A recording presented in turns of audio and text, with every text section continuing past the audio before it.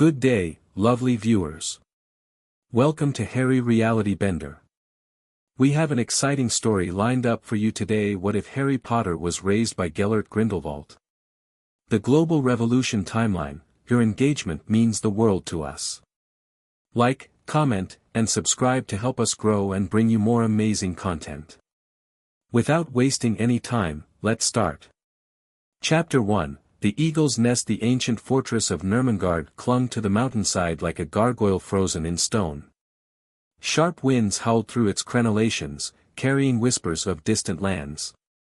In the highest tower, a solitary figure sat motionless on a narrow cot, his once handsome features gaunt from decades of imprisonment.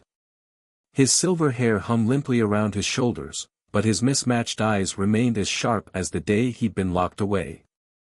Gellert Grindelwald traced a finger across the stone wall where he'd scratched a calendar of sorts, 46 years of markings. The irony wasn't lost on him. He'd built this prison for his enemies, only to become its most famous resident. A sound outside his cell door made him pause. Footsteps, lighter than the usual guard's heavy tread. Grindelwald didn't move, merely tilted his head slightly toward the noise. "You have 5 minutes," came a muffled voice, one of the regular guards. "And if anyone asks, this never happened." The lock clicked. The heavy door creaked open, revealing a thin man in gray robes, clutching a folded newspaper. "I thought you might want to see this," the visitor said, extending the paper through the bars that separated the cell's antechamber from Grindelwald's living quarters. "The rumors are true." Grindelwald recognized his former follower, Heinrich Kessler, now aged considerably but still bearing the skull-like insignia of the Deathly Hallows partially concealed beneath his collar. Grindelwald accepted the newspaper with steady hands, unfurling the front page of what appeared to be a British publication. "WHO defeated." The boy who lived. His eyes scanned the article quickly, absorbing the details. Lord Voldemort, the dark wizard who had risen to power in Britain, had been destroyed while attempting to kill a child, Harry Potter, whose parents had already fallen to Voldemort's wand. Somehow, the killing curse had rebounded, leaving only a lightning-shaped scar on the infant's forehead. "This changes everything," Grindelwald murmured. "This child. The ministry is in chaos. Celebrations everywhere. Security is lax." Heinrich's eyes darted to the door. "Some of us remain loyal, waiting for the right moment." Grindelwald folded the paper carefully. "And where is this miraculous child now?" "Dumbledore has him. Plans to hide him with Muggle relatives, we believe." "Albus." Grindelwald breathed the name like a prayer and a curse combined. He stood suddenly, moving with a vigor that belied his age and captivity. "How many still honor their oaths?" "Enough," Heinrich answered. "More than you might think. We never stopped believing in the greater good." Grindelwald's lips curved into a cold smile. For decades, he had waited, watching the world through scraps of information. Voldemort's rise had been amusing, so much power, so little vision. But this, a child defeating the most feared dark wizard of the age, this was something else entirely. "Then the time has come." Grindelwald's voice gained strength with each word. "We have work to do, Heinrich. A child to save from Albus's manipulations." Heinrich's eyes widened. "You mean to take the Potter boy?" "Not take, my friend." Grindelwald moved to the window, gazing out at the mountains. "Rescue. This child has a destiny that neither Albus nor the ministry can be allowed to control." The guard rapped sharply on the door. "Time's up." Heinrich stepped back, nodding almost imperceptibly. 3 nights from now. The East Watchtower. Be ready." As the door closed behind his visitor, Grindelwald returned to his cot, fingers tracing the symbol carved into the wall beside it, the triangle, circle, and line of the Deathly Hallows. For the first time in decades, genuine laughter echoed within the stone walls of his cell. "A child who cannot be killed," he whispered to himself. "Oh, Albus, what a wonderful gift you've delivered to me. Escaping from the prison he himself had designed proved almost embarrassingly simple. The secret passages he'd built for emergencies remained intact and unwarded, a testament to how thoroughly Dumbledore had defeated him. No one had even thought to search for them. 3 nights after Heinrich's visit, when the guard rotation left a brief gap in coverage, Grindelwald slipped from his cell via a passage hidden behind a loose stone under his bed. The narrow tunnel wound through the mountain itself, emerging half a kilometer from the prison's base. Heinrich waited with 2 others, an older witch named Verena Kramer and a broad-shouldered wizard called Otto Bergmann. They had brought clothes, a wand, and most importantly, news. Dumbledore delivered the child to Muggle relatives last night, Verena reported as they made their way down the mountain path. Number 4, Privet Drive, in Surrey.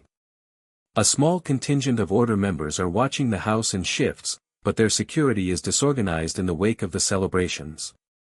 Grindelwald tested the wand they'd brought him, elm with dragon heartstring, not his original but serviceable.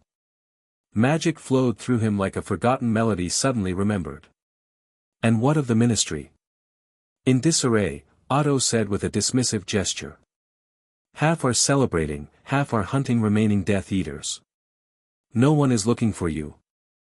They think you're a relic, Heinrich added, helping Grindelwald into a boat waiting at the shoreline. A forgotten threat from another era. Grindelwald smiled thinly. A common mistake, underestimating the past. He looked at his 3 followers as the boat pushed away from shore. Tell me, how many of the old guard remain? Dozens scattered across Europe, Verena answered. Perhaps 100 who would still answer the call. Many more who sympathize but fear reprisal. That will be enough for now, Grindelwald said. We won't make Voldemort's mistakes. No grand announcements, no terror campaigns. This time, we move in silence. Otto steered the boat toward a small inlet where a portkey awaited. And the boy? How do we get past Dumbledore's protections? Albus has always had one significant blind spot, Grindelwald replied, his voice carrying over the gentle lapping of waves. He never truly understands love's darker aspects, obsession, possession, the desperate things people do for those they care about. He glanced up at the stars, getting his bearings after so many years indoors. We won't attack the house directly. We'll use someone Dumbledore trusts implicitly. In a dingy pub in northern Scotland, Rubeus Hagrid drained his 5th flagon of mead, tears still streaming into his wild beard. The barkeep had stopped asking if he was all right hours ago, simply bringing fresh drinks whenever the half-giant's massive hand raised. Poor little tyke, Hagrid mumbled, the words slightly slurred. Left with them Muggles. Lily's sister never did approve of our kind. A cloaked figure slid onto the bench across from him, placing another flagon on the table. Sounds like you've had a difficult few days, friend. Hagrid looked up, bleary-eyed. The stranger wore an unassuming face, middle-aged, weathered, with kind eyes and a sympathetic smile. Nothing like the dangerous wizard who had been imprisoned for decades. Yeah, know the half of it, Hagrid sighed, accepting the drink gratefully. Just delivered little Harry Potter to his aunt and uncle, I did. Dumbledore's orders. But it don't feel right, leavin' him with folks who don't understand magic. Harry Potter. The disguised Grindelwald leaned forward with perfectly calibrated interest. The boy who survived you-know-whose attack. I read about it in the Prophet. Terrible business about his parents. The best witch and wizard I ever knew, Hagrid declared, banging his flagon down. And now their boy, raised by Muggles who hate everything about our world. Surely Dumbledore has a plan, Grindelwald suggested carefully. Some protection perhaps. Blood wards, Hagrid nodded, too deep in his cups to recognize the impropriety of sharing such information. Lily's sacrifice, her sister's blood. Keeps the boy safe from you-know-whose followers. Can't argue with Dumbledore's wisdom, but still. He trailed off, staring morosely into his drink. And when will someone check on him next? Grindelwald asked, maintaining his concerned expression. That's just it, Hagrid grumbled. Dumbledore says we're to leave MB. No interference until his Hogwarts letter comes. 10 years with those awful muggles. Fresh tears welled in his eyes. Grindelwald patted the half-giant's massive hand sympathetically. Perhaps someone should check, just once. For your peace of mind. I'm sure Dumbledore wouldn't begrudge that. Hagrid's expression brightened momentarily, then darkened again. Can't. Promised Dumbledore I wouldn't. And I'd stick out something terrible in a Muggle neighborhood. What if someone else went? Someone inconspicuous? Grindelwald suggested. Just to make sure the boy is settling in properly. You'd be keeping your promise, technically. Hagrid wavered, the alcohol and his concern for Harry battling with his loyalty to Dumbledore. I dunno. I could go, Grindelwald offered, projecting earnest helpfulness. I work with the Accidental Magic Reversal Squad, we're trained to blend in with Muggles. I could just walk past the house, make sure everything seems normal. Give you peace of mind. Another flagon later, Hagrid had provided the address, a description of the house, and even the names of Order members scheduled for surveillance duty over the next 3 days. Grindelwald parted with promises to owl Hagrid with news of Harry's well-being, leaving the half-giant considerably more cheerful than he'd found him. Outside the pub, Heinrich was waiting. Well? Albus has placed the child behind blood wards, Grindelwald reported, dropping the illusion charm that had altered his appearance. Powerful protection, against those who wish the boy harm. And do we? Heinrich asked carefully. Grindelwald's lips curved into a smile. Quite the opposite, my friend. I wish to save the boy from a decade of misery and ignorance. The wards will not impede us. Then we move tomorrow night. Grindelwald nodded. Alert Verena and Otto. We'll need a secure location afterward, somewhere unplottable, with room for a child to grow. His eyes gleamed in the moonlight. And Heinrich, bring the Elder Wand. Heinrich's breath caught. You hid it? All these years? Did you think I would face Albus with my true wand? Grindelwald scoffed. No, I ensured it would be waiting, should I ever walk free again. Where? In plain sight, Grindelwald answered cryptically. Within the hollow of the oldest oak in my mother's garden. A simple enchantment to make it appear as a branch to any eyes but mine.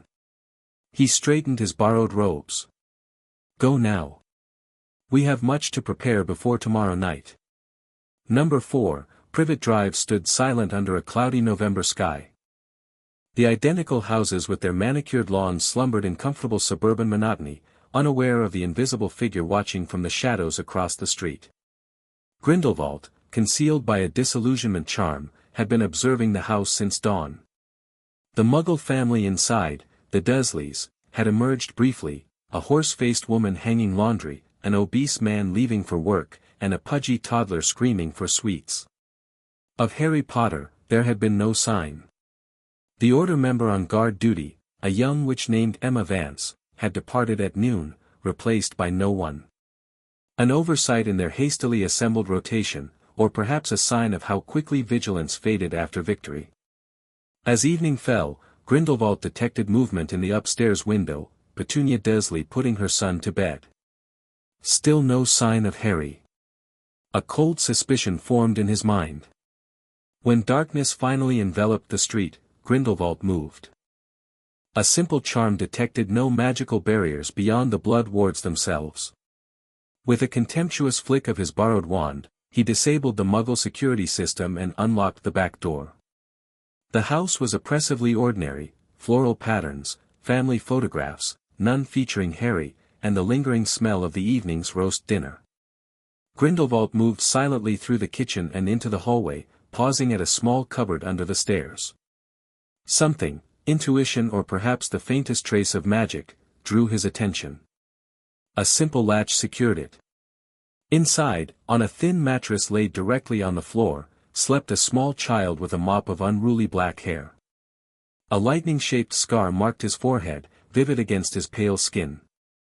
A single light bulb dangled overhead, and a crude drawing of a flying motorcycle was taped to one wall, the only decoration in the cramped space. Rage, cold and precise, flooded through Grindelwald. This was how Albus Dumbledore protected the savior of the wizarding world. Left in a cupboard like unwanted rubbish. The child stirred, green eyes blinking open, Lily Evans' eyes, according to the intelligence his followers had gathered. Those eyes focused on Grindelwald with surprising clarity for one so young. "Hello, Harry Potter," Grindelwald said softly, kneeling to the child's level. "My name is Gellert." The toddler regarded him silently, neither frightened nor particularly interested. "I knew your parents," Grindelwald continued, the lie coming easily. "They were extraordinary people who would be very sad to see you living in a cupboard."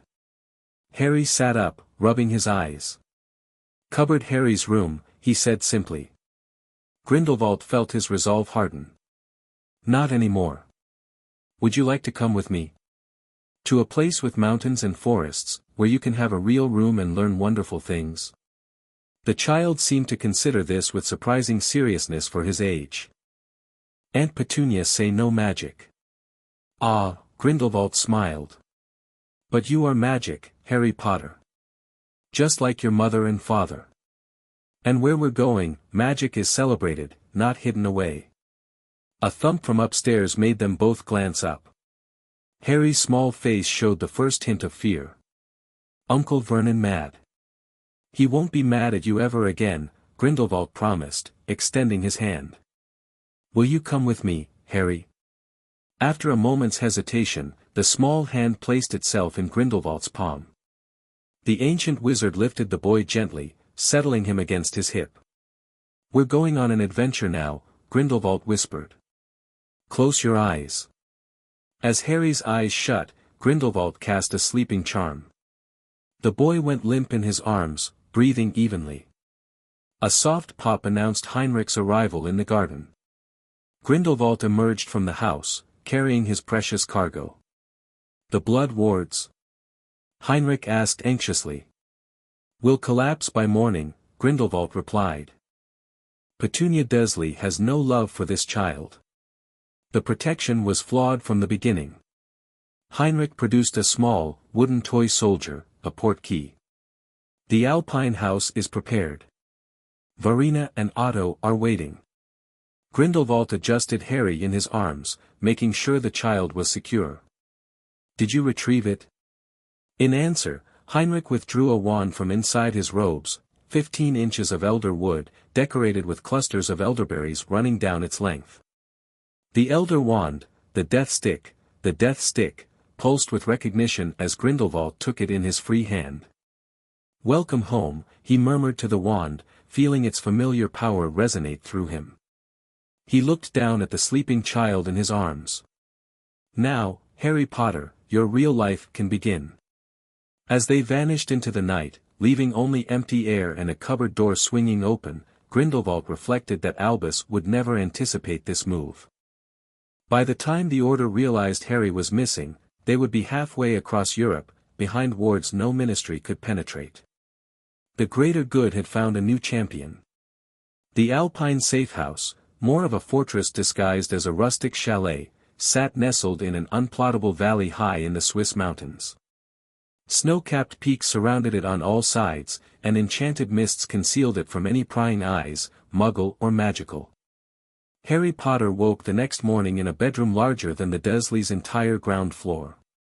Sunlight streamed through tall windows, illuminating walls painted with magical creatures that moved and played across the surfaces.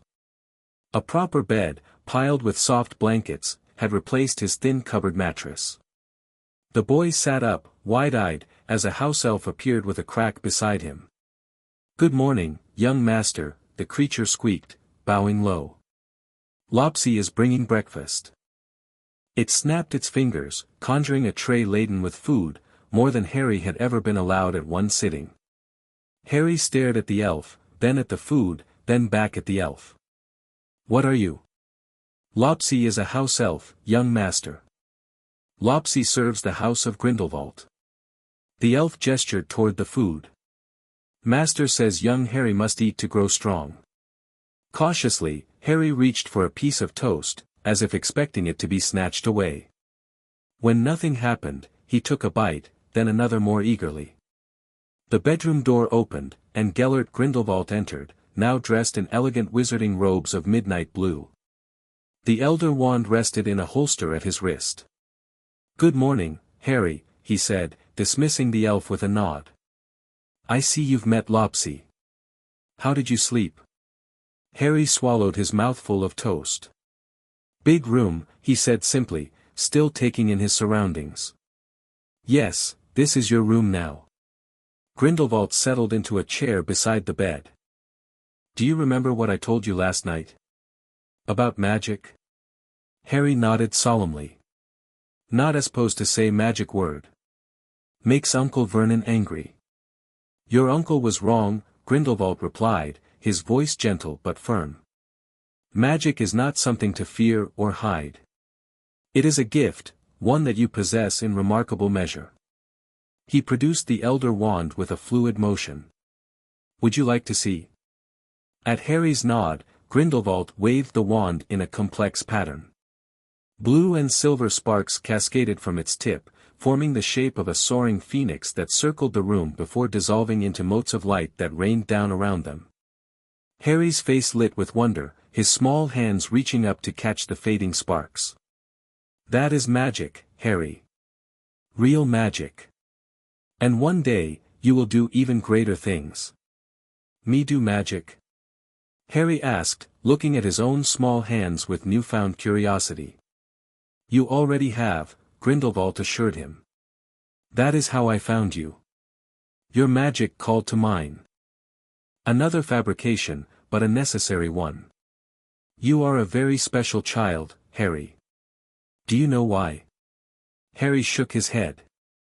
"Because you survived something no one else ever has," Grindelwald explained, reaching out to gently brush aside Harry's fringe, revealing the lightning scar. "This mark shows how strong your magic is. A very bad wizard tried to hurt you, but your magic protected you." "Bad wizard hurt Mummy and Daddy?" Harry asked, his voice suddenly small. Grindelwald paused, considering his approach carefully. This was a crucial moment in establishing trust and laying the foundation for the years to come. "Yes," he finally answered, his tone solemn. "Your parents were very brave, and they loved you very much. They died protecting you from this evil wizard." "Why?" Harry's green eyes fixed on Grindelwald's face, searching for understanding. "Because there are two kinds of wizards in our world, Harry," Grindelwald began, settling more comfortably in his chair.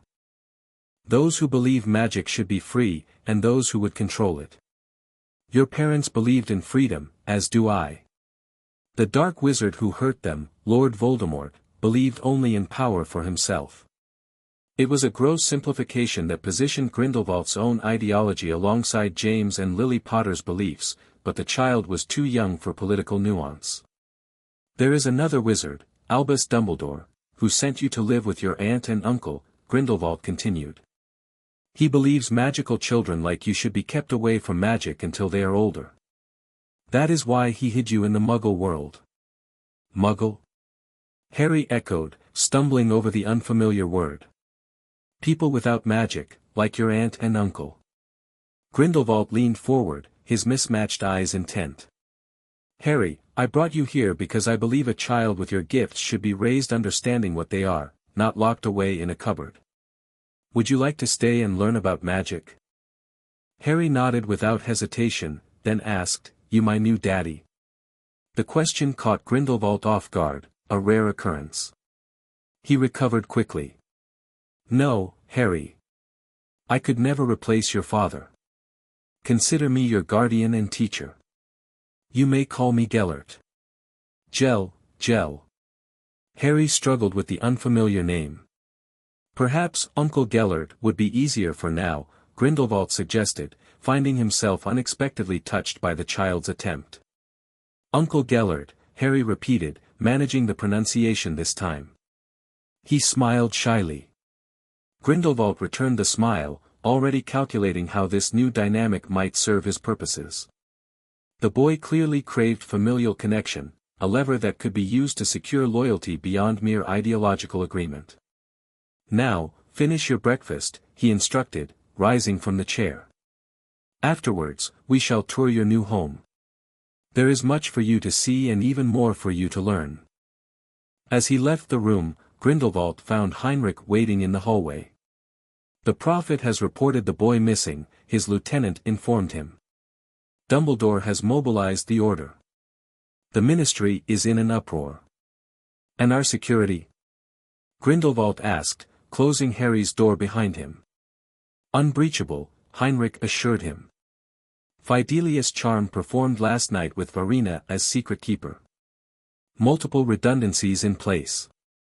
Diplomatic channels reporting that most assume Death Eaters have taken the boy." "Perfect," Grindelwald nodded. "Let them chase shadows across Britain while we proceed with our plans." He glanced back at Harry's door. "The boy is remarkably resilient. He's already adapting." "He's barely 2 years old," Heinrich pointed out. "Children that young form new attachments quickly." "Indeed," Grindelwald agreed. "And this particular child will be shaped into something extraordinary. Begin arranging for the tutors we discussed. The foundation of his education must be laid immediately." "You truly believe he's the one?" Heinrich asked, studying his master's face. "The one from the prophecy?" Grindelwald's expression became distant, contemplative. "The signs align too perfectly to ignore. The child who defied death, born as the 7th month dies, marked by his vanquished foe." He touched the elder wand at his wrist. "Whether he is the one from my visions or not, Harry Potter will be instrumental in what is to come." "And if Dumbledore finds us?" "He won't," Grindelwald stated with absolute certainty. "But if by some miracle he does, he will find not a kidnapped child, but a happy, well-cared-for boy who would fight to remain with his beloved uncle. Even Albus would hesitate to tear a child from a loving home, especially when that child possesses power neither of us fully understands." Heinrich nodded, satisfied. "I'll begin the arrangements immediately." "One more thing," Grindelwald added. "Find everything you can about the night the Potters died. Witnesses, evidence, magical residue, anything. I need to understand exactly what happened when Voldemort's curse rebounded." As Heinrich departed, Grindelwald paused in the hallway, considering the enormity of what he had set in motion. Taking the Potter boy had been an impulsive decision, driven initially by the desire to strike at Dumbledore. Now, with the child under his roof, larger possibilities were unfolding.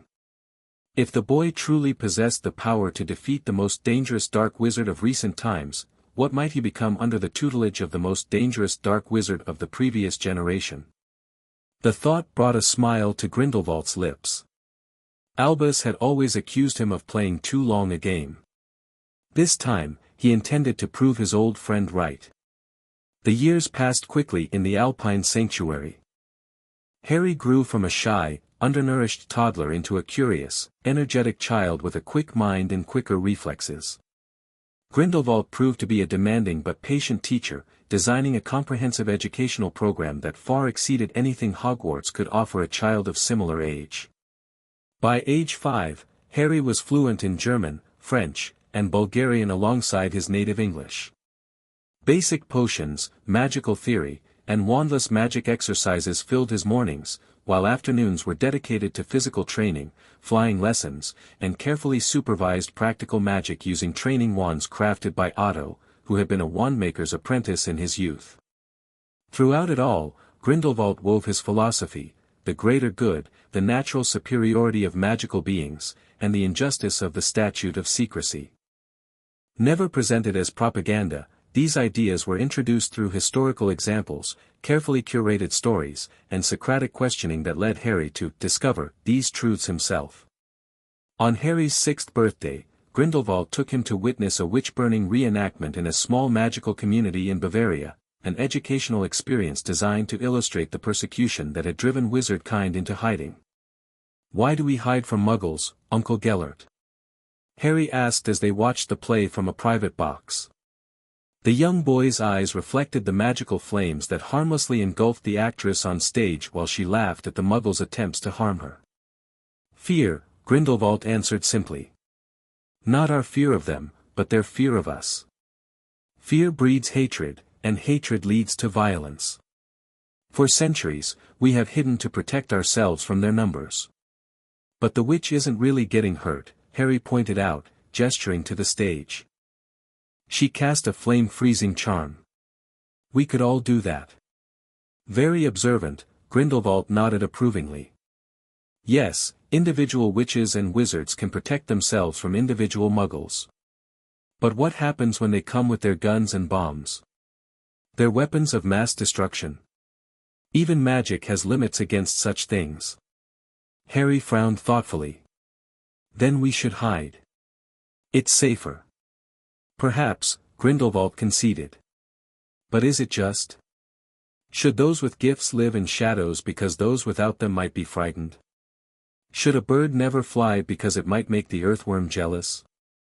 No, Harry said slowly. That wouldn't be fair to the bird. Precisely. Grindelwald rested a hand on the boy's shoulder. The current system protects Muggles at the expense of our freedom. We live divided, constrained, when we could be helping them, guiding them. Like how you guide me? Harry asked innocently. Grindelwald smiled. Yes, exactly like that. I teach you, protect you, help you grow stronger, but I do not control you or deny your nature. That is how we should interact with the Muggle world. Not as overlords, but as guides who help them become the best they can be. It was, of course, a sanitized version of his original vision, but Grindelwald had learned from his defeat. Direct confrontation had failed. This time, revolution would come through more subtle means, beginning with the education of the boy who lived. When Harry turned 7, Grindelwald determined he was ready for more practical defensive magic. They had relocated temporarily to a fortress in the Carpathian Mountains, one of many properties maintained by Grindelwald's remaining followers. Again, Grindelwald instructed as Harry picked himself up from the stone floor of the training room. You must feel the shield forming before the spell hits. Harry nodded, determination evident in his green eyes. He raised his training wand, a simplified instrument that channeled his magic but without the precision or power of a real wand. Ready. Grindelwald flicked the elder wand, sending a mild stinging hex toward the boy. This time, Harry's shield charm manifested, wavering but present, just before the hex would have struck. The spell dissipated against the translucent barrier. Better, Grindelwald nodded. Your reaction time is improving. However, in a real duel, you would still be vulnerable. Your opponent won't announce their attack or aim where you expect. Harry lowered his wand, wiping sweat from his brow. How did my parents defend themselves? When Voldemort attacked them? The question was unexpected. Harry rarely spoke of his parents, though Grindelwald had provided carefully edited stories about James and Lily Potter over the years. Your father dueled him directly, Grindelwald answered, choosing his words deliberately. He fought bravely but was outmatched. Your mother. He paused, this part of the story requiring particular care. Your mother used an ancient form of protective magic, blood magic. Her sacrifice created the shield that saved you. Could I learn that magic? Harry asked, his expression serious beyond his years. Blood magic is complex and often misunderstood, Grindelwald explained, seizing the educational opportunity. The Ministry classifies it as dark because they fear what they cannot control. But magic itself is neither dark nor light, only intent makes it so. He conjured a chair and sat down, gesturing for Harry to do the same. These moments, when Harry asked profound questions, were crucial for shaping his worldview. Your mother's magic worked because of love, the most powerful intent of all. She willingly gave her life to protect yours. That is the foundation of the strongest blood wards. Like the ones Dumbledore put around my aunt and uncle's house? Harry asked. Similar, but flawed, Grindelwald replied.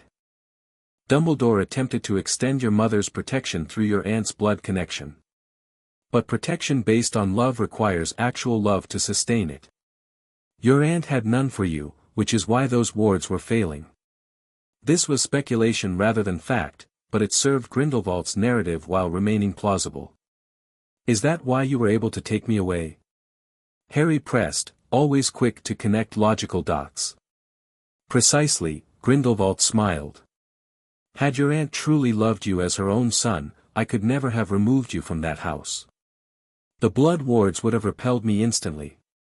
Harry absorbed this information silently, his expression thoughtful.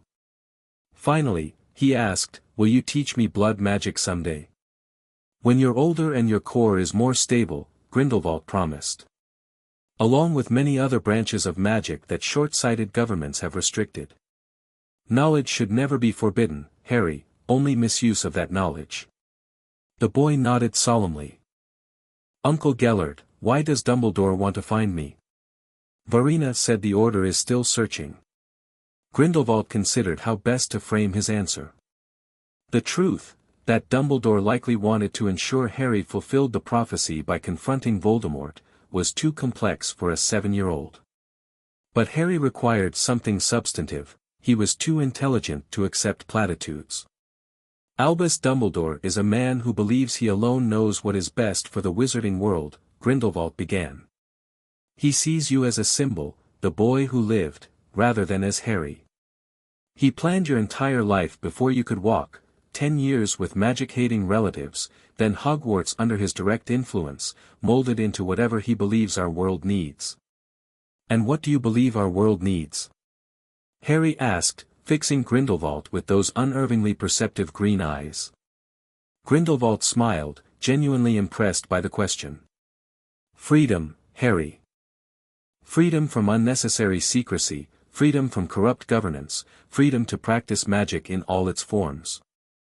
I believe our world needs to evolve beyond artificial constraints imposed by fear. And is that why you took me from the Dursleys? To help make that happen?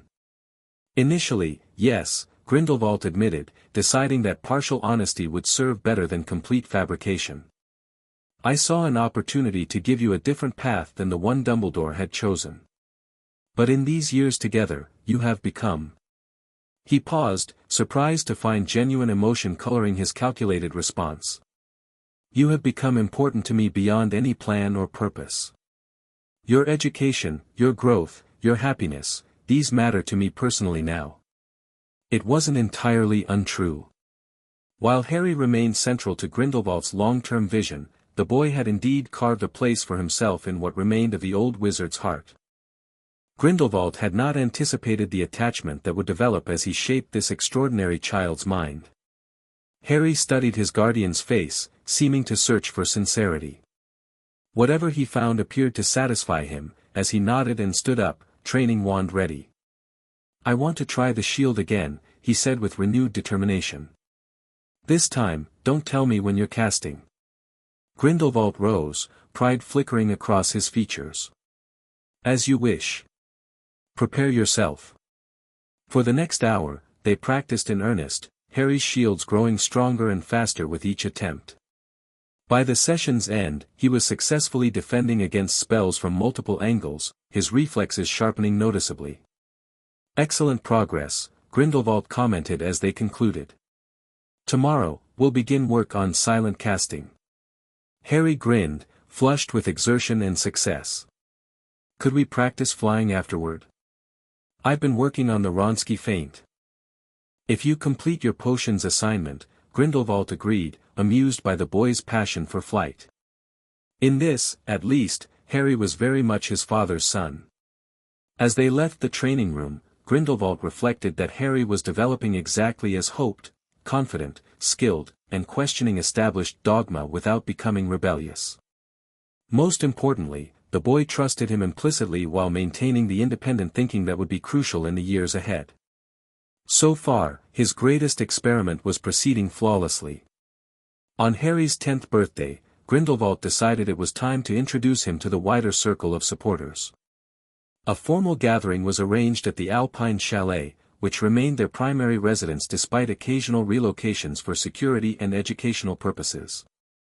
Approximately 40 of Grindelwald's most loyal followers attended, witches and wizards from across Europe who had maintained their allegiance through decades of his imprisonment. Many brought children or grandchildren, carefully selected potential companions for Harry, who had thus far been raised with minimal peer interaction. Harry stood at Grindelwald's side in formal robes of emerald green that matched his eyes, his unruly black hair tamed as much as possible for the occasion. The lightning scar on his forehead remained visible, a deliberate choice by Grindelwald, who recognized its symbolic power. "My friends," Grindelwald addressed the assembled group from the grand staircase, the elder wand held casually in his hand. "Today we celebrate not only young Harry's birthday but the culmination of 9 years of preparation. Next year, he will enter the world stage as he attends Hogwarts School of Witchcraft and Wizardry." Murmurs rippled through the crowd. Many had questioned the wisdom of sending Harry to Hogwarts, directly into Dumbledore's sphere of influence. "I understand your concerns," Grindelwald continued, anticipating their thoughts.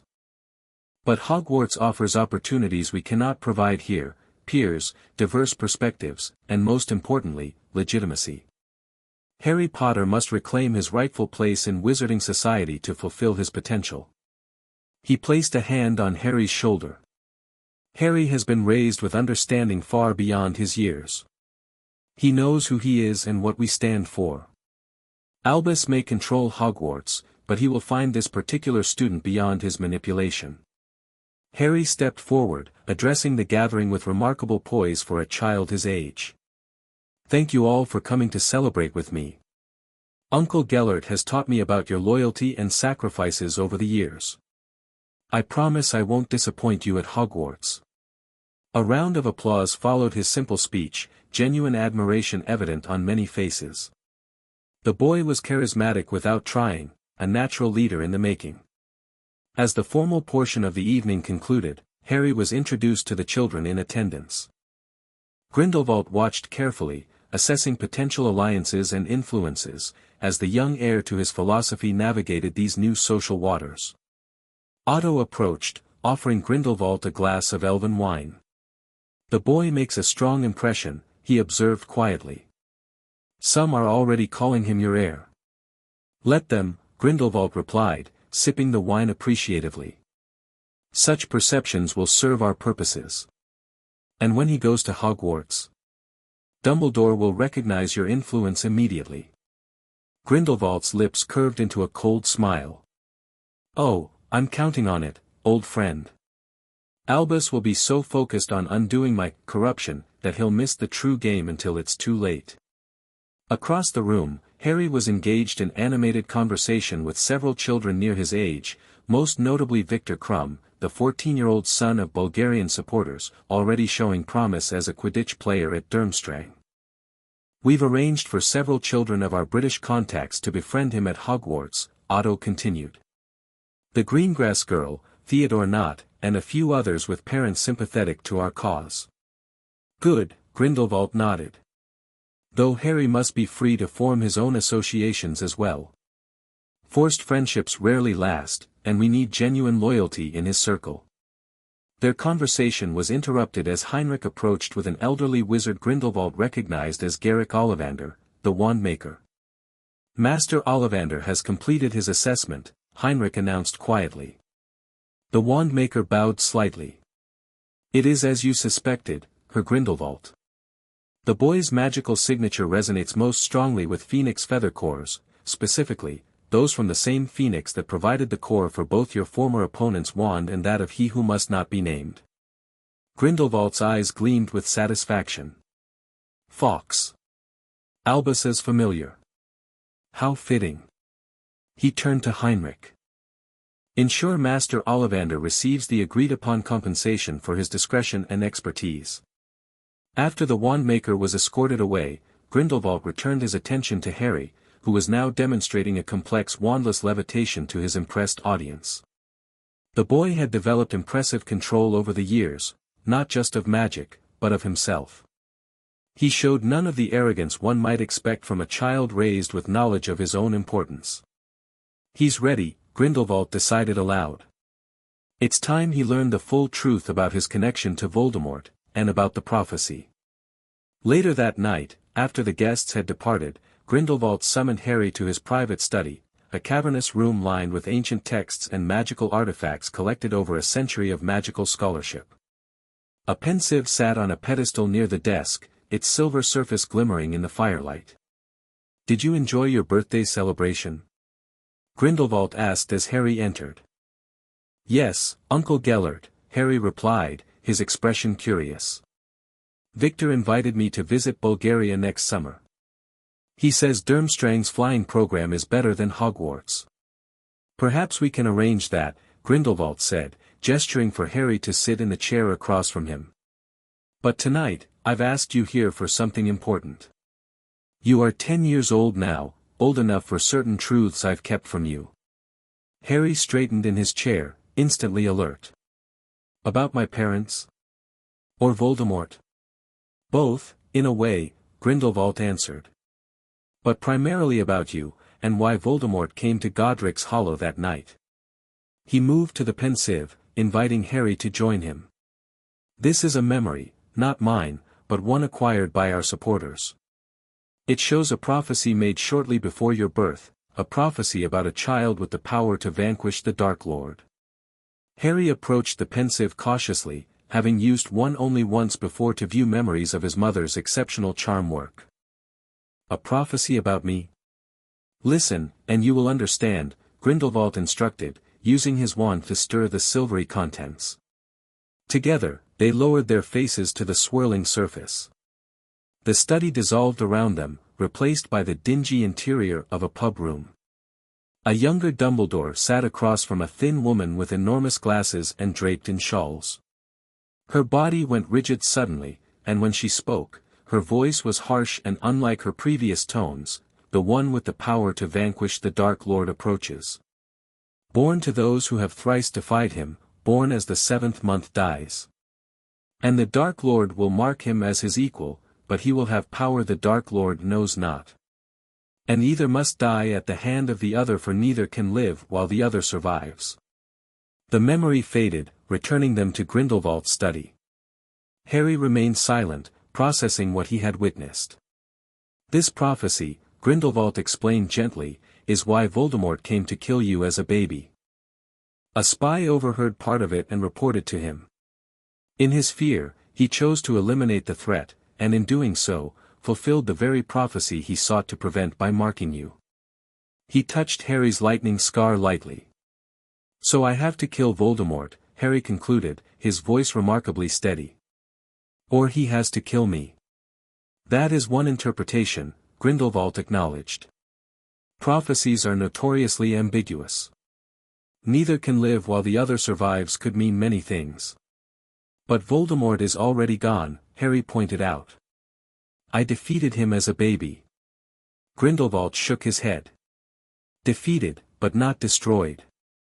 My sources indicate he was reduced to less than a spirit, a wraith-like existence, but still anchored to this world somehow." He paused, allowing the implications to sink in. "He will attempt to return, Harry. And when he does, he will seek you out again." Harry absorbed this with remarkable composure.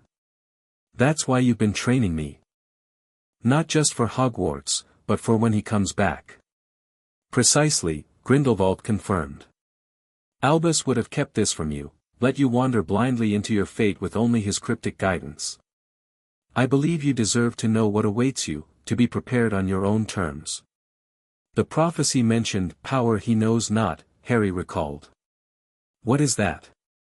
"That," Grindelwald smiled, "is what we must discover together. It could be many things, your mother's protection, some innate magical talent, or perhaps something yet to be developed." He returned to his chair, regarding Harry thoughtfully. "I have theories, of course. Will you tell me?" "In time," Grindelwald promised. "First, I want you to consider the prophecy yourself, without my biases coloring your interpretation. Your insight may reveal aspects I've overlooked." Harry nodded, accepting the assignment with characteristic seriousness. "Uncle Gellert, thank you for telling me." For not hiding it like Dumbledore would have. You're welcome, Harry, Grindelwald replied. We've never had secrets between us, only information saved for when you were ready. There is a difference. Is there more I should know before Hogwarts? Harry asked. Grindelwald considered the question carefully. Yes, but not tonight. Tomorrow, we'll discuss how to handle yourself at Hogwarts, what to reveal, what to conceal, and how to recognize both allies and threats. He leaned forward, his mismatched eyes intense. For now, I want you to understand something important. This prophecy doesn't control you. It may describe a possible future, but your choices remain your own. It was, perhaps, the greatest deception Grindelwald had yet practiced on his ward, presenting the illusion of free will while carefully guiding Harry toward predetermined choices. Yet there was truth in it as well. Grindelwald had come to believe that Harry's greatest strength lay in his capacity for independent thought within the framework he'd been given. Get some rest, Grindelwald advised, rising to end their meeting. We have much to discuss in the coming days. As Harry turned to leave, he paused at the door. Uncle Gellert? Did you ever face a prophecy? The question caught Grindelwald by surprise, a rare occurrence after a decade of raising the perceptive child. Not a formal prophecy, no, he answered carefully. But Albus and I, we once believed we were destined for greatness together. Fate had other plans. Harry seemed to consider this, then nodded. Good night, Uncle Gellert. Good night, Harry, Grindelwald replied, watching the boy leave with a mixture of pride and calculation. In less than a year, Harry Potter would return to Britain, stepping onto the board where the greatest magical chess game of the age would unfold. Dumbledore would immediately recognize Grindelwald's influence, how could he not? But what Albus wouldn't anticipate was how thoroughly Harry had internalized his guardian's worldview while developing his own distinctive moral compass. The boy who lived was no longer a blank slate for Albus to mold. He was Grindelwald's masterpiece, intelligent, powerful, and utterly convinced of the righteousness of magical liberation. And soon, the wizarding world would meet him. The summer before Harry's 11th birthday passed in a blur of intensive preparation. Beyond the standard Hogwarts curriculum, which Harry had already mastered years earlier, Grindelwald focused on three critical areas: occlumency, political awareness, and situational adaptation. Albus is a skilled legilimens, Grindelwald explained during their daily occlumency sessions. He won't invade your mind forcefully, that would be beneath him. But he will attempt subtle touches to sense your emotions and surface thoughts. Your shields must be perfect while appearing non-existent. Harry nodded, concentrating on the layered mental defenses they had been constructing for years. Unlike crude shields that would alert any skilled legilimens to their presence, Harry's defenses were designed to appear as the natural thought patterns of a bright but ordinary 11-year-old boy. Again, Grindelwald instructed, raising the Elder Wand. Legilimens. He pushed gently into Harry's mind, seeking memories of their training. Instead, he encountered thoughts of Quidditch, excitement about Hogwarts, curiosity about making friends, all genuine emotions Harry experienced, carefully curated and brought forward to conceal deeper thoughts. Better, Grindelwald nodded as he withdrew. I detected no artifice. However, you must be prepared for unexpected triggers. Albus might mention your parents, reference your scar, or introduce other emotionally charged topics to disrupt your composure. I understand, Harry replied. I've prepared memories of the Dursleys to show if he probes about my early childhood. Just enough neglect to explain why I prefer not to discuss them, not enough to raise suspicions about where I've really been. Grindelwald smiled approvingly. Excellent. Remember, the best deception contains elements of truth. You were indeed neglected by the Dursleys, if only briefly. Their political training was equally thorough, with Harry learning the complex web of allegiances that defined British wizarding society. He memorized the sacred 28 pure-blood families, their political leanings, business interests, and connections to both Voldemort's former circle and Dumbledore's Order of the Phoenix. The Malfoys, Knots, and Parkinson's will expect you to embrace pureblood supremacy, Grindelwald explained as they reviewed family crests and histories. The Weasleys, Boneses, and Longbottoms will align with Dumbledore's more inclusive vision. Neither understands the true revolution that awaits. Where do I position myself? Harry asked, studying the magical family tree that dominated one wall of Grindelwald's study. Initially, as difficult to categorize, Grindelwald advised.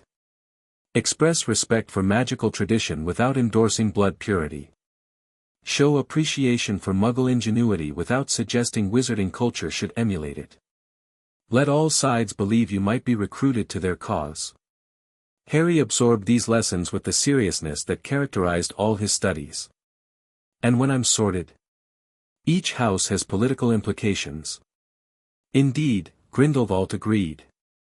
Slytherin would provide connections to influential families but would immediately align you with darkness in many eyes. Gryffindor would please Dumbledore but close doors with traditional families. Ravenclaw offers neutrality but less political networking. Hufflepuff. He paused, considering. Actually, Hufflepuff could be strategically valuable precisely because it would be so unexpected for the boy who lived. The Sorting Hat considers our preferences, Harry noted. Which would serve our purposes best? Grindelwald studied his young ward thoughtfully. That decision must be yours, Harry. Consider where you would genuinely thrive while advancing our larger goals. Authenticity will be your greatest asset at Hogwarts. Finally, they practice situational adaptation, how Harry should respond to various scenarios he might encounter, from press attention to confrontations with professors or students who might recognize Grindelwald's influence. If directly asked about your upbringing, Grindelwald quizzed during a mock interview. I lived with various magical guardians after leaving my Muggle relatives, Harry recited their prepared half-truth. For security reasons, their identities remain private. I received a broad magical education while remaining hidden from those who might wish the boy who lived harm. If asked specifically about me, I've read about Gellert Grindelwald in history books, Harry replied with perfect wide-eyed innocence. Wasn't he defeated by Dumbledore decades ago? I believe he died in prison. The latter was the official story they had ensured was circulated through appropriate channels. And if Albus confronts you directly with evidence? Here Harry's expression changed, becoming more serious. I would say that I was rescued from neglect and given a home where I was valued, educated, and prepared for the challenges the prophecy foresaw. I would ask if he would really prefer I had grown up ignorant and abused. Grindelwald nodded, satisfied. Always position yourself as a victim rescued rather than a child stolen. The distinction is crucial for public sympathy. On the morning of Harry's 11th birthday, his Hogwarts letter arrived, carried not by Owl, but by Heinrich, who had intercepted it from the school's delivery system before it could reveal Harry's location. It's here, Harry said quietly, holding the heavy parchment envelope with its emerald green ink.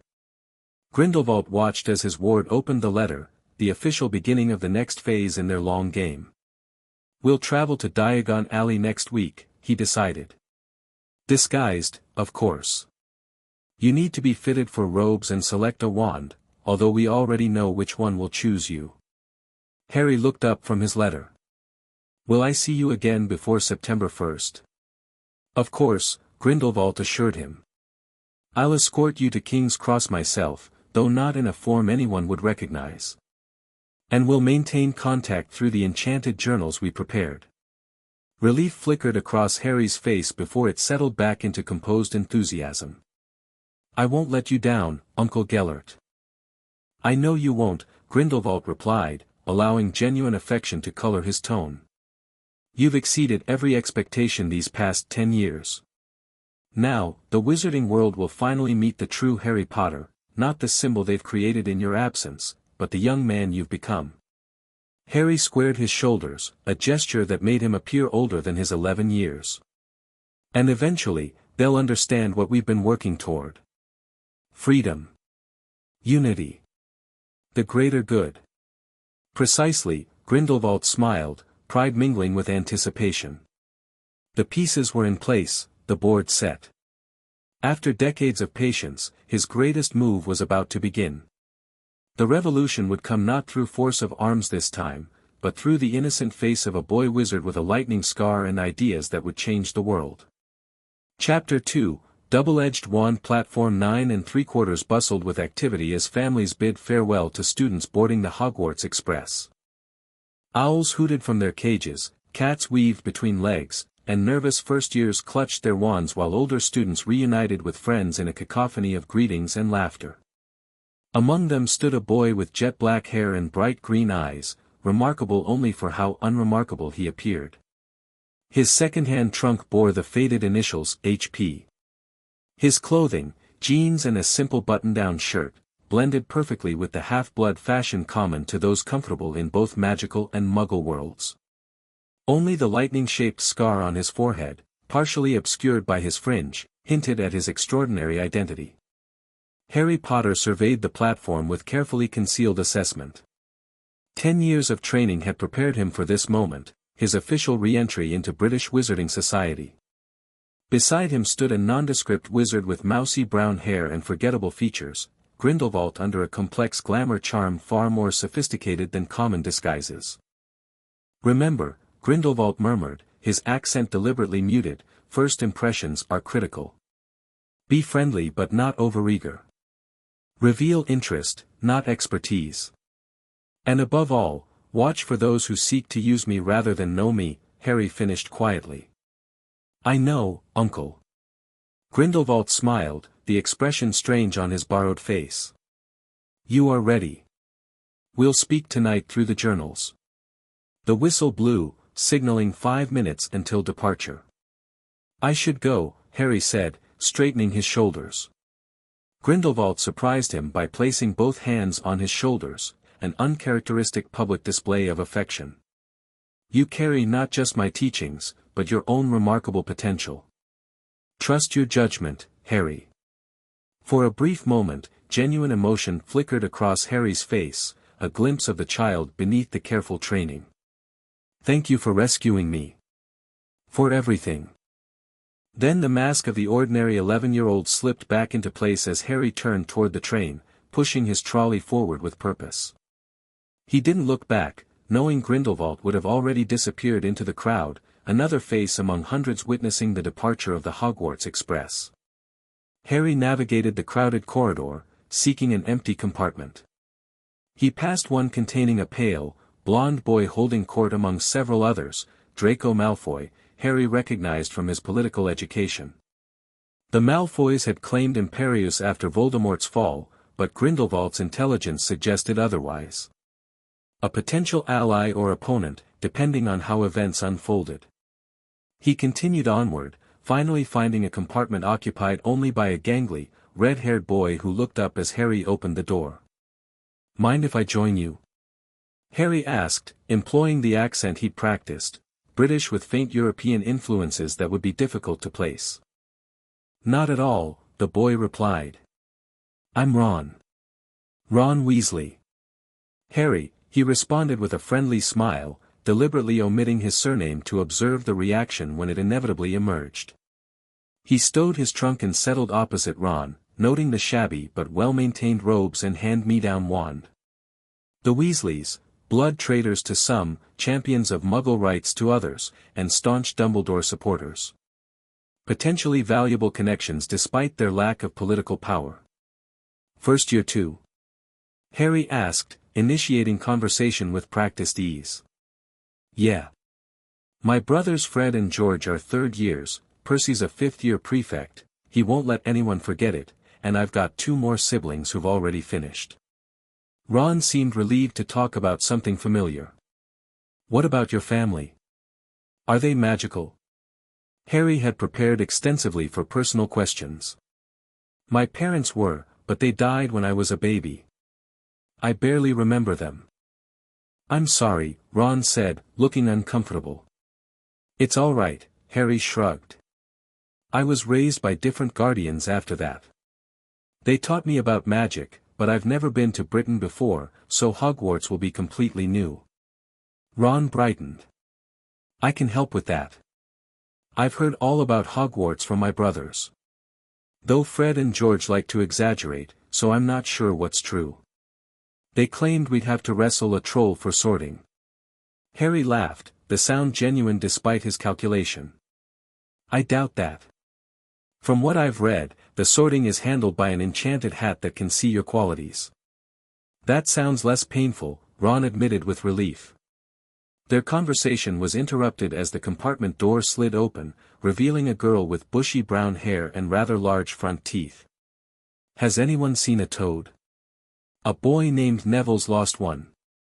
No toads here, Ron replied. The girl's attention shifted to Harry, her eyes widening as they landed on his forehead. You're Harry Potter. I've read all about you in modern magical history and the rise and fall of the dark arts. Harry tilted his head, appraising her with new interest. Have you? I've always wondered what they wrote about me. I've never had the chance to read those books. You haven't read about yourself? She asked, looking scandalized. I'd have found out everything if it was me. I'm Hermione Granger, by the way. Nobody in my family's magical at all. It was ever such a surprise when I got my letter, but I was so pleased, of course. I mean, it's the very best school of witchcraft there is, I've heard. I've learned all our course books by heart, of course. I just hope it will be enough. Harry detected the insecurity beneath her torrent of words, the fear of a Muggle-born trying to compensate for her perceived disadvantage through sheer effort.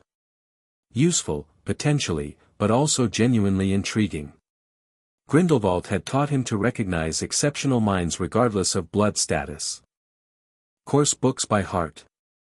Ron looked faintly horrified. Why? To be prepared, Hermione answered primly. That's impressive dedication, Harry said, offering her a seat with a gesture. Though practical experience matters too. What was your favorite subject to read about? Hermione sat down, her expression brightening at Harry's interest. Transfiguration seems the most complex, but I find charms fascinating for its versatility. Professor Flitwick's innovations in combining charm work with other branches of magic are referenced even in advanced texts. Harry nodded, careful not to reveal his own extensive knowledge. I've always been interested in defense against the dark arts. My guardians emphasized its importance. Your guardians? Hermione's curiosity was immediate. The books say you disappeared after that night. Nobody knew where you were. Some speculated you were being trained in secret by Dumbledore himself. Nothing so dramatic, Harry replied with the self-deprecating smile he'd practiced in mirrors. Just some family friends who kept me safe and educated. They prefer to remain private. Before Hermione could press further, the trolley lady arrived with sweets. Harry purchased an assortment, deliberately including wizard treats he supposedly wouldn't have encountered growing up away from Britain. He feigned surprise at the chocolate frogs jumping, though he'd eaten hundreds over the years. Dumbledore, he said, examining the famous wizard's card that came with his frog. I've been looking forward to meeting him. Ron, mouthful of cauldron cake Harry had shared, nodded. Dad says he's the greatest wizard alive. Bit mad, though. Harry studied Dumbledore's twinkling image thoughtfully. I suppose we'll find out soon enough. The remainder of the journey passed in increasingly comfortable conversation, with Hermione eventually leaving to help Neville continue his toad search. Harry maintained his role perfectly, friendly and moderately knowledgeable, but never revealing the depth of his magical education or his strategic assessment of everyone he met. When Draco Malfoy eventually found his compartment, flanked by Crabbe and Goyle, Harry observed the confrontation between the blonde boy and Ron with interest. Malfoy's attention quickly shifted to him after the perfunctory insult to the Weasleys. They're saying Harry Potter is on the train. That's you, is it? Draco asked, eyeing Harry's scar. Yes, Harry answered simply, neither hostile nor particularly welcoming. This is Crabbe and Goyle, Draco said, gesturing to his companions. And I'm Malfoy. Draco Malfoy. He extended his hand. You'll soon find that some wizarding families are better than others, Potter. You don't want to go making friends with the wrong sort. I can help you there. Harry assessed the offered hand, aware this was a pivotal moment. Refusing would align him immediately with Dumbledore's faction, accepting would suggest sympathy with blood purism. Neither suited his purpose. He took Malfoy's hand but held his gaze steadily. I appreciate the offer, but I prefer to judge people individually rather than by family name. I've found merit exists in unexpected places. Malfoy's pale eyes narrowed slightly, uncertain how to interpret this neither here nor there response. Well, when you realize Weasley here has nothing to offer but hand-me-downs and a blood traitor reputation, you know where to find me. As they departed, Ron's face had reddened with anger. I hate people like that, thinking they're better just because their families are rich and pure blood. Some people need status to feel secure, Harry observed. Judge him by his choices, not his posturing. He smiled slightly. Besides, I think we just saw his first independent decision, approaching Harry Potter despite his family's history with Voldemort. Ron gasped at the name. You said you know whose name? Harry blinked, having deliberately used the name to gauge reaction. My guardians always used it. They said fearing a name gives it power. He shrugged apologetically. Sorry if it bothered you. No, it's fine, Ron said, though he looked unsettled. Just not used to hearing it.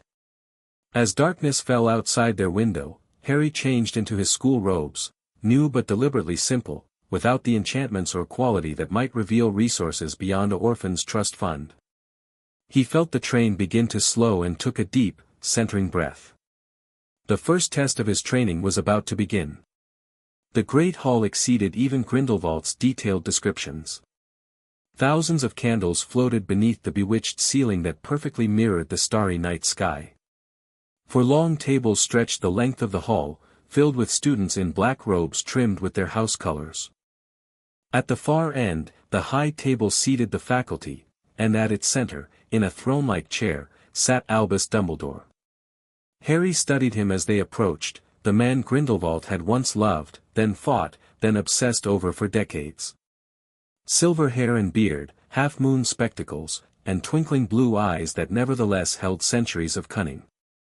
Those eyes found Harry among the first years, a momentary sharpening of focus the only indication of particular interest. Professor McGonagall placed the sorting hat on a stool before them. Harry listened to its song with genuine interest. The hat was an extraordinary piece of magic, imbued with the founder's judgment and consciousness without being truly sentient. The complexity of such an enchantment was remarkable. As the sorting began, Harry maintained an expression of appropriate nervousness while mentally preparing his occlumency shields. When McGonagall finally called Potter, Harry, the Great Hall fell silent before erupting in whispers. Potter, did she say? The Harry Potter? Where's he been all these years? Harry walked forward with deliberate confidence, neither arrogant nor timid. As the hat dropped over his eyes, he felt its ancient magic brush against his mind. Said a small voice in his ear. Difficult. Very difficult. Oh my, what's this? Such knowledge for one so young, such skill already formed, and secrets, my goodness, what secrets you carry. Harry maintained his carefully constructed surface thoughts, eagerness to learn, courage, wonder at finally attending Hogwarts. A fine performance, the hat chuckled. But I see deeper, Mr. Potter. I see the ambition burning within you, the cunning plans, the intellectual hunger. I see loyalty too, surprisingly strong, but to ideas more than institutions. And courage, yes, in abundance, though tempered by calculation. I would appreciate your discretion, Harry thought directly to the hat. What you see is between us, is it not? Indeed, I cannot reveal a student's thoughts. But I must sort you correctly. The question is, where would you best fulfill your potential? Slytherin would nurture that strategic mind, yet Ravenclaw would feed your intellectual curiosity. Gryffindor would give you powerful allies, and Hufflepuff, would offer protection through underestimation, Harry completed. But which serves both my growth and my purpose? Interesting that you ask for both personal development and your greater mission, the Hat mused. So unlike your guardian in that regard. He sought power first, self-understanding later, to his detriment. Harry felt a chill. The Hat knew exactly who had raised him. Do not fear, Mr. Potter. As I said, your secrets remain your own. Now, as for your sorting. I believe it must be Gryffindor. The Hat shouted the last word to the hall. The Gryffindor table erupted in wild cheers, with the Weasley twins chanting, "We got Potter! We got Potter!" As Harry removed the hat, he caught Dumbledore's gaze again. The headmaster was applauding politely, but those blue eyes had lost their twinkle, replaced by calculating assessment. The first move had been played. Harry took his seat at the Gryffindor table, accepting congratulations with modest smiles, while his mind raced ahead to the complex game that had just begun. After the feast, as Percy Weasley led the first years toward Gryffindor Tower, Harry felt a light touch on his shoulder. He turned to find Professor McGonagall looking down at him with an inscrutable expression. "Mr. Potter, the headmaster would like a word with you before you settle in. Please follow me." Harry nodded, having anticipated this. "Of course, Professor." He followed her through the castle's winding corridors, mentally reviewing his prepared responses. McGonagall stopped before a stone gargoyle. "Chocolate frog," she said, and the gargoyle leapt aside to reveal a spiral staircase. "The headmaster is expecting you. The password changes regularly, so you'll need an escort for any future visits." "Thank you, Professor," Harry replied politely. The moving staircase carried him upward to a polished oak door with a griffin-shaped knocker. Before he could touch it, a voice called from within. "Enter, Harry." The headmaster's office was a circular room filled with fascinating silver instruments that whirred and emitted small puffs of smoke. Portraits of previous headmasters and headmistresses adorned the walls, most feigning sleep but a few watching with undisguised curiosity. Behind an enormous desk sat Albus Dumbledore, and on a perch beside him, Fawkes, Harry breathed, recognizing the magnificent phoenix from Grindelwald's descriptions. The bird trilled softly, tilting its head to study Harry with intelligent eyes. Dumbledore's eyebrows rose slightly. "You recognize a phoenix? Most first years wouldn't." Harry realized his mistake and quickly adapted. "I've seen illustrations in books." "Is he yours, sir?" "Fawkes is his own being," Dumbledore corrected gently. "We merely keep each other company. Please, sit down, Harry." Harry took the offered chair, careful to maintain an expression of polite curiosity rather than the wariness he felt. This meeting was inevitable. Dumbledore would want to know where the boy who lived had been for 10 years, but it represented his first direct confrontation with the man Grindelwald considered the greatest threat to their vision. "Lemon drop?" Dumbledore offered, holding out a small tin. "No thank you, sir," Harry declined with a small smile, recognizing the sweets might contain a mild calming potion or truth serum. "I imagine you're wondering why I've called you here when you should be getting settled with your housemates," Dumbledore began, his tone grandfatherly. "I assumed it was about where I've been living," Harry replied straightforwardly. "That seems to be what everyone is curious about." Dumbledore's eyes twinkled, but Harry sensed the sharpness beneath. "Indeed. 10 years ago, I arranged for you to be placed with your mother's sister and her family. Imagine my concern when I discovered, some time later, that you were no longer there." Harry had prepared extensively for this conversation. "I don't remember much about my aunt and uncle's house, sir. I was very young when I left. My guardians told me they removed me because I wasn't being properly cared for." "Your guardians," Dumbledore repeated softly. "And who might they be, Harry?" "They prefer to remain anonymous," Harry answered. "They explained that after defeating Voldemort, I might have enemies. But they've been kind to me, taught me about magic and my parents, and made sure I was ready for Hogwarts." "I see. Dumbledore steepled his fingers. And did these guardians explain why they never contacted the ministry or myself about your welfare? There were many who worried greatly about your disappearance. Harry allowed a flicker of confusion to cross his face. I'm sorry about that, sir. I didn't realize people were worried. My guardians said they sent word that I was safe, though they kept our location private for security. This was technically true. Grindelwald had leaked carefully crafted reassurances through various channels over the years, establishing that Harry was alive and well without revealing his whereabouts. How interesting, Dumbledore murmured. These messages, if sent, never reached those officially responsible for your welfare. He leaned forward slightly. Harry, I must ask, have your guardians ever mentioned the name Gellert Grindelwald to you? And there it was, the direct question Harry had been waiting for. He maintained his innocent expression while feeling Dumbledore's gentle brush against his mental shields, disguised as nothing more than concerned eye contact. Grindelwald? Harry repeated, furrowing his brow as if searching his memory. From history books, you mean? The dark wizard you defeated decades ago. They mentioned him when teaching me magical history, but only as part of the past. Not a lie. Grindelwald had indeed been presented as part of Harry's historical education, alongside his actual guidance. Dumbledore studied him for a long moment. Your education seems quite thorough for a child raised away from formal schooling. Harry shrugged.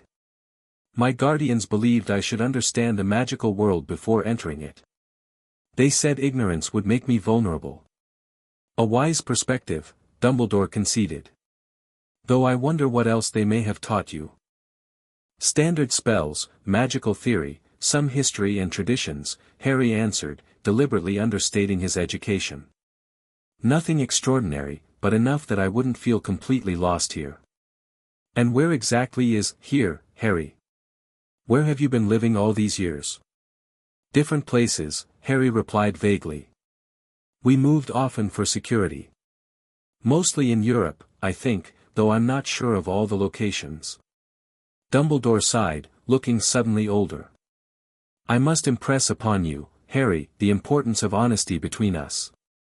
There are matters regarding your history, and your future, that require mutual trust. I am being honest, Professor, Harry said, meeting Dumbledore's gaze steadily. But I also have loyalties to those who've cared for me. They ask that their privacy be respected, and I intend to honor that request. A flicker of something, frustration. Admiration, crossed Dumbledore's face. Very well. For now, I will respect your discretion. But should you ever need assistance, or wish to share more about your circumstances, my door is always open to you. Thank you, sir, Harry replied with appropriate gratitude.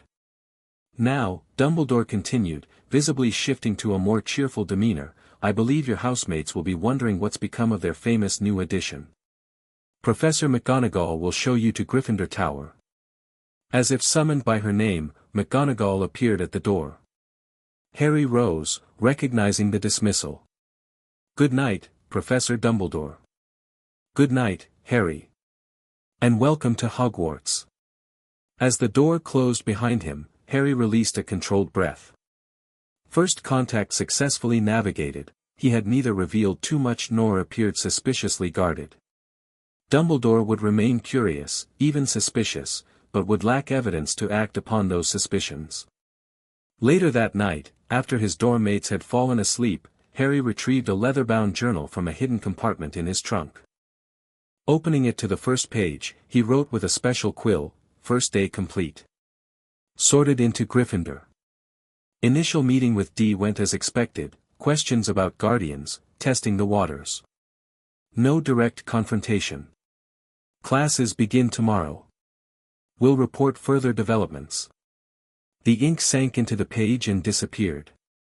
Moments later, new words formed in a different handwriting. Gryffindor is optimal, his own house will lower his guard. Maintain cover in classes, but identify potential allies beyond the obvious choices. The pieces are in motion. Sleep well, Harry. Harry closed the journal, whispered a locking charm, and returned it to its hiding place. Tomorrow, the real work would begin. Harry's first week at Hogwarts established a pattern he would maintain throughout the year, a carefully calibrated performance of being talented but not suspiciously so. In charms, he succeeded at new spells after 2 or 3 attempts rather than immediately. In transfiguration, he matched Hermione's progress but never exceeded it. In potions, he demonstrated competence that confused Snape, who had clearly expected either brilliance or ineptitude from James Potter's son. Fame clearly isn't everything, Snape had sneered during their first class, attempting to humiliate Harry with advanced questions. No, sir, Harry had agreed calmly after answering correctly about asphodel, bezoars, and monkshood. Preparation seems more valuable. His balanced performance earned him respect without undue attention, exactly as planned. Ron became a genuine friend rather than merely a strategic connection, while Hermione's initial prickliness softened as they bonded over coursework. Neither suspected the calculating mind behind Harry's friendly demeanor. Only in defense against the dark arts did Harry find it difficult to maintain his facade. Professor Quirrell's stuttering incompetence was frustrating enough, but something about the man triggered Harry's instincts. Whenever Quirrell turned his back, Harry felt a prickling sensation from his scar, a phenomenon he reported to Grindelwald via their journals. Physical reaction to proximity suggests magical resonance, Grindelwald wrote back. Investigate carefully but do not draw attention. This may connect to your Voldemort link. The opportunity for investigation came unexpectedly on Halloween. When Quirrell burst into the Great Hall announcing a troll in the dungeons, Harry immediately noted the professor's uncharacteristically coherent speech and theatrical timing. While others panicked, he remembered Hermione was crying in a bathroom after Ron's thoughtless comments. We need to warn Hermione, he told Ron as they followed prefects toward Gryffindor Tower. She doesn't know about the troll. Ron looked torn between self-preservation and guilt. Fine, but Percy better not catch us. They slipped away from the group, hurrying toward the girls' bathroom. The corridor was deserted, until a shadow moved ahead of them. Harry pulled Ron behind a stone griffin, watching as Snape crossed their path, heading not toward the dungeons but toward the 3rd floor. What's he doing? Ron whispered. Why isn't he with the other teachers? The 3rd floor corridor, Harry murmured, connecting dots rapidly. The one Dumbledore warned us about at the feast. Before Ron could respond, a foul stench reached them, followed by the sound of grunting and massive footfalls.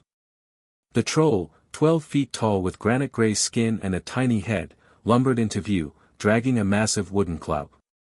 It's leaving the dungeons, Ron breathed, face pale. Harry watched in alarm as the creature paused outside a doorway, then slouched inside. That's the girls' bathroom, he realized, already moving forward. Hermione's scream galvanized them both. They burst into the bathroom to find her shrinking against the far wall as the troll advanced, knocking sinks from the wall with its club. Distract it. Harry commanded, picking up a tap and throwing it against the wall. The troll turned, confused by the noise. Ron followed Harry's lead, hurling debris while shouting insults. As the creature focused on them, Harry assessed their options. The spells he knew that could incapacitate a troll were well beyond first-year level and would immediately expose his training. Ron, can you levitate that club when I give the signal? He asked quickly. Ron looked at him like he'd gone mad.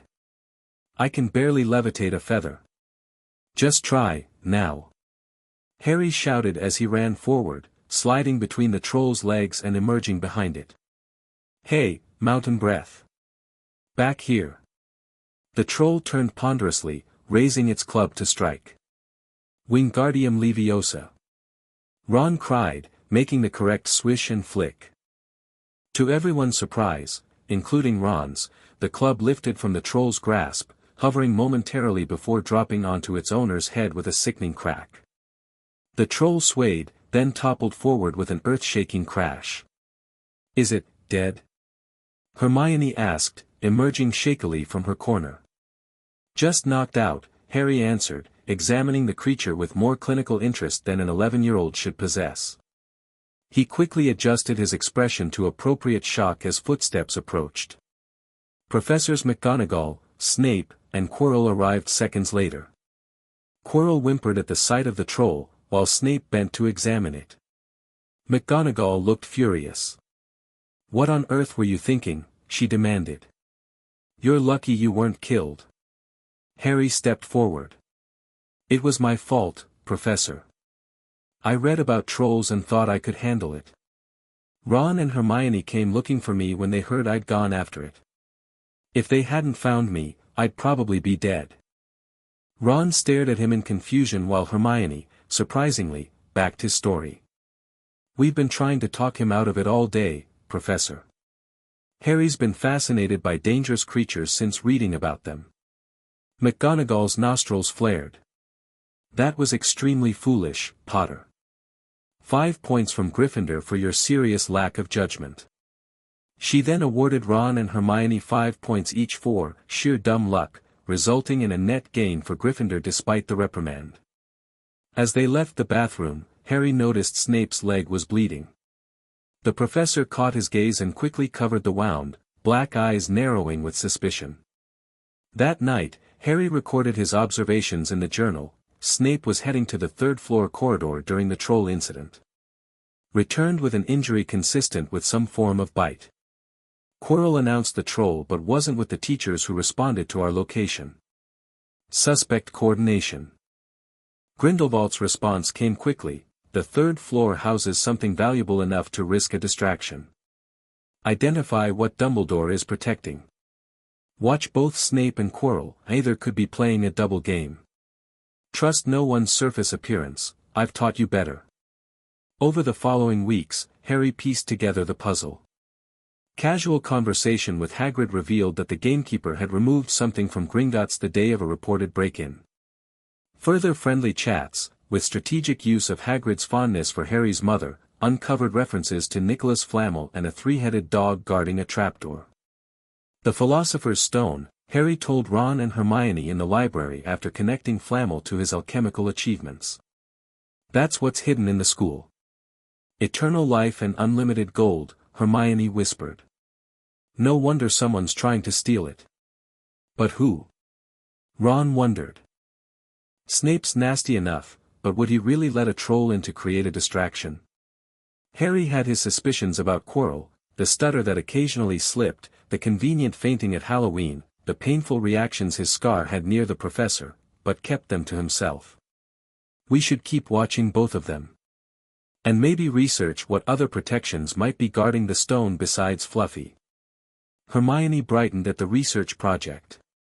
Each head of house might have contributed a protection, plus Dumbledore himself. "We should look into their specialties."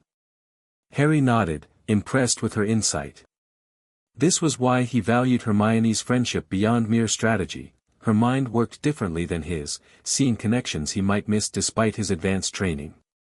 As the year progressed, Harry balanced multiple objectives, maintaining his academic cover, investigating the Philosopher's Stone situation, building genuine friendships, and reporting regularly to Grindelwald. When Christmas arrived, he received his first real invisibility cloak, supposedly from an anonymous donor, though Dumbledore's handwriting was distinctive despite his attempt to disguise it. "Your father left this in my possession before he died. Use it well." An invisibility cloak, Harry murmured, examining the fluid, silvery fabric with genuine appreciation. "And not just any cloak, this material is extraordinary." "Those are really rare," Ron said, wide-eyed. "And valuable." Harry nodded absently, his mind racing. Grindelwald had told him about James Potter's invisibility cloak, rumored to be one of the Deathly Hallows, the cloak of invisibility itself. If true, this was no ordinary magical artifact but one of the most powerful objects in wizarding history. "I wonder why Dumbledore had it," he said aloud.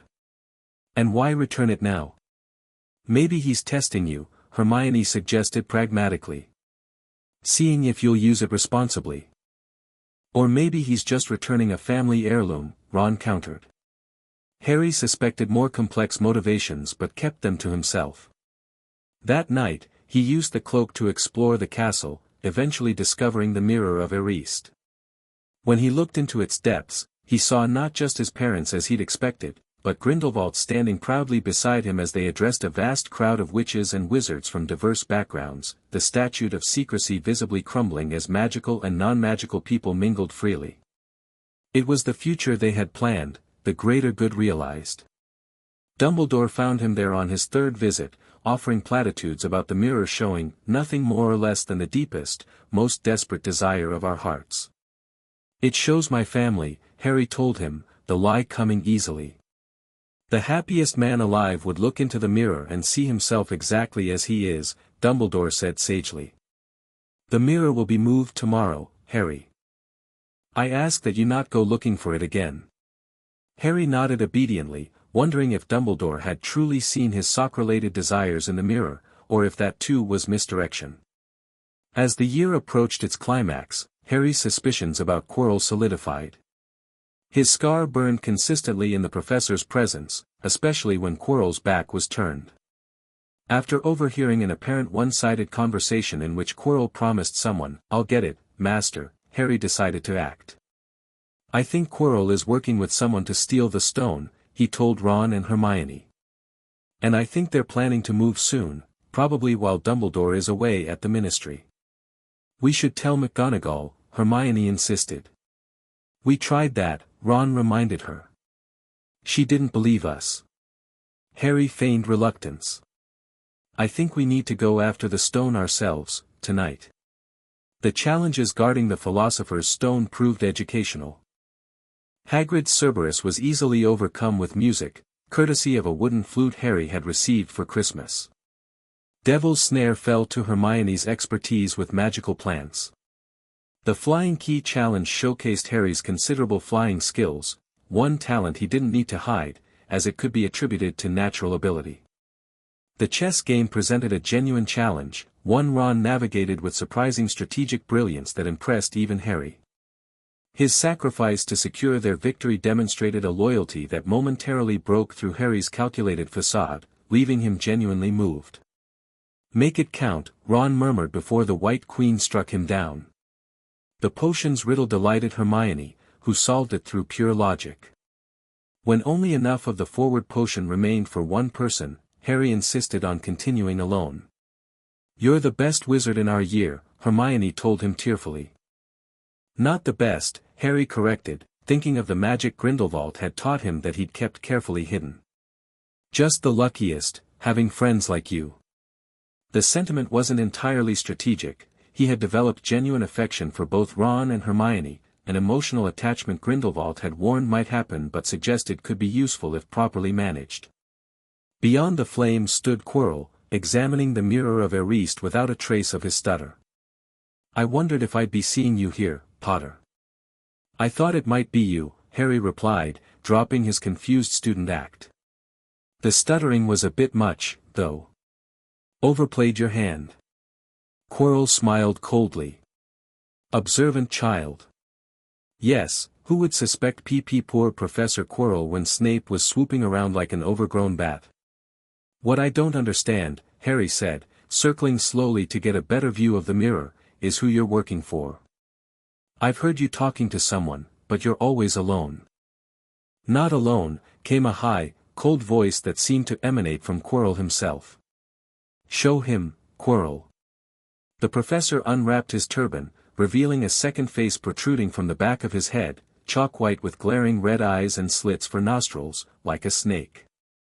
"Voldemort," Harry breathed, genuine shock momentarily breaking through his composure. Grindelwald had theorized the Dark Wizard might return, but to see him parasitically attached to Quirrell was unexpected. "Yes," the face hissed. "See what I have become.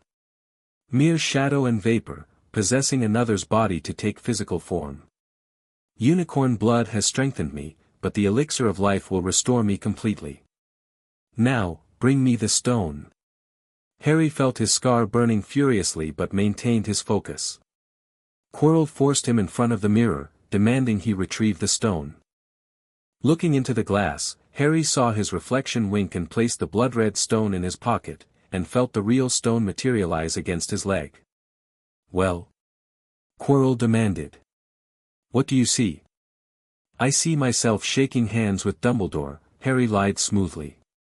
I've won the House Cup. He lies, Voldemort hissed. Let me speak to him, face to face. Master, you are not strong enough. Quirrell protested. I have strength enough for this. As Voldemort's face emerged fully, Harry assessed his options. He could use his advanced magical training to attempt an escape, but that would reveal capabilities he'd kept hidden. Alternatively, he could continue playing the brave but limited first year, relying on Dumbledore's protections. We meet again, Harry Potter, Voldemort whispered. You see what I've become? Less than human, all because of you. But I can be restored. Give me the stone in your pocket, and I'll consider sparing your pathetic life. Never, Harry replied, injecting defiance into his voice while mentally calculating escape routes. Bravery, Voldemort sneered. Your parents had it too. I killed your father first, and he put up a courageous fight, but your mother needn't have died. She was trying to protect you. Give me the stone, or her death will have been in vain. You're lying, Harry said, taking a step backward. You've never spared anyone who stood in your way. How wise for one so young, Voldemort hissed. Quirrell, seize him. As Quirrell's hands closed around Harry's throat, something extraordinary happened. The professor's skin blistered and smoked wherever it contacted Harry's. Quirrell released him with a howl of pain, staring at his burning hands in horror. Seize him. Seize him. Voldemort shrieked. Realizing his mother's protection was manifesting physically, Harry made a split-second decision. Rather than retreating, he lunged forward, pressing his hands against Quirrell's face. The professor screamed as his skin cracked and disintegrated. Harry maintained contact despite the blinding pain in his scar, watching with clinical detachment as Quirrell literally crumbled beneath his touch. As Quirrell's body collapsed into dust, a wraith-like form rose from the remains, Voldemort's spirit, untethered from its host. It howled with rage before rushing through Harry's body, causing such intense pain that darkness claimed him. When he awoke in the hospital wing 3 days later, Dumbledore was waiting. The stone? Harry asked immediately. Destroyed, Dumbledore assured him. Nicholas and I agreed it was for the best. And Voldemort? Gone, but not defeated. He will find other ways to return. Dumbledore studied Harry carefully. You handled yourself remarkably well for a first year, Harry. Almost as if you had been prepared for such a confrontation. Harry allowed weariness to show. Luck and friends, sir. Nothing more. Perhaps, Dumbledore conceded. Though I wonder if your mysterious guardians might have anticipated such challenges in your future. Harry remained silent, neither confirming nor denying. There is one other matter, Dumbledore continued. The protection your mother left within you, love so powerful it prevented Voldemort from touching you. It's not something that could be taught or replicated by even the most advanced magical education. My mother's love, Harry murmured, recognizing Dumbledore was testing his knowledge of blood magic. A power Voldemort doesn't understand. Indeed. Dumbledore smiled, though his eyes remained calculating. Rest now, Harry. You've earned it. That night, after ensuring Madame Pomfrey was occupied elsewhere, Harry recorded the encounter in his journal, confronted V as predicted. Physical form destroyed, spirit escaped. Mother's blood protection manifested against physical contact, unexpected advantage. D suspects outside training but lacks proof. Stone destroyed. Grindelwald's response was immediate and lengthy, magnificent work. Blood protection surpasses expectations, research this thoroughly. V's parasitic existence confirms my suspicions regarding soul magic. He has anchored himself to this plane through prohibited means. This changes our timeline but not our ultimate goal. The knowledge of his survival must be used to position you advantageously. When you return for summer, we will accelerate your education accordingly. The game grows more complex, but you have played your opening moves perfectly. Harry closed the journal with mixed feelings, pride in his successful navigation of the year's challenges, genuine grief for Ron's injury sustained helping him, and a growing awareness that his dual life would only become more difficult to maintain. Voldemort's return complicated matters significantly, introducing a third player to the chess match between Grindelwald and Dumbledore. As Harry drifted off to sleep, he wondered which of the three great wizards truly had his best interests at heart, and whether his own objectives would ultimately align with any of theirs. Harry's second year at Hogwarts began with unexpected complications. Dobby the house elf's warnings and attempts to prevent his return to school suggested someone had plans involving Harry, plans that neither Grindelwald nor Dumbledore had anticipated. When the barrier at King's Cross sealed itself against Harry and Ron, preventing them from boarding the Hogwarts Express, Harry had to carefully balance maintaining his cover as an ordinary student with employing the problem-solving skills Grindelwald had instilled. "The car!" Ron exclaimed, referring to his father's enchanted Ford Anglia. "We can fly it to Hogwarts." The reckless plan had strategic merit. It would get them to school without adult intervention that might raise questions about Harry's summer whereabouts. While appearing to reluctantly agree, Harry subtly guided their flight path to minimize Muggle sightings and avoid detection until they reached Hogwarts grounds. The spectacular crash into the Whomping Willow and subsequent punishment, detention rather than expulsion, served to reinforce Harry's image as brave but occasionally foolhardy. Snape's frustration at their continued enrollment was particularly satisfying, though Harry was careful to show appropriate contrition to McGonagall. New challenges arose with the arrival of Gilderoy Lockhart as defense against the dark arts professor. The man's incompetence rivaled Quirrell's, though without the complication of hosting Voldemort on his person. Harry found maintaining patience through Lockhart's self-aggrandizing lessons difficult, especially when the professor suggested Harry's fame was something they shared. "Celebrity is as celebrity does," Lockhart told him with a wink. "You'll learn to manage it better with my guidance." Harry smiled thinly. "I'd prefer to be known for my actual accomplishments, sir." The dueling club provided an unexpected opportunity when Draco Malfoy conjured a snake during their demonstration duel. As the serpent advanced on Justin Finch-Fletchley, Harry acted instinctively. "Leave him alone," he commanded, only belatedly realizing he'd spoken in Parseltongue. The stunned silence that followed told Harry he'd made a critical error. Parseltongue was a rare ability associated with dark wizards, particularly Salazar Slytherin and Voldemort himself. Grindelwald had discovered Harry's ability during his education and encouraged its development as a potentially valuable skill, but they had agreed it should remain hidden at Hogwarts. "What are you playing at?" Justin demanded fearfully before fleeing the hall. As whispers erupted around him, Harry maintained a confused expression while inwardly cursing his mistake. Within days, much of the school believed he was the heir of Slytherin responsible for the petrification of Mrs. Norris and the ominous Chamber of Secrets message written in blood on the wall. "You're a Parselmouth!" Ron exclaimed when they reached the safety of their dormitory. "Why didn't you tell us?" "I didn't know it was unusual," Harry lied. "I've only spoken to snakes once or twice before. I thought lots of wizards could do it." Hermione looked troubled. "It's very rare, Harry. And, it's usually associated with dark wizards. Salazar Slytherin was famous for it." "Great," Harry sighed, feigning distress that wasn't entirely fake. "So now everyone thinks I'm his descendant? That I'm attacking Muggleborns?" "We know you wouldn't," Ron assured him loyally. Harry reported the development to Grindelwald that night, Parseltongue ability revealed accidentally. "School suspects me of opening the chamber. Actual perpetrator unknown. Signs indicate basilisk as the monster, petrifications consistent with indirect eye contact." Grindelwald's response was thoughtful. "This presents both challenge and opportunity.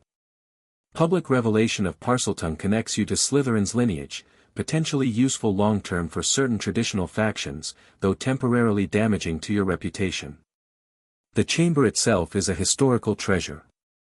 If you locate it, explore thoroughly before alerting authorities. Knowledge is power, particularly knowledge others believe lost. As for the basilisk, confirm your theory before confronting. Snake speech may give you an advantage others lack. When Colin Creevey was found petrified, suspicion against Harry intensified. Justin Finch-Fletchley's subsequent petrification, along with nearly headless Nick, made matters worse. Harry leveraged the situation to investigate more openly, as everyone already believed he was involved. "If I'm going to be blamed anyway," he told Ron and Hermione, "I might as well try to solve the mystery and clear my name." The breakthrough came when Hermione was petrified after discovering the basilisk connection in the library. The paper clutched in her rigid hand contained not just information about the serpent, but a single word: pipes. "It's using the plumbing to move around the castle," Harry realized. "That's why no one sees it between attacks." When Ginny Weasley was taken into the chamber itself, with another blood message announcing her imminent death, Harry knew the endgame had arrived. Ron's sister had been acting strangely all year, withdrawn, pale, with mysterious gaps in her memory. Harry had noticed but hadn't connected it to the chamber until now. "We have to tell the teachers," Ron insisted, panic evident in his voice. "They'll never find the entrance in time," Harry countered.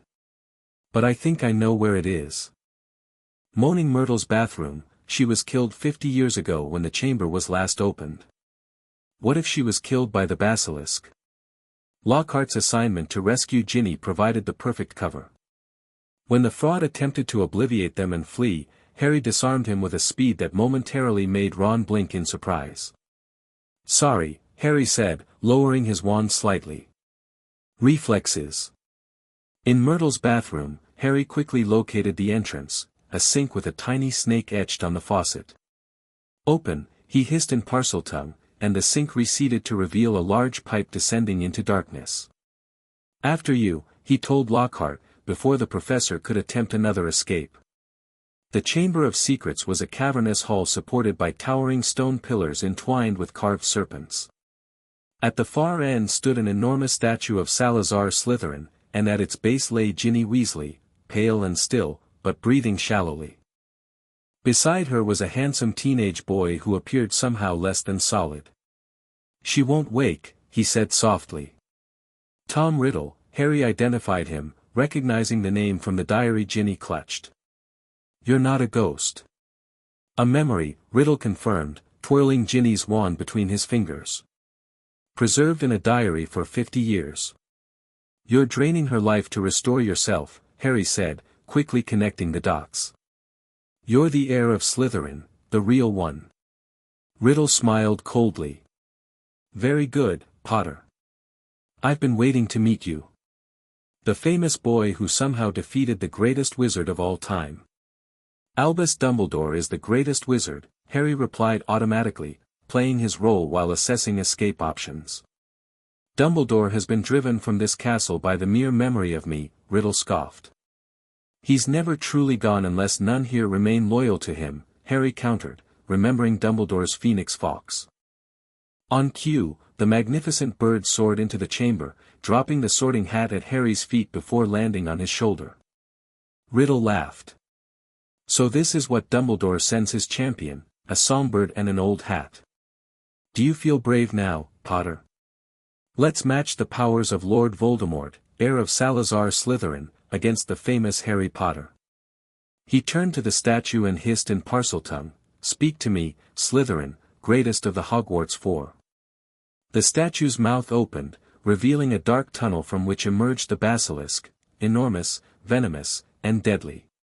Harry immediately closed his eyes, knowing direct eye contact meant instant death. "Kill him," Riddle commanded in Parseltongue. Harry had a split-second decision to make. He could attempt to control the basilisk himself through Parseltongue, potentially revealing more skill than a second year should possess, or rely on the help Dumbledore had sent. "Stop," he hissed desperately. "I am also a speaker." The basilisk hesitated momentarily, but Riddle's command overrode Harry's attempt. "Ignore him. Obey only the true heir." As the basilisk lunged, Fawkes attacked, puncturing its lethal eyes with his beak. Blinded but still deadly, the serpent continued its pursuit as Harry scrambled away. In desperation, Harry put on the sorting hat, silently pleading for help. Something hard and heavy thudded onto his head, the silver sword of Gryffindor, its ruby-encrusted hilt glinting in the chamber's greenish light. The following battle tested Harry's combat training significantly. The basilisk, though blind, could still track him by sound and smell. Using techniques Grindelwald had taught him for fighting larger opponents, Harry maneuvered behind stone columns, striking when possible while avoiding the venomous fangs. When the basilisk finally cornered him, Harry drove the sword upward through the roof of its mouth and into its brain. Victory came at a price. One fang sank deeply into his arm, injecting lethal venom. "You're dead, Potter," Riddle gloated as Harry staggered back, pulling the fang from his arm. "The basilisk venom will kill you within minutes." Harry knew he was right. Unless something intervened, he would die here, all of Grindelwald's plans ending in this hidden chamber. Fawkes settled beside him, laying his feathered head against the wound. Pearly tears dropped onto the puncture, and almost immediately, the pain receded as the phoenix's healing powers neutralized the venom.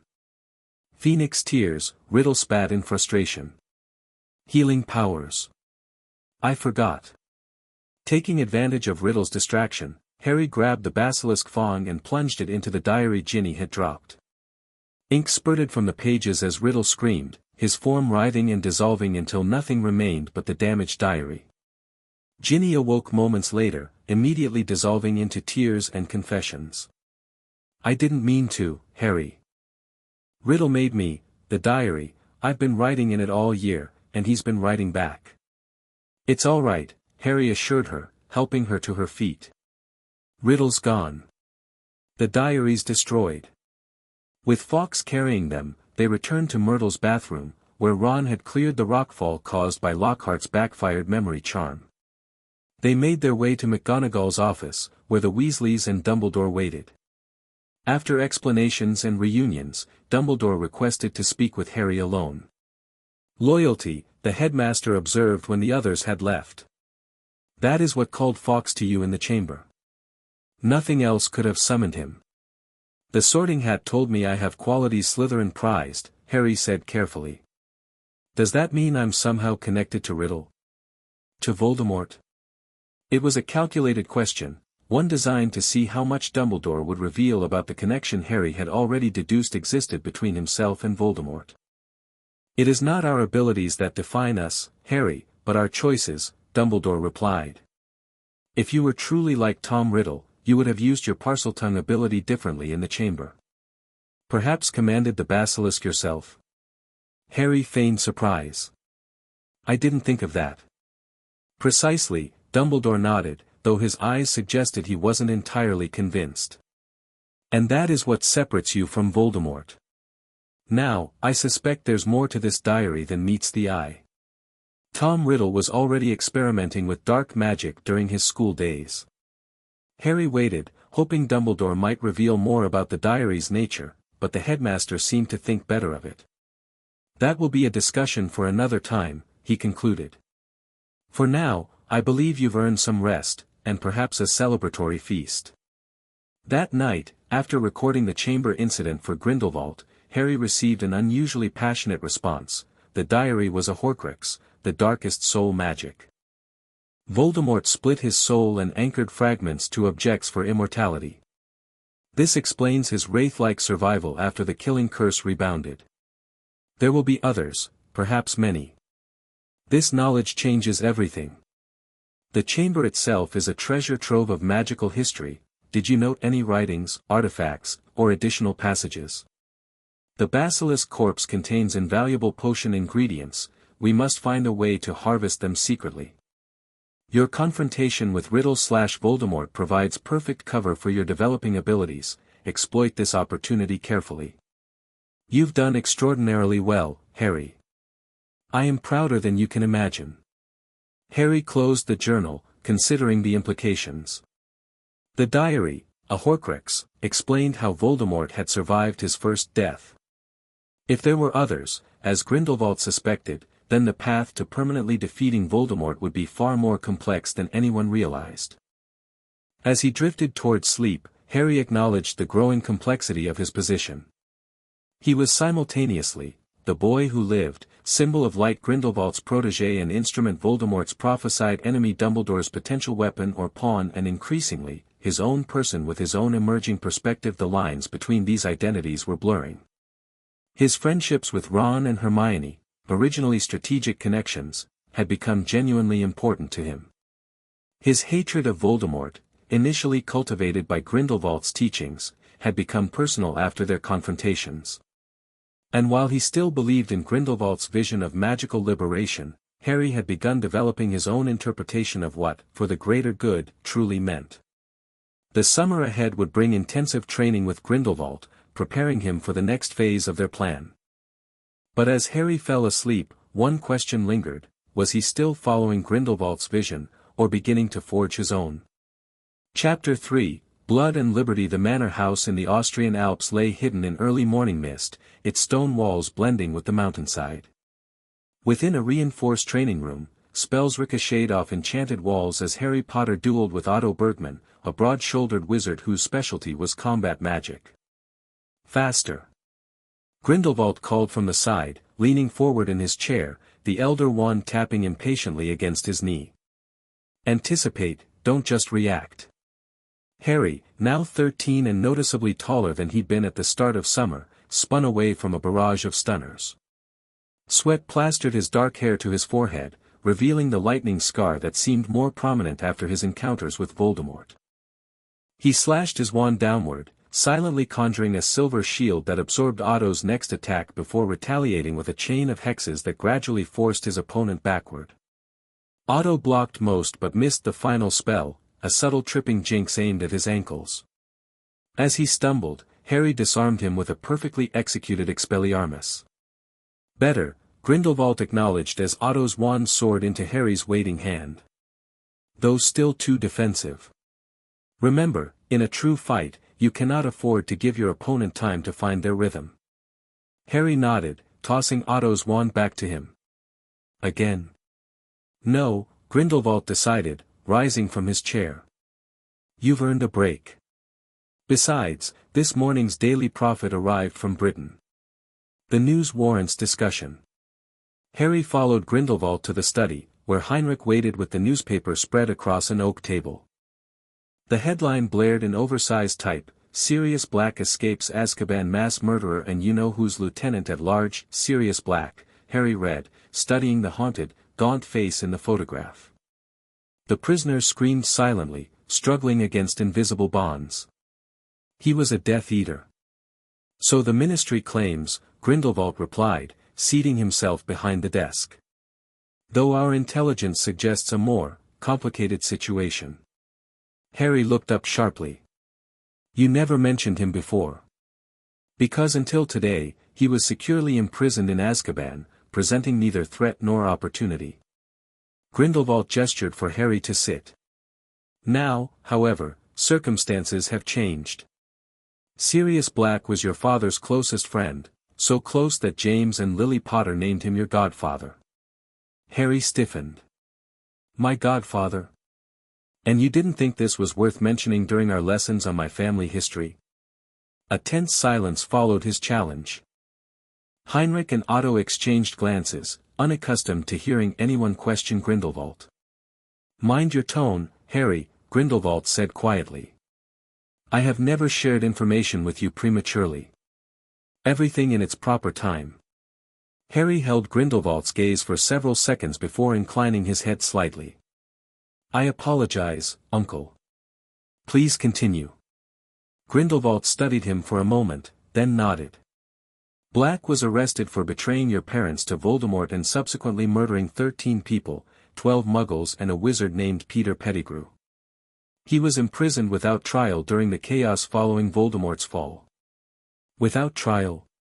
Harry frowned. Even with evidence, that violates basic judicial rights. Indeed, Grindelwald agreed, looking pleased at Harry's observation. The first of many inconsistencies. Our sources within the Department of Magical Law Enforcement indicate that Black's case file contains concerning gaps. No wand examination results, no memory extraction, minimal witness statements. You've been investigating him, Harry realized. I investigate everything connected to you, Grindelwald replied simply. Including the possibility that the man condemned for betraying your parents might be innocent. Harry leaned forward. You think he didn't do it? I think the Ministry's version of events is suspiciously convenient. Bartemius Crouch, who headed the DMLE at the time, was notoriously zealous about securing convictions. His political ambitions required visible results in the fight against Voldemort's followers. If Black is innocent, who betrayed my parents? The obvious candidate would be Peter Pettigrew, the supposed victim of Black's rage. Interestingly, the largest piece of Pettigrew they recovered was a finger. Harry's eyes narrowed. A finger can be removed voluntarily. You think he faked his death? It's a possibility worth considering, Grindelwald acknowledged. Especially given what we know about your parents' Fidelius charm. Black was the obvious choice for secret keeper, too obvious, perhaps. Harry processed this information, his analytical mind sorting through implications. Why would Black escape now, after 12 years? Grindelwald slid the newspaper closer. The article mentions he'd been muttering in his sleep prior to the escape. Guards reported the same phrase repeatedly, he's at Hogwarts. A chill ran through Harry. He's coming for me. Perhaps. Or perhaps for someone else he believes is at Hogwarts. Grindelwald sat back. Regardless, this development requires adjustment to our plans. The Ministry will undoubtedly place Dementors around Hogwarts for protection. You'll need to master the Patronus charm before returning to school. I've been practicing, Harry said. I can produce mist consistently, but not a corporeal form. Then we'll intensify those efforts. The Dementors affect you more strongly than most due to your past traumas. You cannot afford such vulnerability. Grindelwald's expression softened slightly. There is another matter. If Black is indeed innocent and manages to contact you, he represents a connection to your parents that I cannot provide. This may complicate your loyalties. Harry met his guardian's gaze steadily. My loyalty to you and our cause isn't in question. Even if Black offers you a different home. A different path. Grindelwald pressed. He was devoted to your parents and to Dumbledore's order. His influence could be significant. I'm not a child anymore, Harry responded. I can evaluate perspectives critically without being swayed by sentiment. Grindelwald studied him for a long moment. Very well. But remember, while your capacity for independent thought is one of your greatest strengths, it must be guided by our shared vision. The liberation of wizardkind remains the ultimate goal, regardless of personal attachments. Harry nodded, though something in his expression remained guarded. What should I do if Black contacts me at Hogwarts?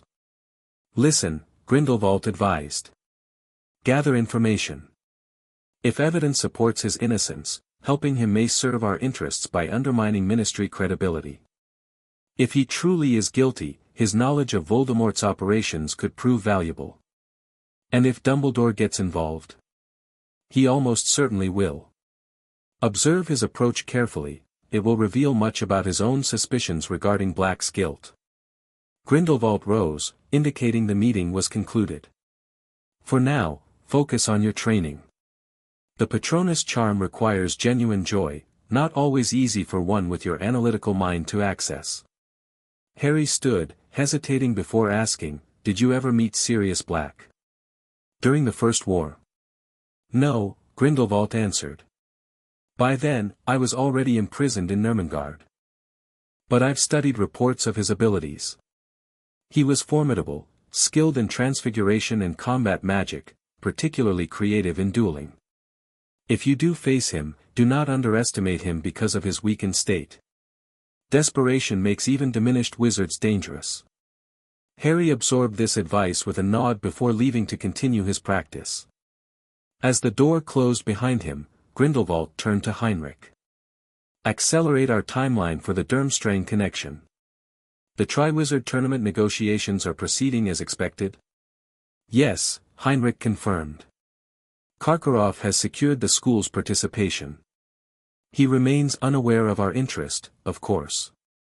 Good. And our contact on the Hogwarts board? Lucius Malfoy continues pressing for enhanced security measures, including Dementor deployment. His ongoing donations ensure his recommendations carry weight. Grindelwald nodded, satisfied. Black's escape is unexpected, but potentially useful. The Ministry's fear will make them predictable, and Dumbledore's protective instincts toward Harry will reveal openings we can exploit. And if Black truly is innocent? Otto asked. If he tries to claim guardianship of the boy? Then we'll ensure Harry understands where his true family lies, Grindelwald replied coldly. Sentiment is useful only when it serves our purpose. I've raised him too carefully to lose him to a half-mad escapee from Azkaban. Platform 9 3/4 buzzed with heightened tension as parents bid nervous farewells to their children. Ministry officials patrolled the platform, their distinctive robes standing out among the crowd. Wanted posters bearing Sirius Black's haunted face adorned the walls. Harry navigated through the throng, trunk floating behind him with a subtle levitation charm. His glamoured escort this year was Verena Kramer, the elderly witch who had helped extract him from the Dursleys years ago. She played the role of concerned grandmother perfectly, fussing over his trunk and reminding him to write.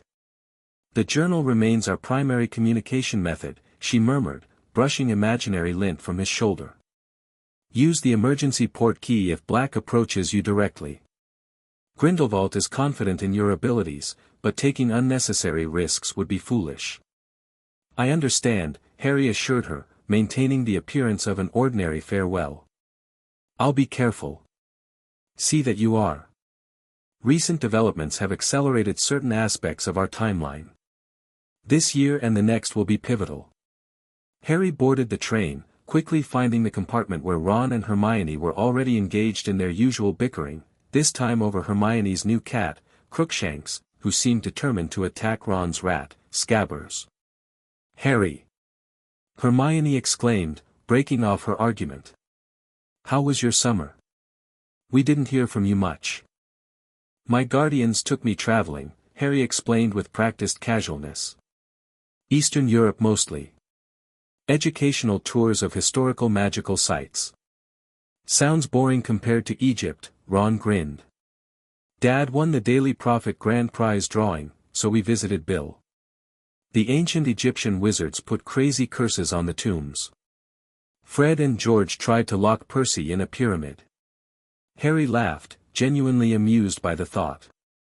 Your summer sounds more exciting than mine. The compartment door slid open, revealing Draco Malfoy flanked by Crabbe and Goyle.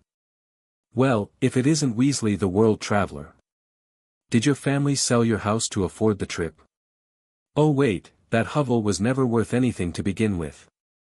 Shove off, Malfoy, Ron growled, ears reddening. Draco turned his attention to Harry. Heard the news, Potter? Black's escaped to hunt you down. Betting on how long you'll last. I'm giving you until Halloween. Interesting theory, Harry replied mildly. Though I wonder why he'd target me specifically. The papers say he was Voldemort's lieutenant, wouldn't he be more interested in finding his master's remains? Draco flinched at Voldemort's name but recovered quickly. Everyone knows Black betrayed your parents. Now he's coming to finish the job. If that were true, I'd be concerned, Harry answered with deliberate calm. Fortunately, I've faced worse than an escaped prisoner and survived. Something in his tone made Draco hesitate. Before the Slytherin could respond, a hoarse voice interrupted from the corner of the compartment. I suggest you continue this conversation elsewhere. Harry turned, noticing for the first time the sleeping adult figure by the window, a shabbily dressed man with prematurely graying hair and a tired face. The name, Professor R. J. Lupin, was stamped on a battered suitcase in the overhead rack. Malfoy eyed the newcomer warily. Come on, he muttered to his cronies, retreating into the corridor. Who's that? Ron asked once they'd gone. Our new defense against the dark arts teacher, obviously, Hermione replied. It's about time we had a competent one after Quirrell and Lockhart. Harry studied the sleeping professor with interest. Lupin. I've heard that name before. Really? Where? Hermione asked. Harry mentally kicked himself for the slip. Remus Lupin had featured in Grindelwald's intelligence about James Potter's friends, part of the same circle as Sirius Black and Peter Pettigrew. Probably just in a book somewhere, he covered smoothly. I read a lot this summer. The train rattled northward as rain began lashing against the windows. Harry participated in conversation while discreetly observing Lupin. The man's shabby appearance suggested financial difficulties, while the premature aging and subtle scars hinted at a medical condition. Grindelwald's files had mentioned a recurring illness that many suspected was lycanthropy, werewolf transformation, though this remained unconfirmed. If Lupin had been close friends with both his father and Sirius Black, his appointment at Hogwarts this particular year seemed suspiciously convenient. Dumbledore was making his own moves on the chessboard. The train suddenly began to slow, then stopped with a jolt. The lamps extinguished, plunging them into darkness. We can't be there yet, Hermione said. Harry felt a familiar coldness creeping through the compartment, an unnatural chill that seeped into his bones. His breath fogged in the air as frost crystallized on the window. Something's coming aboard, he warned, drawing his wand. The compartment door slid open, revealing a towering, cloaked figure. Its face remained hidden beneath its hood, but a glistening, scabbed hand protruded from the robes. As it drew a rattling breath, Harry felt happiness draining away, replaced by an overwhelming despair. Screams echoed in his mind, a woman begging for mercy, a high-pitched laugh, a flash of green light. Harry fought to remain conscious as the Dementor advanced, but darkness crept into his vision. The last thing he saw was Professor Lupin standing, wand extended, as silvery light erupted between them and the creature. When Harry regained consciousness, the lights had returned and the train was moving again. Lupin was breaking chocolate into pieces. Eat, he instructed, handing Harry a particularly large piece. It helps counteract the effects. Harry accepted it warily. What happened? A Dementor, Lupin explained, distributing chocolate to Ron and Hermione as well. One of the guards of Azkaban, searching for Sirius Black. They affect you particularly strongly, Harry, because of your past trauma. It's not weakness, quite the opposite. It shows your experiences have been genuine, your suffering real. Harry bit into the chocolate, feeling warmth spread through him. I heard screaming. A woman, my mother, I think. Lupin's expression softened.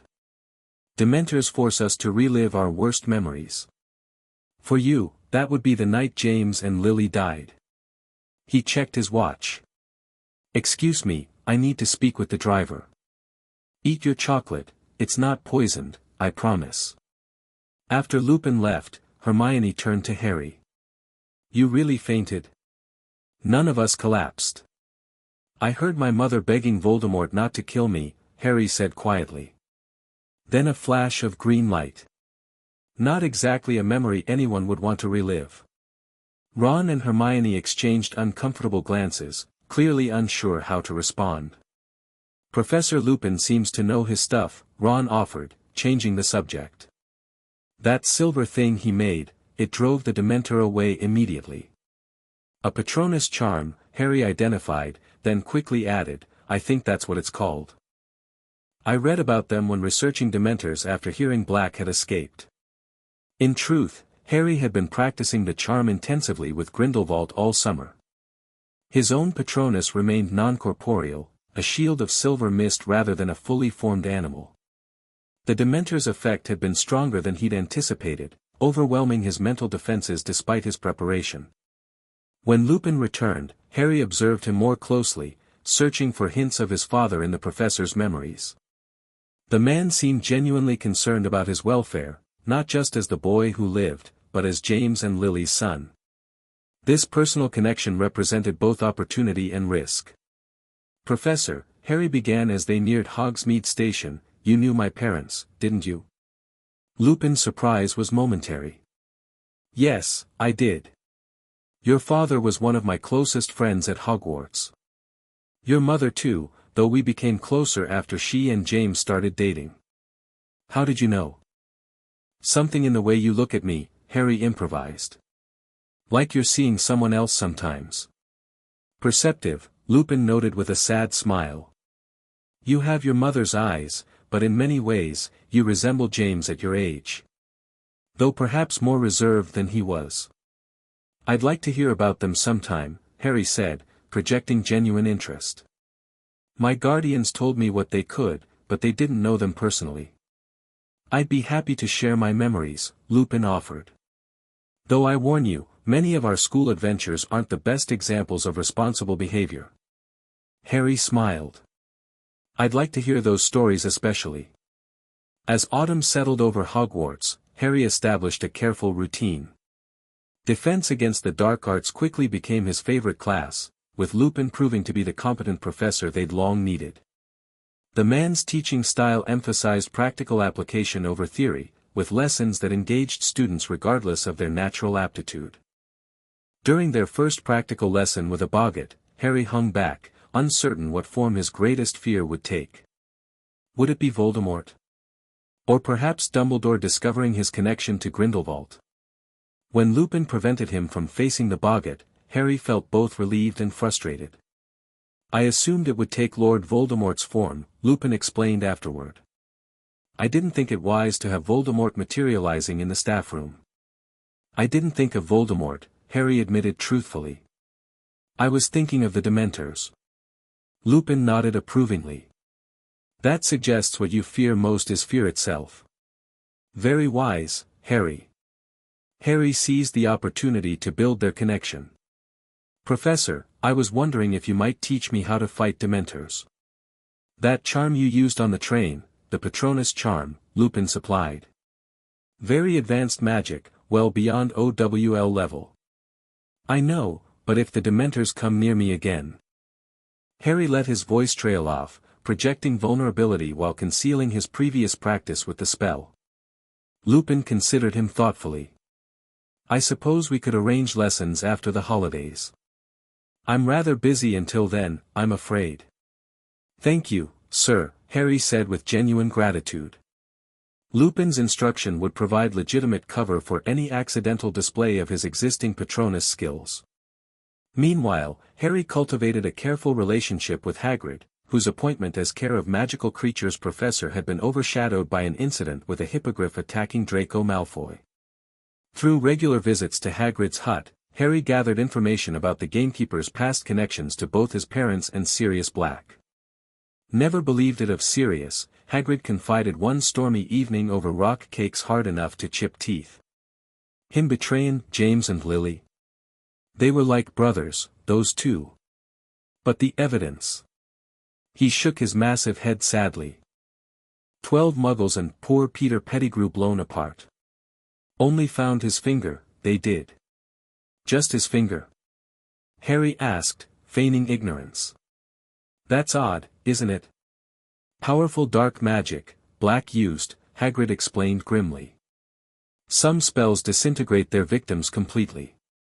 But usually they leave more than just a finger, Harry pressed. And if the spell was powerful enough to disintegrate Pettigrew, how did the Muggles' bodies remain intact? Hagrid blinked, clearly never having considered this inconsistency. Well, I suppose the Ministry investigators had their reasons for their conclusions. Barty Crouch wasn't one to make mistakes, even if his methods were harsh. I've read that some people were sent to Azkaban without trials during that period, Harry mentioned casually. Was Black one of them? Don't know about that, Hagrid replied uncomfortably. Those were dark times, Harry. Things happened fast. But Dumbledore testified that Sirius was the secret keeper, so there wasn't much doubt. Harry filed this information away, noting that even Dumbledore's testimony was based on what James and Lily had told him about their plans they might have changed at the last minute without informing him. As Halloween approached, tension around the castle increased. Security measures tightened, with portraits reporting to Filch and teachers escorting students between classes. The first Hogsmeade weekend arrived, but Harry had deliberately not sought permission from his guardians, knowing that staying behind would give him opportunities to interact with staff who might have information about Sirius Black. His strategy paid off when Lupin invited him to his office after finding him wandering the corridors alone. "I knew your father very well," Lupin said as they shared tea in his office. "We were friends from our first day at Hogwarts, along with Sirius Black and Peter Pettigrew." He paused, watching Harry's reaction. "I've seen Black's wanted posters," Harry said carefully. "Did you believe he was capable of betraying my parents?" Pain flickered across Lupin's face. "The Sirius I thought I knew would have died rather than betray James. But war changes people, Harry. By the end, we were all suspicious of each other. Voldemort had ways of turning people." "You don't sound entirely convinced of his guilt," Harry observed. Lupin sighed. "The evidence was overwhelming. Yet sometimes I remember the boy who ran away from his pureblood supremacist family, who lived with your father when he had nowhere else to go, who became—" He stopped abruptly, then continued, "who became like a brother to James. It's hard to reconcile that Sirius with the man who betrayed everything he once stood for. What if there's another explanation?" Harry suggested. "What if Pettigrew was the traitor and framed Black somehow?" Lupin's teacup clattered against its saucer. "That's an unusual theory. What makes you suggest it?" Harry shrugged, feigning adolescent speculation. "Just thinking aloud. It seems strange that Black would betray his best friend after opposing Voldemort for so long. And the whole, only finding a finger, thing sounds convenient." "You've clearly given this some thought," Lupin said carefully. "But Peter was the least skilled of our group, always needing protection. Sirius was the formidable one, brilliant, powerful, from a family steeped in dark arts. If anyone could have executed such a betrayal, it was him." Harry nodded as if accepting this explanation, though he noted Lupin's use of, "if anyone could have," rather than a more definitive statement of Black's guilt. "Tell me about my mother," he requested, deliberately changing the subject. "Everyone talks about how I look like my father, but I have her eyes." Lupin's expression softened. "Lily was extraordinary, brilliant at charms, fiercely loyal, with a capacity for kindness that never wavered. She defended those who couldn't defend themselves, even when it made her unpopular." He smiled at a distant memory. "She hexed James once when he was bullying Severus Snape, turned his hair bright pink for a week." "Professor Snape?"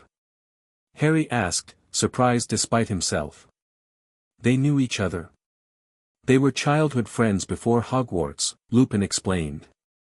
"Grew up in the same town. Their friendship complicated matters when James became interested in Lily." Harry absorbed this new information with fascination.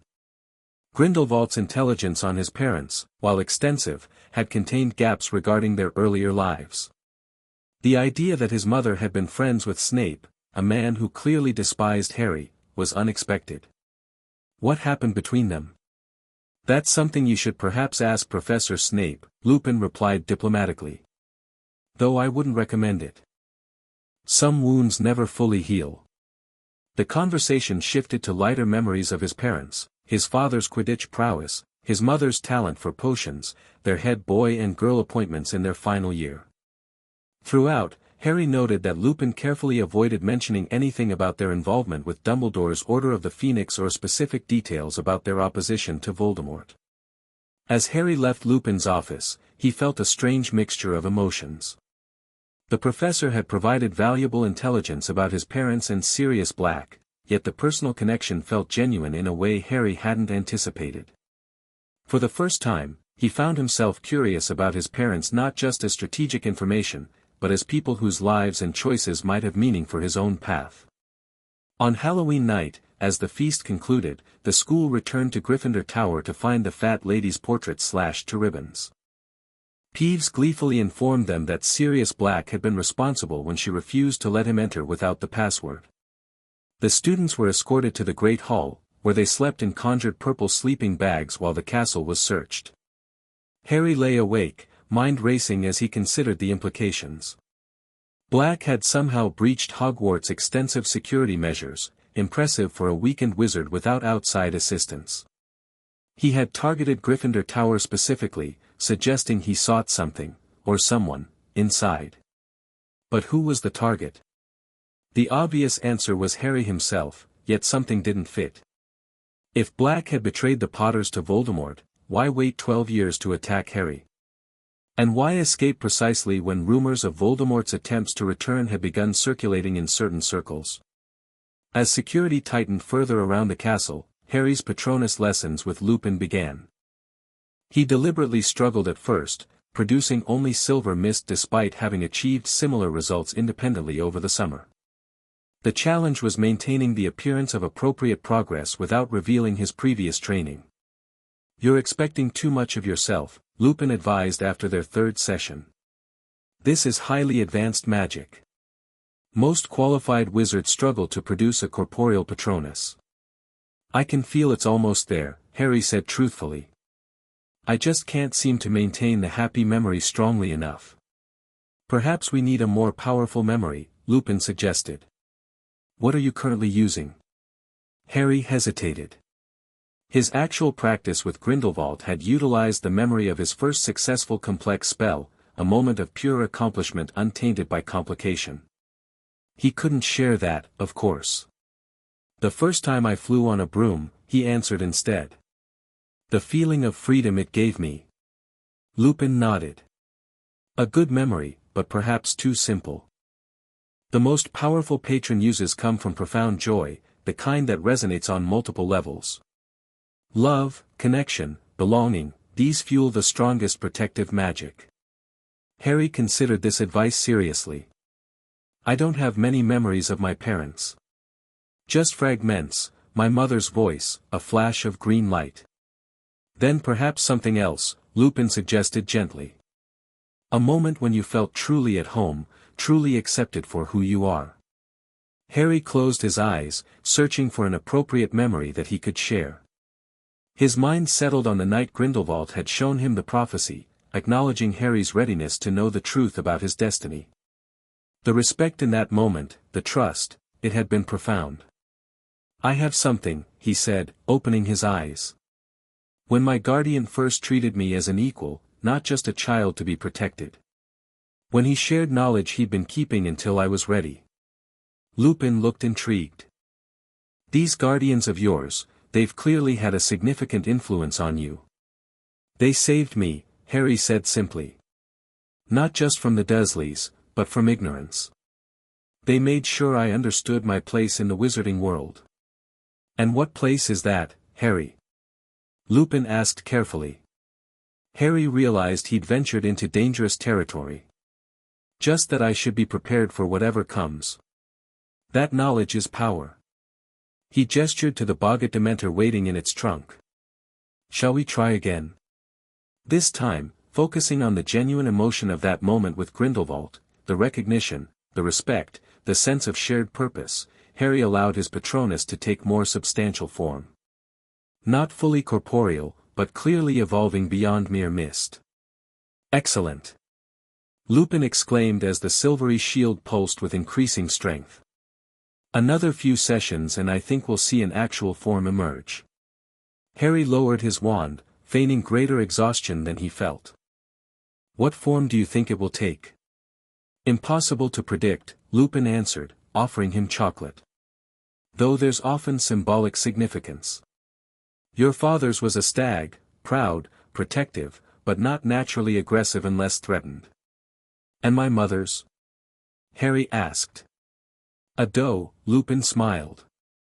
"Complementary to James's, though hers manifested first. Some believed it was a sign they were destined for each other, though Lily found that notion ridiculously deterministic." "What about yours, Professor?" Lupin hesitated. "A wolf," he finally said. "Not uncommon, wolves represent loyalty, family bonds, intelligence." Harry nodded, noting the discomfort in Lupin's response. The werewolf theory was looking increasingly plausible. As winter settled over the castle, a new distraction arrived in the form of Harry's firebolt, the world's fastest racing broom, delivered anonymously on Christmas morning. Hermione immediately suspected Sirius Black, suggesting the broom might be jinxed, and reported it to Professor McGonagall. Harry's broom was confiscated for inspection, creating a temporary rift between Hermione and the boys. Harry's irritation was only partially feigned. The broom almost certainly was from Black. Grindelwald would never send such a conspicuous gift, and few others had both the resources and motivation. But Harry doubted it contained any harmful magic. If his evolving theory about Black's innocence was correct, the gift represented an attempt to connect with his godson, not harm him. January brought confirmation of Harry's suspicions about Professor Lupin. When Snape substituted for an ill defense against the dark arts class on the full moon and assigned an essay on werewolves, the connection became obvious. Harry completed the assignment thoroughly but didn't share his conclusions with his classmates, recognizing Snape's attempt to expose Lupin's condition as petty revenge rather than legitimate concern for student safety. The Quidditch match against Ravenclaw provided an opportunity to test his recovered firebolt, and inadvertently, his Patronus skills. When Malfoy and his cronies disguised themselves as Dementors to distract Harry, he instinctively cast a fully corporeal Patronus that charged them down. That was quite some Patronus, Lupin remarked afterward, looking both impressed and suspicious. I was thinking about winning the match, Harry explained quickly. I guess the excitement amplified the spell. Lupin seemed to accept this explanation, though his expression suggested he'd be watching Harry more closely in the future. The breakthrough in the Sirius Black mystery came unexpectedly through Ron and Hermione's pets. Crookshanks's persistent attacks on Scabbers culminated in the rat's apparent death, with only blood and a few hairs left behind. The resulting argument between Ron and Hermione created the perfect opportunity for Harry to examine the evidence privately. The rat hairs included one distinctively longer than the others, almost human-like in structure. Harry carefully preserved it in a small vial, adding it to his report in Grindelwald's journal that night. The response confirmed his growing theory: Animagus transformation is consistent with Pettigrew's suspected escape method. The timing of the rat's disappearance suggests Black may be closing in. If Pettigrew has indeed been hiding as Weasley's pet for 12 years, his exposure represents both opportunity and risk. Proceed with extreme caution. This confirmation would collapse the Ministry's entire narrative around the Potter murders. The final piece fell into place during a Hogsmeade visit Harry attended under his invisibility cloak. Overhearing a conversation between the Minister of Magic, Professor McGonagall, and others at the Three Broomsticks, Harry learned that Sirius Black had indeed been his parents' secret keeper according to Dumbledore. More significantly, he discovered that Black was actually his godfather and his father's best friend. Harry feigned shock and outrage for Ron and Hermione's benefit, but internally, he was fitting the final pieces together. If Black had been the obvious choice for secret keeper, then switching to Pettigrew secretly would have been a clever security measure, except that Pettigrew himself turned out to be the traitor. The opportunity to confirm this theory came on the night of Buckbeak's scheduled execution. As Harry, Ron, and Hermione returned from consoling Hagrid, Scabbers suddenly reappeared, frantically trying to escape Ron's grasp. As Ron chased the rat, a massive black dog, the same one Harry had glimpsed near Privet Drive during the summer, attacked, dragging both Ron and the squirming rat into a passage beneath the Whomping Willow. Harry and Hermione followed, emerging into the shrieking shack to find Ron lying on a dusty bed, leg broken but otherwise unharmed. Before they could escape, Sirius Black himself appeared, gaunt, filthy, with matted hair and sunken eyes that still burned with intensity. "I thought you'd come to help your friend," Black said hoarsely. "Your father would have done the same for me." Harry raised his wand, mind-calculating options rapidly. This confrontation had multiple witnesses. He couldn't simply acknowledge his suspicions about Black's innocence without revealing how he'd reached those conclusions. "You betrayed my parents," he accused, watching Black's reaction carefully. "I as good as killed them," Black admitted, his voice breaking. "I convinced them to switch secret keepers at the last moment, to use Peter instead of me. I thought it was the perfect bluff. Voldemort would come after me while Peter kept them safe." His laugh was hollow. But Peter had already turned spy for Voldemort. He handed James and Lily to him on a silver platter. Liar! Ron shouted.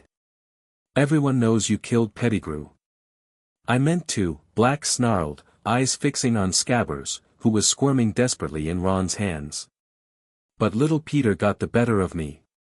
Cut off his own finger, blew apart the street with a wand behind his back, and transformed into a rat before escaping into the sewers. Transformed? Hermione questioned. But that would make him an animagus, Black confirmed. Like me.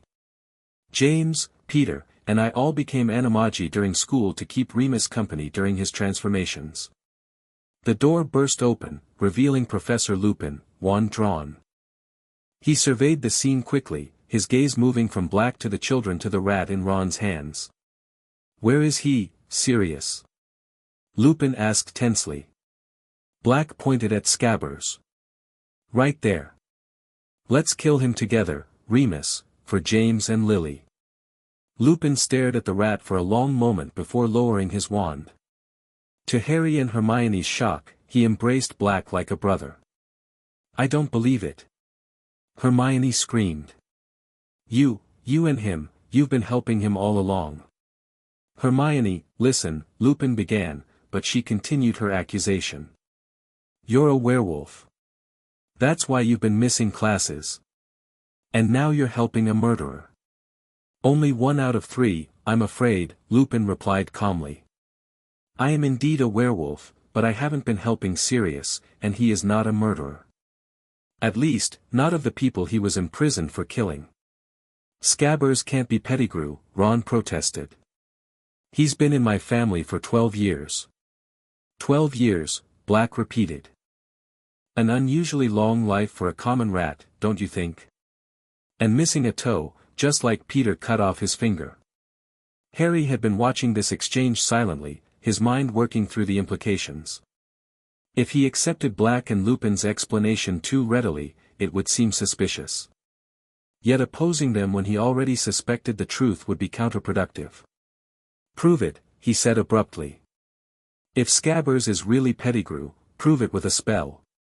Lupin nodded. A simple animagus reversal charm will suffice. If this is an ordinary rat, it won't hurt him. After a brief struggle, they managed to cast the spell on the frantically squirming Scabbers. A flash of blue-white light erupted, and suddenly the rat was stretching and expanding, transforming into a short man with colorless hair, a pointed nose, and small watery eyes. Peter Pettigrew, very much alive, cowered before them. Hello, Peter, Lupin said pleasantly, though his wand remained trained on the man. Long time no see. Remus.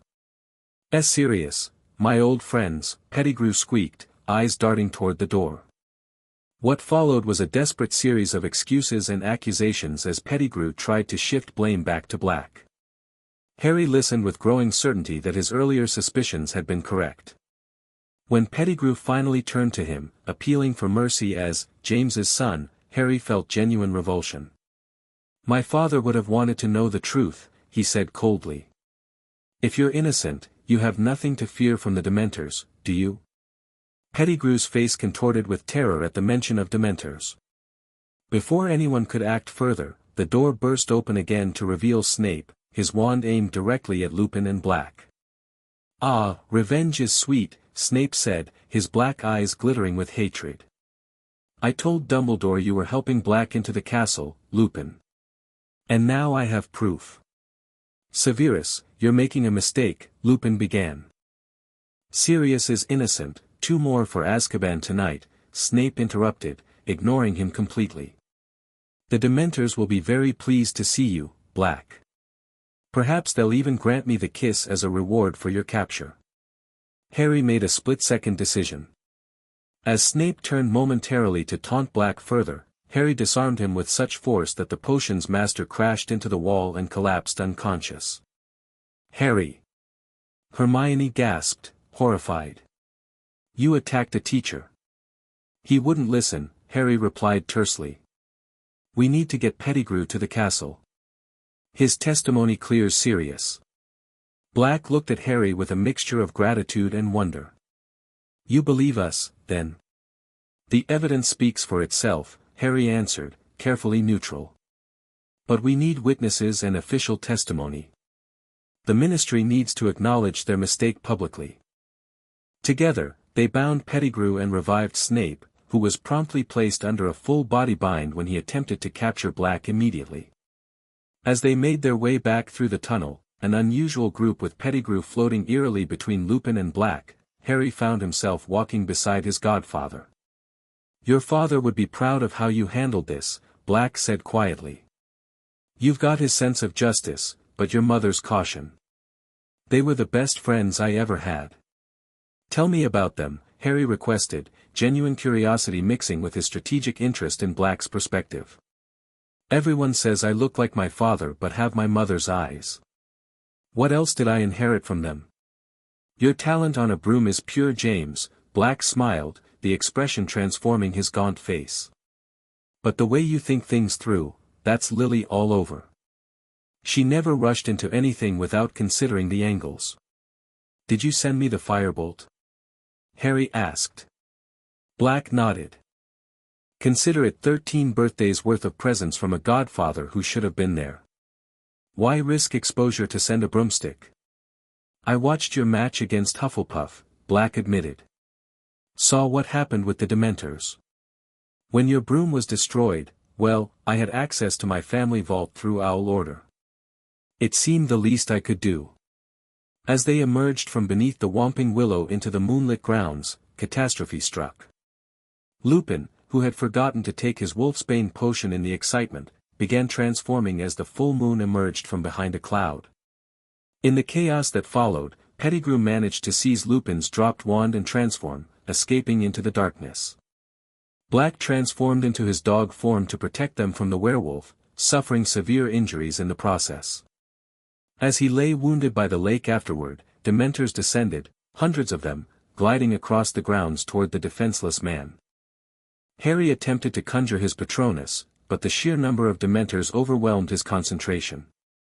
As darkness closed in, he saw a familiar silver animal charging the Dementors from across the lake, a stag, brilliant and powerful, scattering the dark creatures.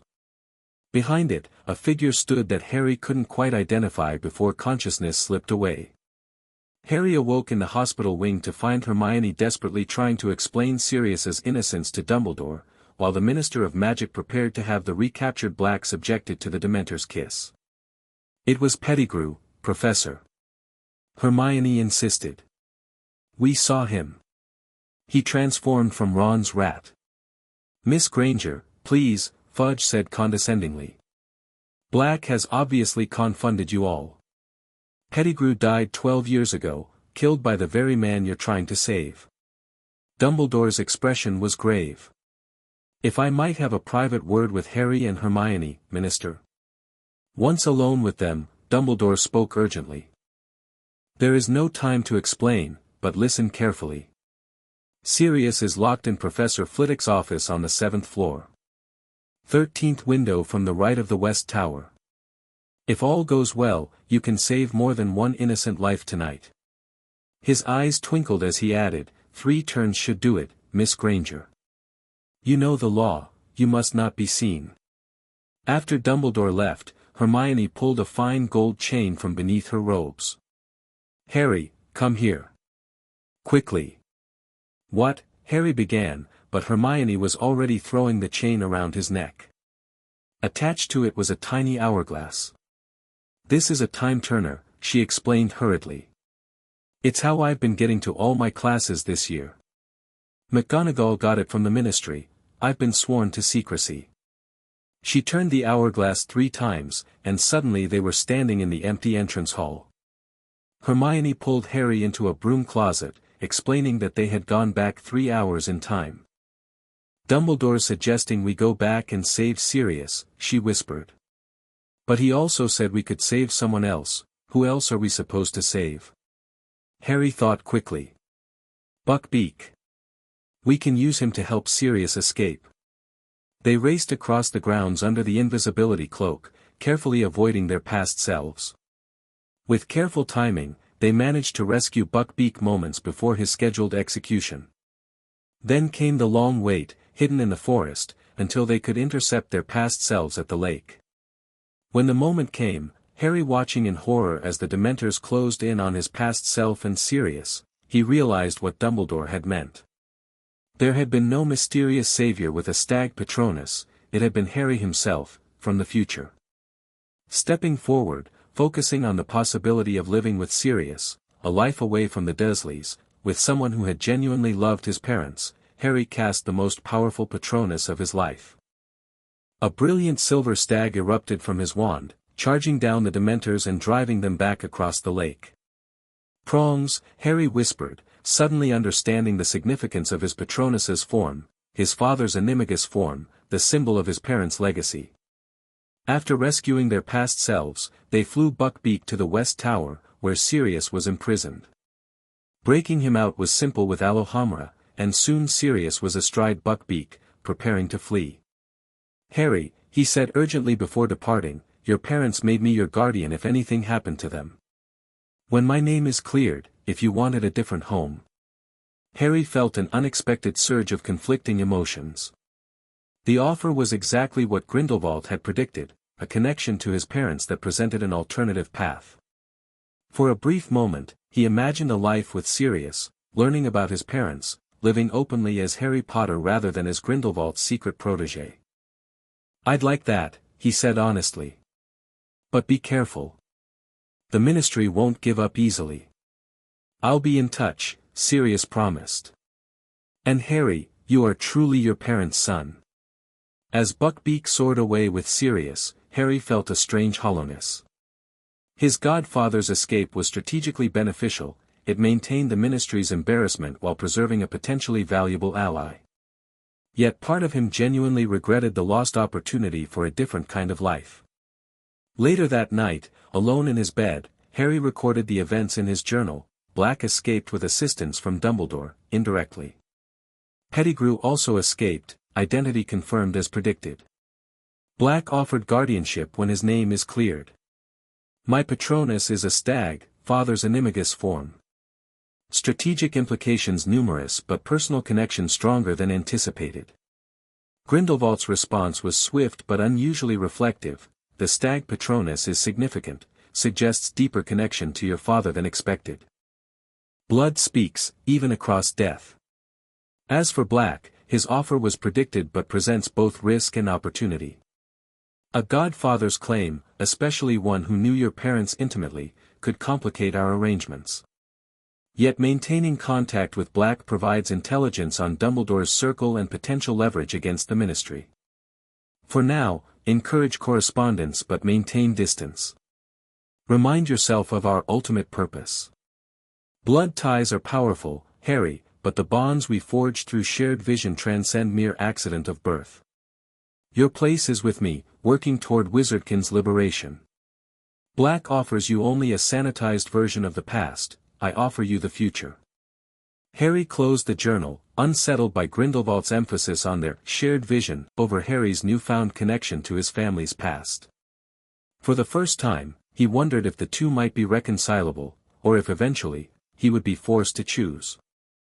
Summer arrived with the promise of the Quidditch World Cup in Britain, an event Grindelwald deemed too significant to miss, despite security concerns. Harry was permitted to accept the Weasleys' invitation, with Heinrich posing as a distant relative who would accompany him to the family before returning to the continent. The World Cup gathering presents unique intelligence opportunities, Grindelwald explained as they prepared for Harry's departure. International wizarding cooperation at this scale reveals political alignments impossible to discern otherwise. Harry nodded, though his mind was partially occupied with the letter he'd received from Sirius that morning, his godfather's third communication since escaping Hogwarts.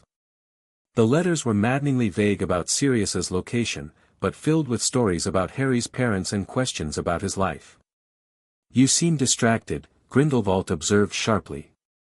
"Black's correspondence is affecting your focus." "I'm maintaining appropriate perspective," Harry assured him. "His letters provide valuable insights into my parents' involvement with Dumbledore's order, information we previously lacked." "And nothing more?" Grindelwald pressed. No sentimental attachment to this man who offers an alternative to our arrangement. Harry met his guardian's mismatched gaze steadily. I can appreciate the connection to my parents while recognizing the larger context. Sirius was shaped by Dumbledore's influence, his perspective is inevitably colored by those limitations. Grindelwald studied him for a long moment before nodding. Good. Remember that as you move forward. This year is pivotal, Harry. The Triwizard Tournament at Hogwarts will bring Durmstrang students within your reach, connections we've carefully cultivated for years. Victor Krumm's participation is confirmed, and through him, you'll meet others sympathetic to our cause. I understand, Harry replied. The tournament provides cover for expanding our network beyond Britain, just as the World Cup offers international reconnaissance. Precisely. Grindelwald placed a hand on Harry's shoulder, a rare physical gesture from the aging wizard. You've grown considerably this past year. Your handling of the Black situation demonstrated maturity and strategic thinking I wouldn't have expected even from you. The compliment warmed Harry despite his attempts at emotional detachment. After all these years, Grindelwald's approval still mattered deeply, perhaps too deeply for someone developing independent thought. There's something else, Grindelwald continued. Your scar. You've mentioned increased pain, particularly in dreams concerning Voldemort. Harry nodded. It's been happening more frequently. The dreams are becoming clearer, I see him planning something significant, though details remain obscure. He has Pettigrew with him now, and another servant whose face I haven't seen. These are not ordinary dreams, Grindelwald stated with certainty. The connection between you and Voldemort appears to be strengthening as he regains power. This suggests he's progressing toward physical restoration. Should I inform Dumbledore? Harry asked. He would expect me to report such dreams. Tell him only what serves our purpose, Grindelwald advised. Enough to maintain his trust without revealing the extent of your insight. Remember, Harry, information is power only when strategically deployed. The following day, Harry joined the Weasleys at their home, the Burrow, a precarious-looking structure held together more by magic than sound engineering. The chaotic warmth of the household provided a stark contrast to the ordered discipline of Grindelwald's various residences. Ron's excitement about the upcoming World Cup was infectious, while the twins' constant pranks and Mrs. Weasley's fussing created an atmosphere entirely alien to Harry's normal environment. He found himself simultaneously analyzing the family dynamics and genuinely enjoying their unguarded interactions. Hermione arrived the day before their departure for the World Cup, immediately pulling Harry and Ron into a discussion about house elf rights after witnessing the Ministry's treatment of Winky, Barty Crouch's elf. Harry listened with interest, recognizing that Hermione's perspective on magical creatures aligned partially with Grindelwald's views on integration and dignity for all magical beings, though their conclusions differed dramatically. The Quidditch World Cup itself was a spectacle beyond anything Harry had experienced. The vast camp of wizards from around the world, many displaying magic openly in ways strictly forbidden in ordinary settings, demonstrated the vibrant potential of the wizarding community when freed from statute of secrecy constraints. See that? Mr. Weasley said disapprovingly, pointing to a group of American wizards openly using magic to roast a pig over a purple fire. The Ministry's having a fit, maintaining secrecy with this many wizards in one place is a nightmare. Perhaps the statute becomes impractical at a certain scale, Harry suggested innocently. When enough magical people gather, hiding seems more disruptive than existing openly. Mr. Weasley looked startled by this perspective. Well, that's an interesting viewpoint, Harry. But the statute protects both communities. Muggles aren't ready to know about us. Aren't they?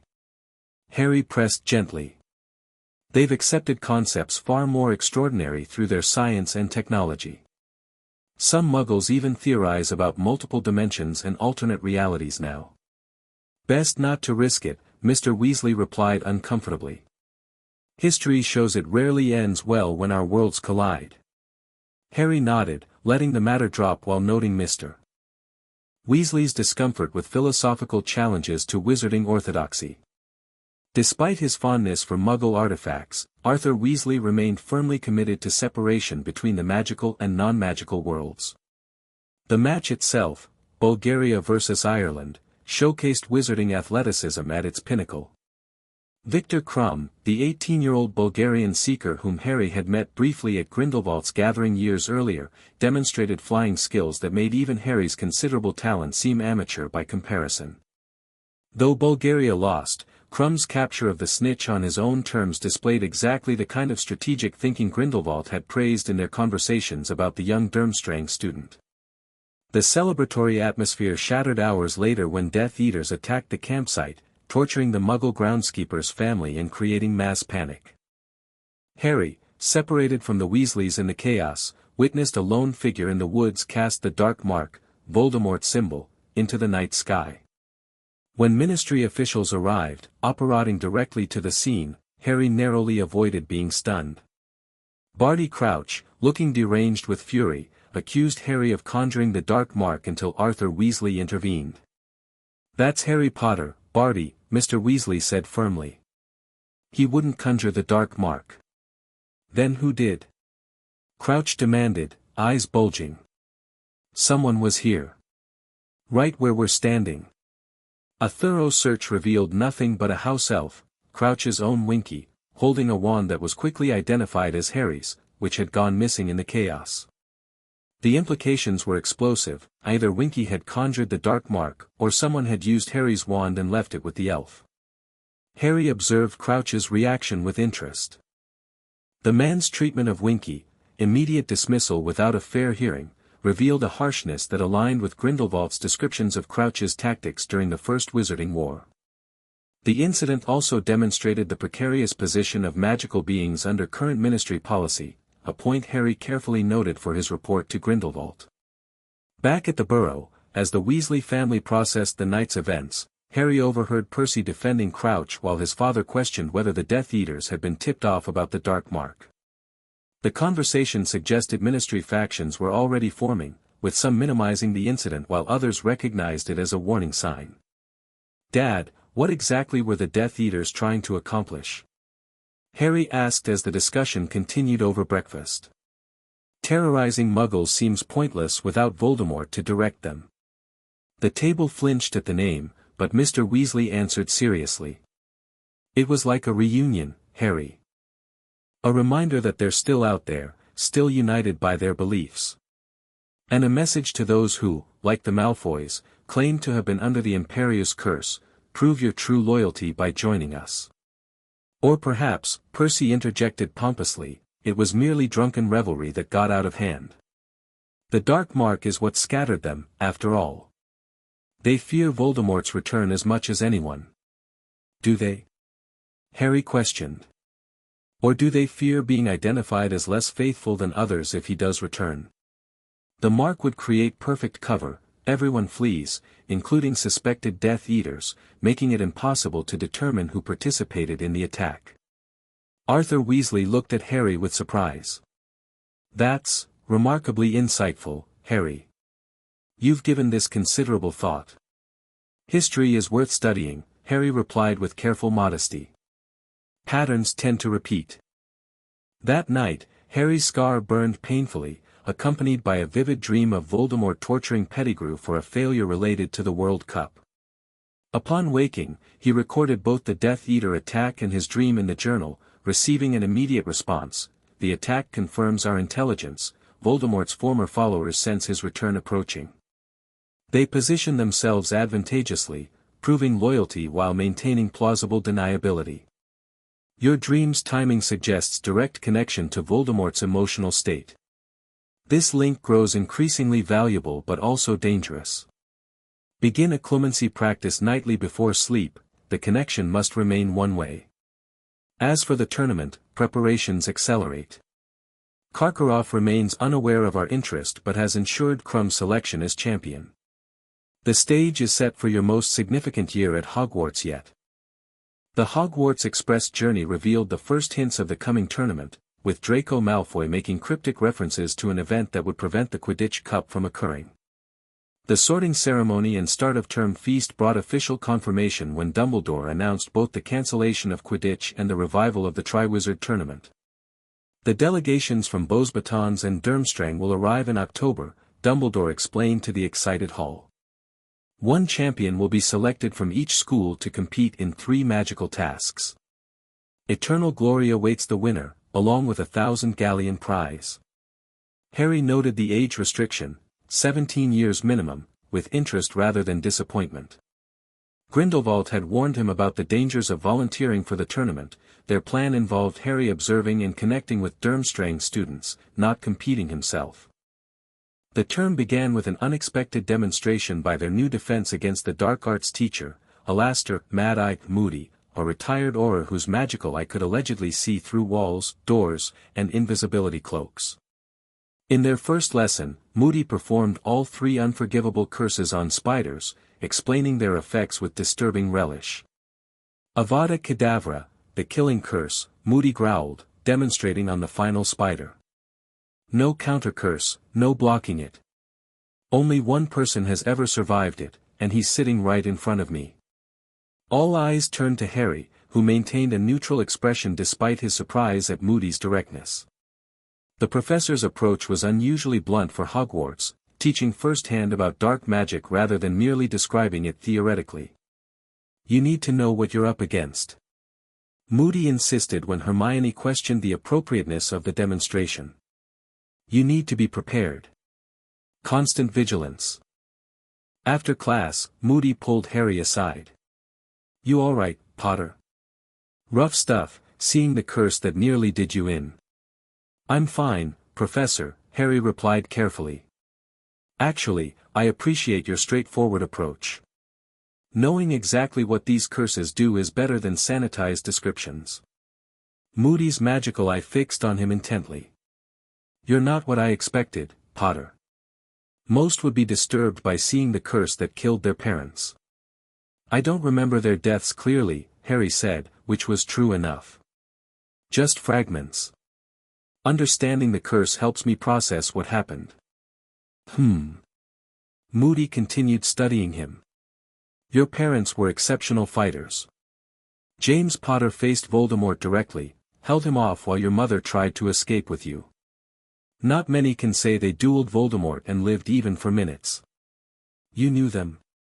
Harry asked, genuine interest mixing with strategic information gathering. Fought alongside them once or twice, Moody confirmed gruffly. Order business. They died like heroes, Potter. Remember that. As Harry left, he considered Moody's unusual interest in him. The ex-Auror's behavior seemed simultaneously protective and assessing, as if evaluating Harry for some specific purpose. His mention of the Order of the Phoenix was also noteworthy. Few spoke so openly about Dumbledore's secret organization. When the Beauxbatons and Durmstrang delegations arrived in October, Harry watched with particular interest as the Durmstrang students entered the Great Hall, led by Headmaster Igor Karkaroff and Victor Krum. The Durmstrang contingent seated themselves at the Slytherin table, but Victor's eyes briefly met Harry's across the hall, a momentary acknowledgement carefully concealed from observers. Over the following days, Harry engineered several casual encounters with the Durmstrang students, particularly during library study sessions. Victor's fame provided the perfect excuse for initial conversations, with Quidditch serving as a natural common interest. You fly very well, Krum commented during one such meeting, his English heavily accented but serviceable. I saw you practice with your team.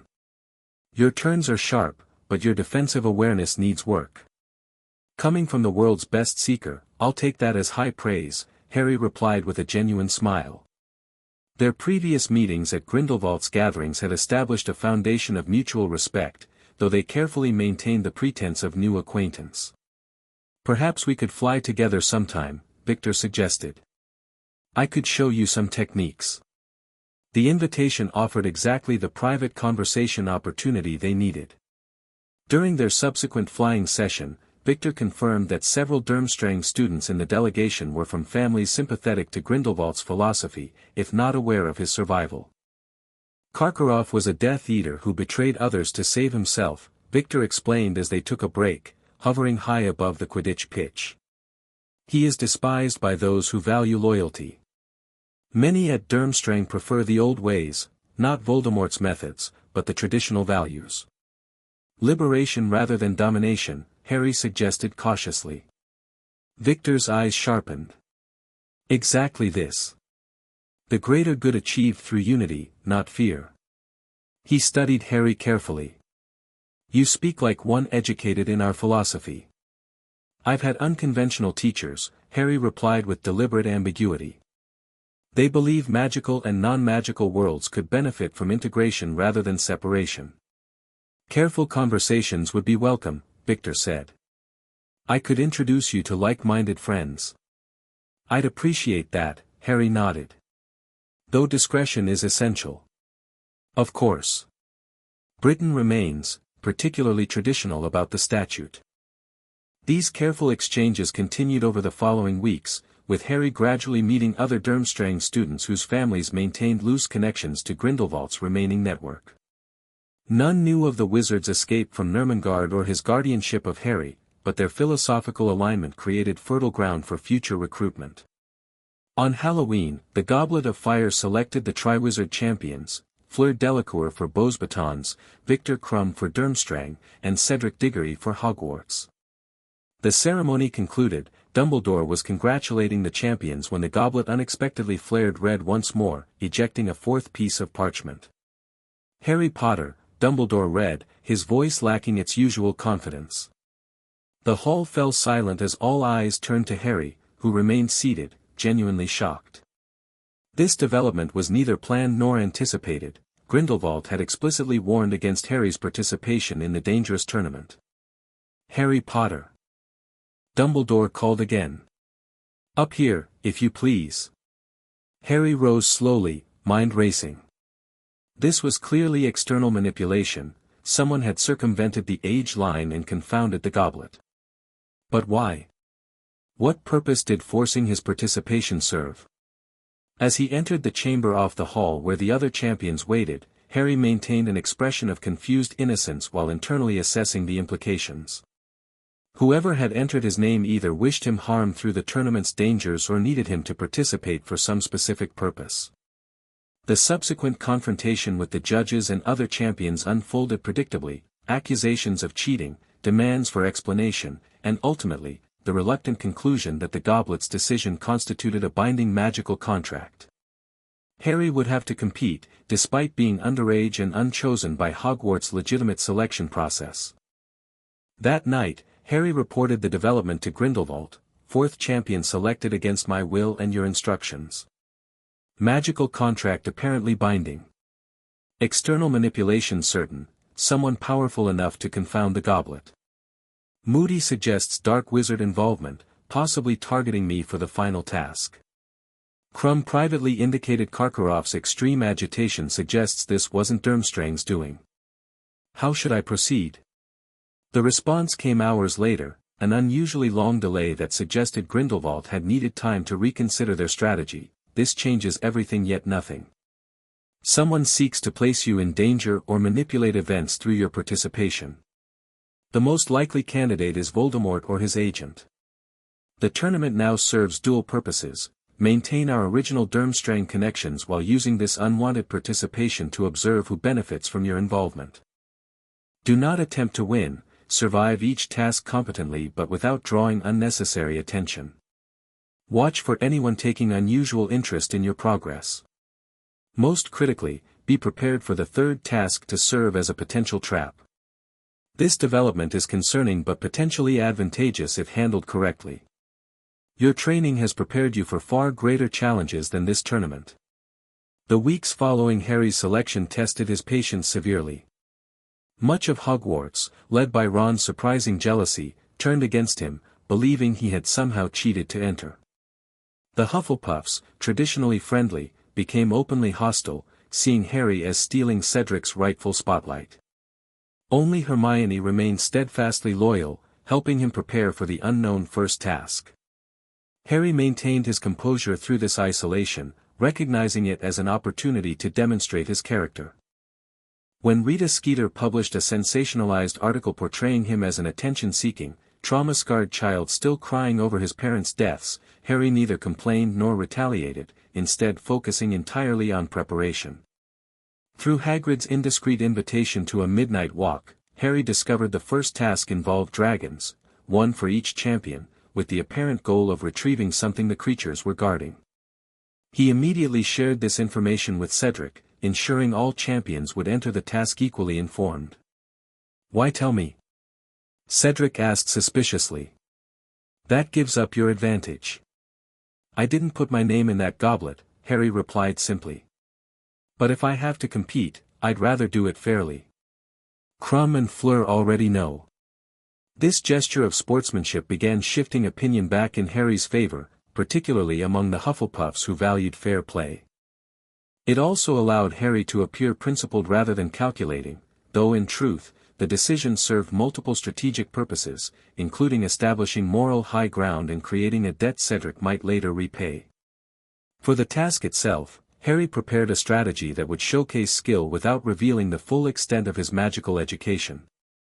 Working with Hermione, he perfected the summoning charm to call his firebolt to the arena, allowing him to outfly the Hungarian horntail and retrieve the golden egg it guarded. The performance was spectacular but plausibly within a talented fourth year's capabilities, particularly one with Harry's established flying skills. The judges awarded him high marks, tying him for first place with Viktor Krum.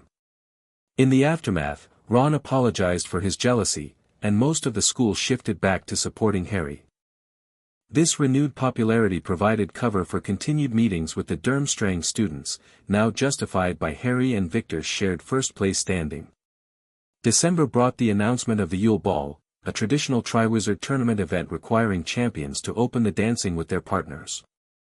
After awkward attempts to secure a date, including a mortifying failure to properly ask Cho Chang, Harry eventually invited Parvati Patil, who accepted eagerly. The ball itself provided an ideal setting for further connecting with international students. While Ron sulked over Hermione's appearance with Viktor Krum, Harry circulated carefully among various groups, paying particular attention to conversations about international magical politics. "Britain's isolation is self-defeating," a Beauxbatons 7th year commented during one such discussion. "Your ministry refuses to standardize cauldron thickness but expects France to enforce travel restrictions on their citizens. The statute interpretation varies too widely between countries," Harry observed, careful to present this as casual conversation rather than political positioning. "Some magical communities live almost openly in remote regions, while others enforce separation so strictly that accidental magic is criminalized." "Precisely," agreed a Durmstrang student named Alexander, whose father Harry knew to be among Grindelwald's former supporters. "Consistency would benefit everyone, but Britain resists any international standard they don't control. History makes them paranoid," Victor added, joining their circle with Hermione on his arm. "The witch hunts were particularly brutal here. Yet Muggles have evolved significantly since then," Hermione pointed out. "Their science now approaches magic in many ways. The separation seems increasingly artificial." Harry caught Alexander's surprised glance. Clearly, he hadn't expected such perspective from a Muggle-born witch. The conversation continued, weaving between safe topics and subtle probing of philosophical positions, establishing connections that could later be developed into more significant alliances. As the second term began, Harry focused on deciphering the golden egg's clue for the second task. The breakthrough came unexpectedly through Cedric Diggory, who repaid Harry's dragon warning by suggesting he take the egg to the prefect's bathroom and open it underwater. The resulting message revealed that something valuable would be taken from each champion and hidden in the lake, requiring retrieval within 1 hour. The implementation posed a significant challenge: how to breathe underwater for 60 minutes using magic that would appear appropriate for Harry's age and education. Neville unwittingly provided the solution by mentioning gillyweed, a magical plant that would give Harry gills and webbed extremities for approximately 1 hour. The source raised potential questions, so Harry arranged for Dobby the house elf, now working at Hogwarts, to find the gillyweed for him, providing plausible deniability about its acquisition. The morning of the second task, Harry discovered that the treasures taken from each champion were people: Ron, Hermione, Cho Chang, and a young girl who resembled Fleur. When Fleur was forced to abandon her attempt due to Grindylow attacks, Harry faced a moral dilemma: stick to retrieving only Ron as expected, or ensure the young girl's safety as well.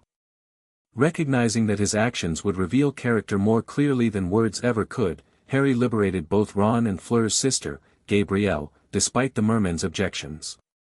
This decision cost him points for exceeding the time limit but earned him moral recognition for outstanding moral fiber, as Dumbledore put it.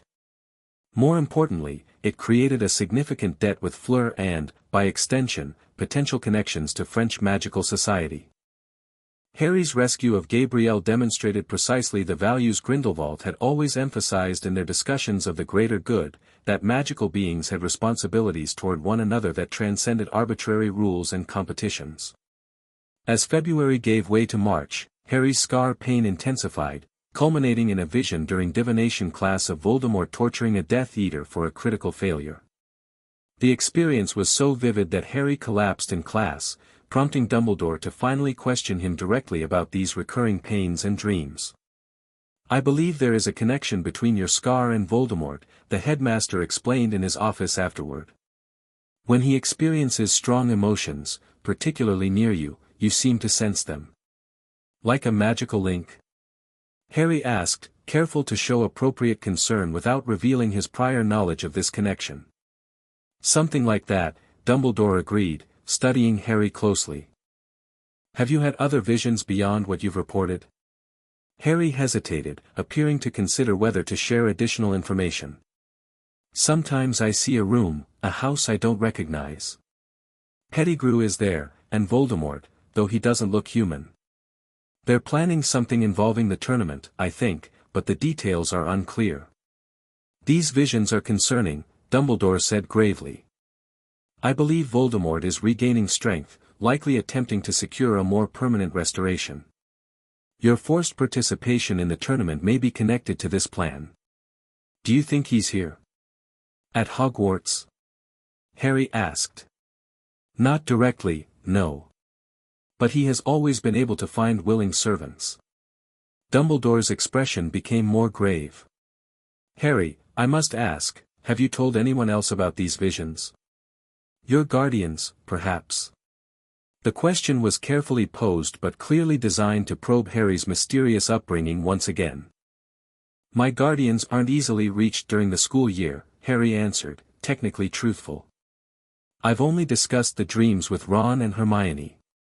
Dumbledore nodded, though his eyes suggested he remained unsatisfied with Harry's perpetual vagueness about his life outside Hogwarts. "I would appreciate being informed of any further visions. No matter how minor they might seem, they could provide critical insights into Voldemort's plans." As June approached, bringing the final Triwizard task, Harry's preparation intensified. The champions learned they would navigate a maze filled with magical obstacles, with the Triwizard Cup placed at its center. Harry's tied first-place position with Cedric meant they would enter the maze first, followed by Victor and then Fleur. Grindelwald's instructions became increasingly specific: the final task represents maximum vulnerability. The cup itself is the most likely trap, potentially a portkey to extract you from Hogwarts protections. Enter the maze as required, but proceed with extreme caution. If possible, allow another champion to reach the cup first. If forced to touch it, be fully prepared for immediate combat. Carry emergency portkey and activate without hesitation if confronted by Voldemort directly. This is not the confrontation we have prepared for. Strategic withdrawal preserves future advantage. On the evening of the third task, Harry entered the maze with all senses heightened, wand ready.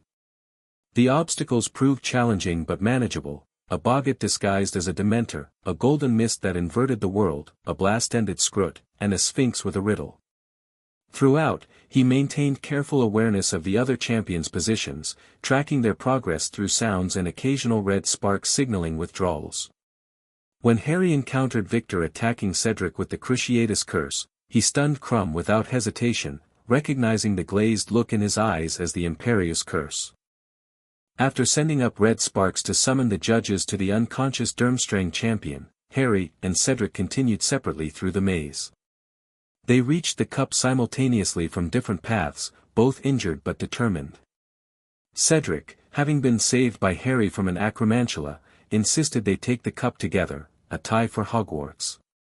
On 3, Harry agreed, while internally preparing for whatever trap might activate. 1, 2, 3. As they grasped the handles, Harry felt the familiar hook behind his navel. The cup was indeed a portkey, transporting them far from Hogwarts grounds to a dark, overgrown graveyard. Tombstones loomed in the dim light, and a small house stood on a hillside in the distance. "Did anyone tell you the cup was a portkey?" Cedric asked, looking around warily. "No," Harry replied tersely, recognizing the scene from his dreams. "Cedric, we need to leave. Now." Before they could act, a figure emerged from the darkness, carrying what appeared to be a bundle of robes. Harry's scar exploded with pain so intense he dropped to his knees, barely hearing the high, cold voice that commanded, "Kill the spare." Avada Kedavra. A flash of green light erupted from the figure's wand, Pettigrew, Harry now recognized, streaking toward Cedric.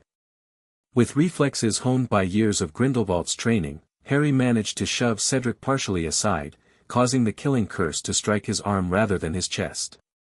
Cedric collapsed, grievously injured but not dead. The deflection had been milliseconds too late to save him completely, but enough to prevent immediate death. Pettigrew, momentarily confused by the unexpected survival, hesitated before turning his wand toward Harry. "Restrain him," commanded the high voice from the bundle.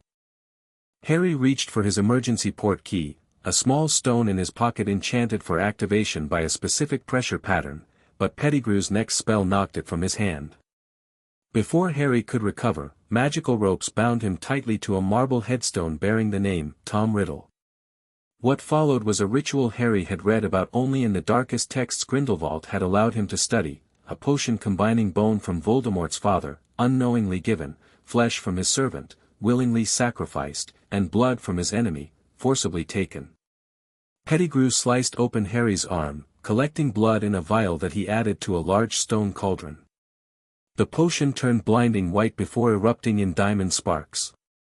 From the cauldron rose a tall, skeletally thin man with chalk-white skin, scarlet eyes with vertical pupils, and a face flatter than human with snake-like nostrils. Lord Voldemort had returned to full bodily form. As Voldemort examined his new body with expressions of delight and triumph, Harry struggled against his bonds, mind racing through options. His wand remained in his pocket, unreachable. The emergency portkey lay several feet away. Cedric's unconscious form offered no assistance. His only advantage was Voldemort's tendency toward monologuing, a trait Grindelwald had specifically warned him to exploit if ever confronted directly. "Harry Potter," Voldemort said softly, turning his attention to his captive. "The boy who lived. How kind of you to attend my rebirth party. Though I see you've brought an uninvited guest." He gestured dismissively toward Cedric's form. "No matter. He'll be dead soon enough, and you'll join him shortly thereafter." Harry remained silent, using the time to work one hand gradually toward his pocket while Voldemort summoned his Death Eaters. One by one, figures in black robes and masks operated into the graveyard, forming a circle around their master. Voldemort addressed them scathingly, punishing some for disloyalty while rewarding others for faithful service. "And here we have the guest of honor," Voldemort eventually concluded, turning back to Harry. "The boy who has thwarted me 3 times through luck and Dumbledore's protection. Tonight, I will prove that neither will save him when Lord Voldemort has decided he should die." With a casual flick of his wand, Voldemort released Harry's bonds. "Pick up your wand, Potter. Dumbledore would want you to die fighting, like your parents. I will even allow you to duel me, a courtesy they didn't receive." Harry retrieved his wand, mind working furiously. Direct combat was suicide. Voldemort's power far exceeded his own, despite years of advanced training. His only chance was creating an opportunity to reach the portkey or Cedric, enabling escape. "First, we bow," Voldemort instructed, bending slightly while keeping his serpentine eyes fixed on Harry. When Harry refused, Voldemort forced him to bow with the Imperious Curse, a spell Harry could resist thanks to Grindelwald's training, but chose to feign submission to maintain the element of surprise. And now, we duel. Crucio. Harry dove aside, the torture curse missing him by inches. He retaliated with a disarming charm, deliberately using a spell appropriate for his age rather than the more advanced combat magic he had learned. Voldemort deflected it contemptuously. Dumbledore's teachings, I presume. Disarming charms against the Dark Lord? Let me show you real dueling, boy. Avada Kedavra. As the killing curse sped toward him, Harry countered with the strongest shield charm he could muster, not to block the unblockable curse, but to obscure his simultaneous dive behind a tombstone. The curse shattered the marble where he had stood moments before.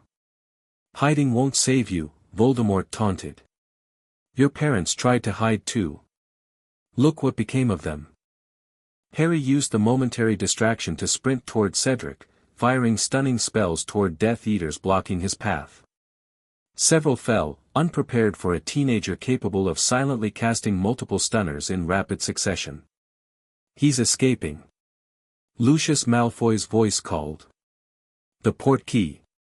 Accio Cup. Harry shouted, simultaneously grabbing Cedric's wrist. The Triwizard Cup soared toward them as Death Eaters and Voldemort himself fired curses from all directions. Just as Harry's fingers closed around the cup's handle, Voldemort's voice cut through the chaos, Avada Kedavra. The killing curse struck just as the portkey activated. Harry felt its impact somewhere in his chest, a freezing sensation spreading outward, but then the hook behind his navel yanked him away from the graveyard, Cedric's unconscious form still clutched in his grip. They landed hard on the grass at the maze's entrance, immediately surrounded by screaming spectators. Harry's chest burned where Voldemort's curse had struck, but somehow, impossibly, he remained alive. Cedric lay motionless beside him, his pulse weak but present. He's back, Harry gasped as Dumbledore reached them first. Voldemort's back. Pettigrew killed, almost killed Cedric. I couldn't stop them. What followed was chaos. Cedric rushed to the hospital wing, Harry separated from the crowd by the disguised Barty Crouch Jr., revealed when his polyjuice potion wore off, and finally, the full explanation to Dumbledore about the graveyard ritual and Voldemort's return. Throughout his account, Harry maintained the expected traumatized but brave demeanor while carefully omitting any details that might reveal capabilities beyond his years. His survival of the killing curse was attributed to the same mysterious protection that had saved him as a baby, though privately, Harry suspected Grindelwald might have other theories. Later that night, alone in the hospital wing after Dumbledore had left, Harry recorded the events in his journal, including the critical detail that Voldemort had used Harry's blood in his resurrection ritual. Voldemort restored through ritual using my blood, forcibly taken. Killing curse struck me directly yet I survived again. Cedric critically injured but alive. Voldemort revealed significant details, Horcruxes mentioned to Death Eaters as steps taken to prevent death, protective charm from my mother somehow incorporated into his new body through my blood. Ministry denying his return despite eyewitness testimony. Dumbledore beginning to gather old allies. How should I proceed? Grindelwald's response was immediate and extensive. Your survival confirms my suspicions about the nature of your connection to Voldemort. The blood ritual creates unprecedented magical circumstances. He has taken your mother's protection into himself, potentially neutralizing his inability to touch you but also creating a bridge between your life forces. This may explain your survival of a second killing curse. The mention of Horcruxes, plural, is significant confirmation. We must accelerate your advanced training immediately. The Ministry's denial creates strategic opportunity. Dumbledore will be isolated, desperate for allies. Your position as the only witness to Voldemort's return gives you unprecedented leverage with both sides.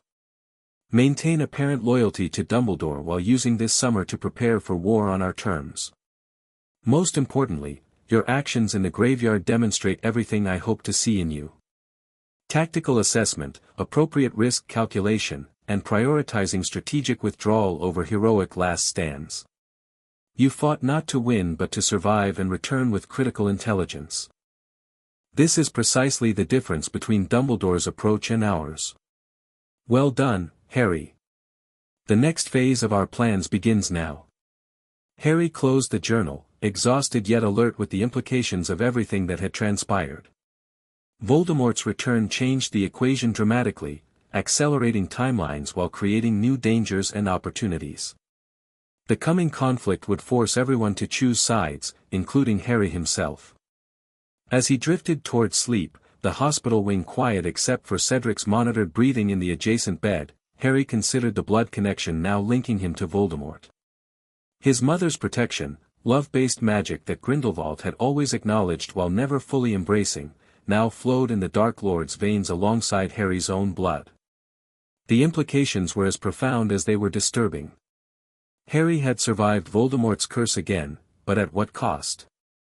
And how would this new connection affect the delicate balance between his loyalty to Grindelwald's vision and his emerging sense of personal purpose? Blood magic had saved him twice now. The question remained whether blood, his parents', his own, would ultimately prove thicker than the ideological water in which Grindelwald had immersed him for so many years. Chapter 4, Divided Loyalties. The summer heat pressed against Little Whinging like a physical weight, baking the identical houses of Privet Drive until they shimmered in the haze. In the small park at the end of Magnolia Road, a teenage boy sat alone on the only swing not broken by Dudley Dursley and his gang. Though seemingly ordinary in his oversized clothes and messy black hair, Harry Potter's eyes told a different story, green, intense, and far too old for his 15 years. This yearly charade, a brief, visible stay with his Muggle relatives, had been Grindelwald's idea. A necessary performance to maintain the fiction that Harry returned to Surrey each summer, observed just long enough by Dumbledore's watchers before being whisked away to continue his real education. The Order members surveilling him never realized they watched a carefully crafted facade. Watcher, Harry. Harry didn't startle at the voice behind him, having already sensed the disillusion which tracking his movements for the past hour. He recognized Nymphadora Tonks from Grindelwald's intelligence briefings, a metamorphmagus Auror recently recruited to the Order of the Phoenix. "Hello, Tonks," he replied without turning, satisfied by her sharp intake of breath. "I suppose Dumbledore has the entire Order watching me in shifts." She stepped into view, her pink hair almost fluorescent in the evening sun. "How did you know who I was? Or about the Order?" Harry allowed himself a small smile. Process of elimination. Mad Eye's magical eye makes a distinctive sound, and Mundungus Fletcher smells like tobacco and fire whiskey. You're too light-footed to be Kingsley Shacklebolt. Blimey, Harry. She looked impressed and concerned simultaneously. You shouldn't know these details. Has someone been sharing Order information with you? No, he lied smoothly. Just observations and reasonable guesses. I'm not as oblivious as the Ministry might wish. For nearly a month, the Daily Prophet had been systematically undermining both Harry's credibility and Dumbledore's reputation. Voldemort's return remained unacknowledged, while Harry was portrayed as either delusional or attention-seeking. The isolation was deliberate, no substantive news from his friends, only vague reassurances that they'd see him soon. Speaking of which, Harry continued, when exactly am I being moved to Order headquarters? This protective surveillance seems rather one-sided if I'm kept ignorant of everything happening in the wizarding world. Tonks blinked. That's classified. But your frustration is understandable. A familiar tightness pressed against Harry's temples, the beginning of what he'd come to recognize as Voldemort's emotions bleeding through their connection. Despite rigorous occlumency practice, the link had strengthened since the graveyard ritual. Anger, anticipation, and cruel satisfaction washed over him in nauseating waves. He's planning something, Harry murmured, almost to himself. Something that pleases him. Who? Tonks asked sharply. Before Harry could respond, the summer warmth vanished, replaced by an unnatural, bone-deep chill. The street lamps flickered and died. Darkness fell as though someone had extinguished the sun itself. Dementors, Harry hissed, drawing his wand. "Here in Little Whinging." "That's impossible," Tonks whispered, though her own wand appeared in her hand. "Dementors are controlled by the Ministry." "Exactly," Harry said grimly. The implications were clear: either the Ministry had sent Dementors after him, or someone within the Ministry was acting independently. Neither possibility boded well. They materialized from the alleyway between Magnolia Crescent and Wisteria Walk, two towering, hooded figures gliding toward them with rattling breaths that frosted the summer air. Harry felt their effects immediately: despair, cold, and the distant screaming of his mother that always accompanied their presence. "Expecto Patronum." Tonks called out, but only silvery mist emerged from her wand, inadequate against two determined Dementors. Harry stepped forward, focused on a genuine memory of pride and accomplishment, the day Grindelwald had acknowledged him as not just a student but a partner in their shared vision. "Expecto Patronum." The silver stag erupted from his wand, charging the Dementors with lowered antlers. They retreated immediately, fleeing into the night sky as the Patronus pursued them until they disappeared. "That was..." Tonks stared at him, wide-eyed. "That was incredibly powerful. When did you learn to cast a corporeal Patronus?" "Third year," Harry answered truthfully. "Professor Lupin taught me because of my reaction to the Dementors guarding Hogwarts." Before she could question him further, an owl swooped down, dropping a letter at Harry's feet.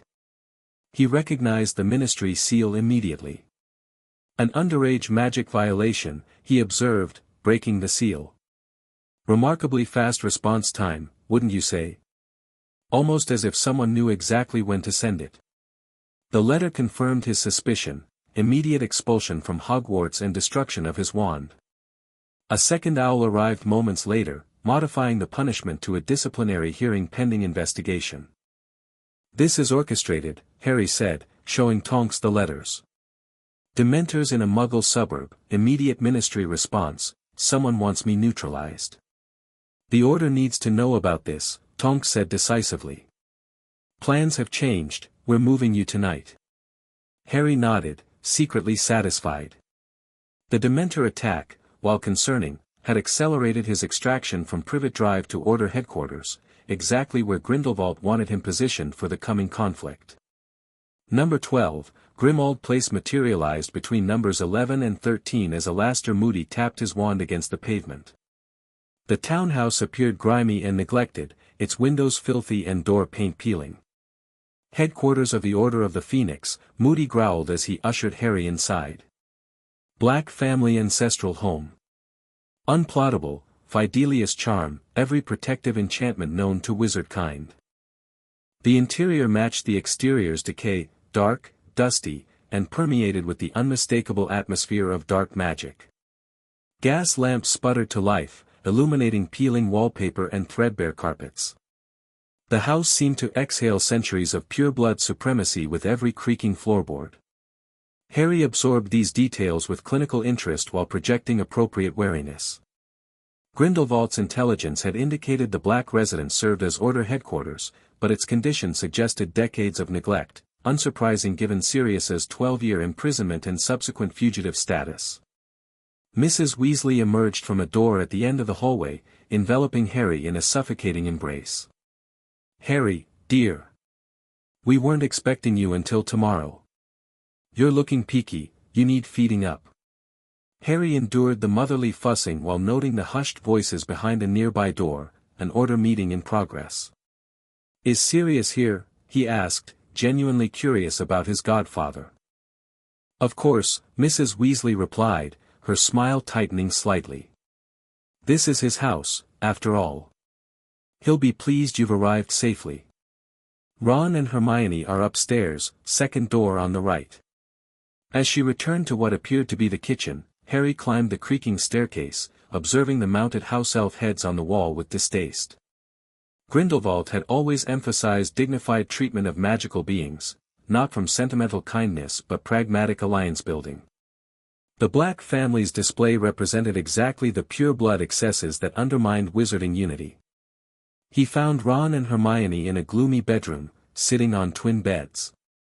Their faces lit up at his arrival, Hermione launching herself at him in a hug that rivaled Mrs. Weasley's. "Harry! We didn't know you were coming today. How are you? Are you angry with us?" "I bet you are. I'd be furious if it were me, kept in the dark when you're the one who saw Voldemort return, but Dumbledore made us promise not to tell you anything." "Breathe, Hermione," Harry interrupted, extricating himself from her embrace. "I'm not angry. I understand operational security." This wasn't entirely true. He had been frustrated by their vague letters, though for strategic rather than emotional reasons. Ron looked relieved. "Told you he'd understand. Bloody mental around here, mate. Mum's got us decontaminating the house. Apparently it's been empty for years except for a deranged house elf. We've been trying to eavesdrop on the order meetings," Hermione added, lowering her voice despite the closed door. "Fred and George invented extendable ears. They work brilliantly unless Mum catches us." Harry nodded, hiding his amusement. Grindelwald's enchanted journals provided far more reliable intelligence than the twins' inventions could capture. "What have you learned?" "They're tracking known Death Eaters," Ron replied. "And guarding something. They keep mentioning guard duty in shifts." "The prophecy," Harry surmised instantly. "In the Department of Mysteries." Ron and Hermione exchanged startled glances. "How did you know about that?" Hermione asked suspiciously. Harry mentally cursed his slip. He wasn't supposed to know about the prophecy yet. "Educated guess," he recovered smoothly. "Voldemort's obsessed with killing me. There must be a reason beyond revenge for that night. A prophecy would explain his fixation." Before they could press further, the bedroom door opened to reveal Sirius Black. Though still gaunt from his years in Azkaban, his godfather looked healthier than during their last meeting, clean-shaven, with trimmed hair and robes that, while worn, fit properly. "Harry," Sirius smiled, genuine warmth in his eyes. "Welcome to the noble and most ancient House of Black, or as I prefer to call it, my personal prison." Harry crossed the room, accepting Sirius's firm embrace with an ease that surprised even himself. Physical affection from Grindelwald had been rare and calculated. Sirius offered it freely, without agenda. The contrast was disorienting. "You're stuck here?" Harry asked, pulling back to study his godfather's face. "Dumbledore's orders," Sirius confirmed, bitterness edging his voice.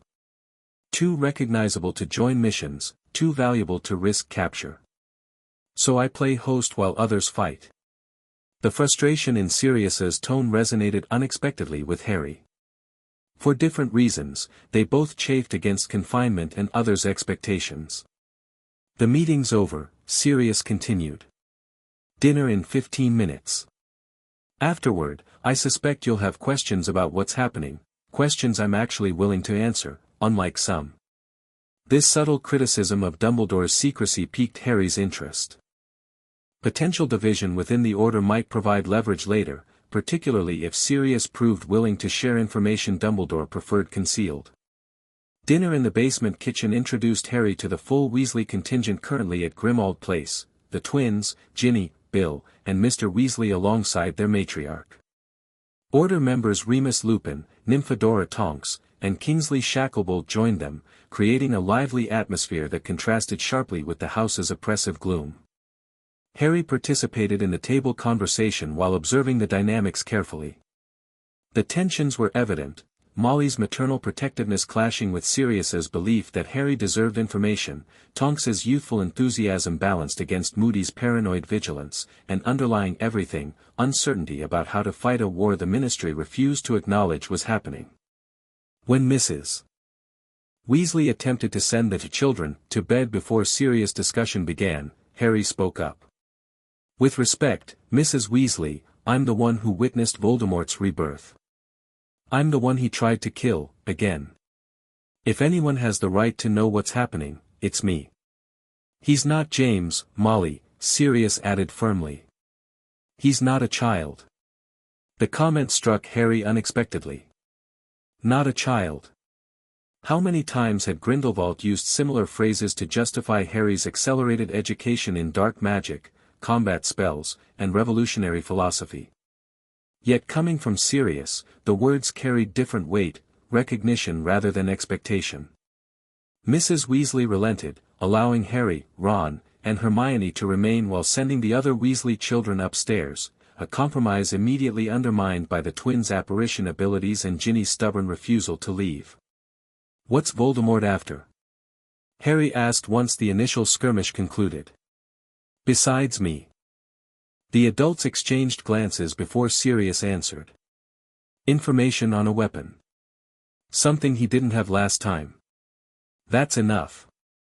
Mrs. Weasley interjected. "You've given him the general picture. He's too young to need more details." "I disagree," Harry replied calmly. "Information asymmetry only benefits Voldemort. If I don't know what he's seeking, how can I recognize if I'm being used to obtain it?" His clinical analysis silenced the table momentarily. Even Sirius seemed taken aback by Harry's dispassionate assessment. "The boy has a point," Moody growled eventually. "Keeping him in the dark makes him vulnerable to manipulation." Lupin studied Harry thoughtfully. "You've changed since last term, Harry. There's a sharpness to you that wasn't as evident before." "Witnessing murder and torture changes perspective," Harry replied, deliberately allowing emotion to color his tone. "Cedric nearly died. I survived the killing curse, again. I can't afford childhood innocence anymore."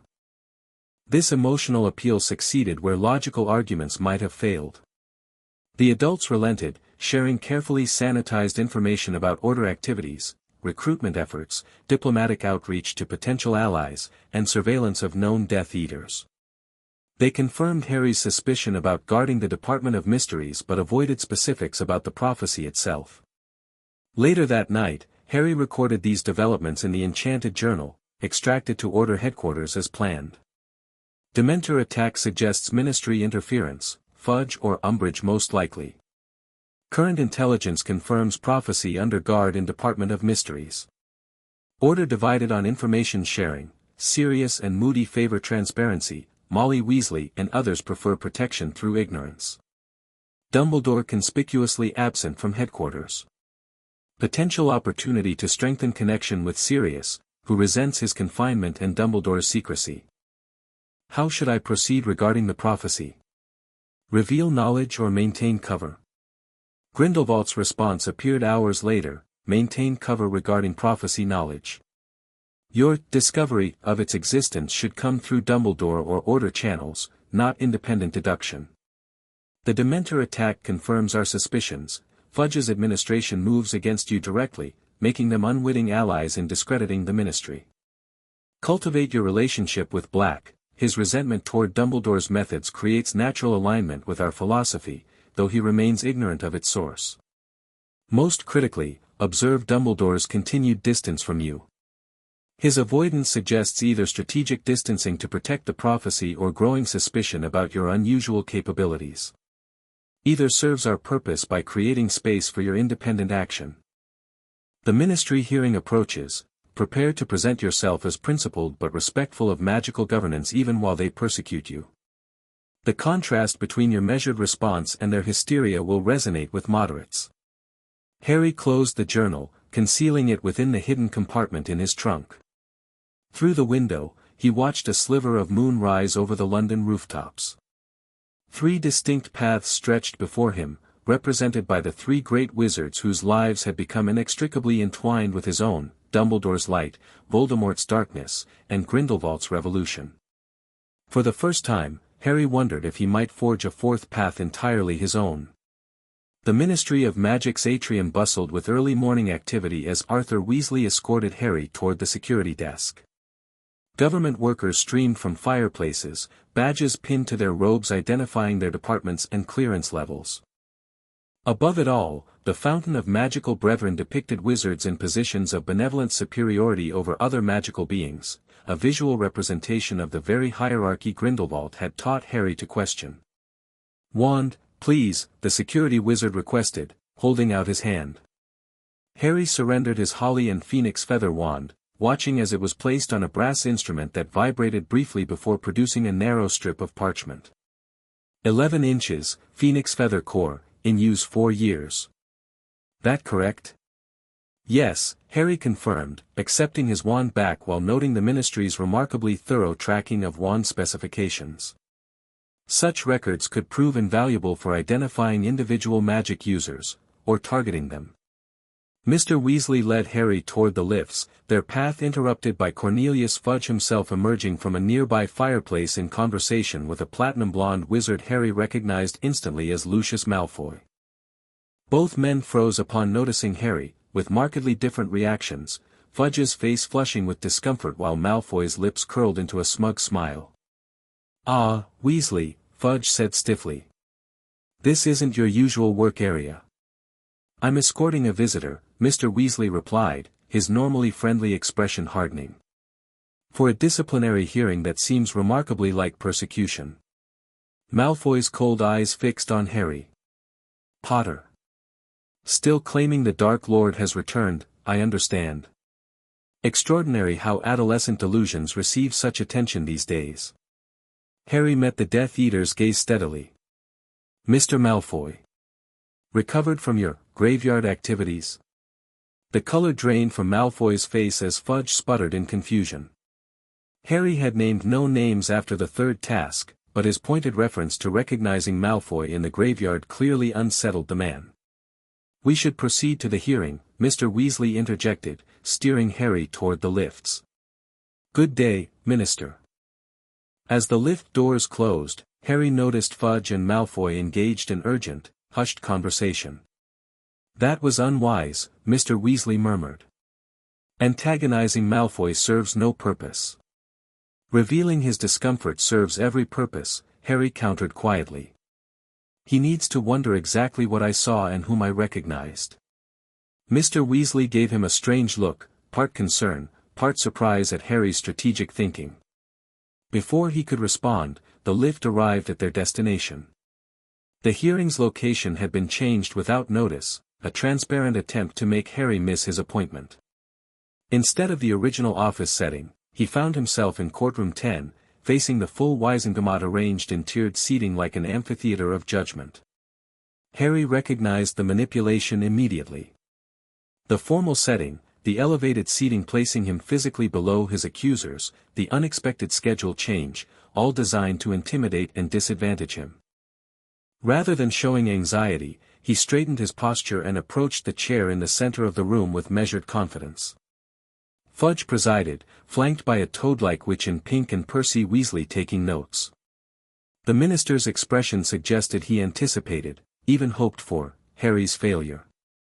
The charges were read with pompous formality: deliberate violation of the decree for the reasonable restriction of underage sorcery and the statute of secrecy.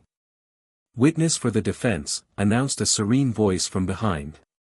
"Albus Percival Wulfric Brian Dumbledore." The headmaster swept into the courtroom, conjuring a comfortable chintz armchair beside Harry without acknowledging him directly. The dynamic shifted instantly, Wizengamot members straightening in their seats, Fudge's confidence faltering, the pink-clad witch's eyes narrowing with calculation. Throughout the proceedings that followed, Harry noted Dumbledore's curious behavior.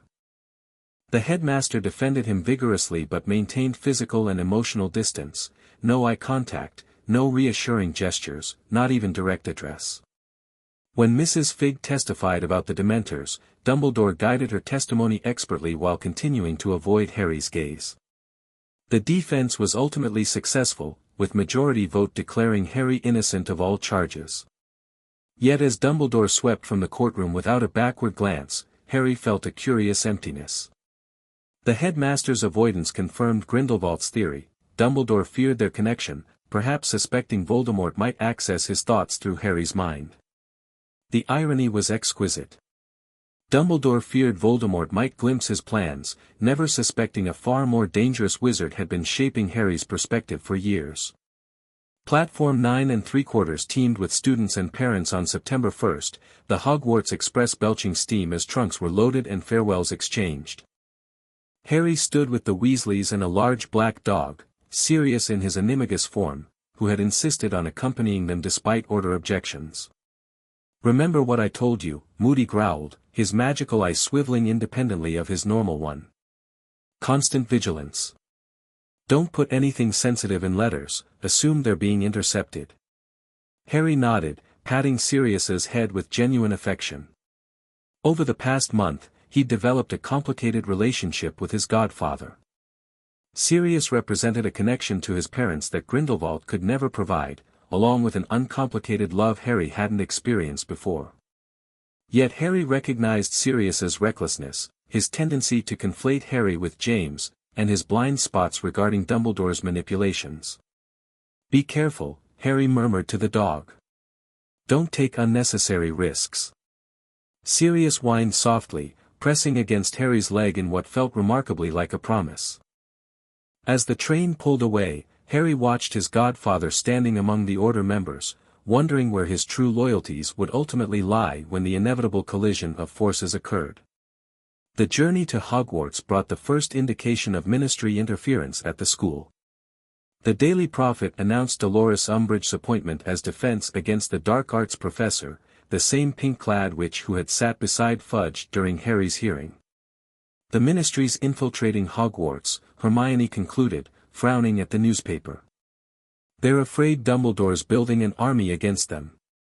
Paranoid, but strategically sound, Harry commented. Control education, control the narrative. Ron snorted. You sound like Hermione, mate. Next you'll be color-coding study schedules. Harry smiled, though his analysis wasn't meant as humor. Fudge's paranoia presented perfect conditions for cultivating dissent, exactly as Grindelwald had predicted. Authoritarian overreach inevitably spawned resistance, especially among adolescents predisposed to question authority. The Sorting Hat's song that evening confirmed Harry's assessment. For the first time in living memory, it offered explicit warning about external threats and the danger of internal division.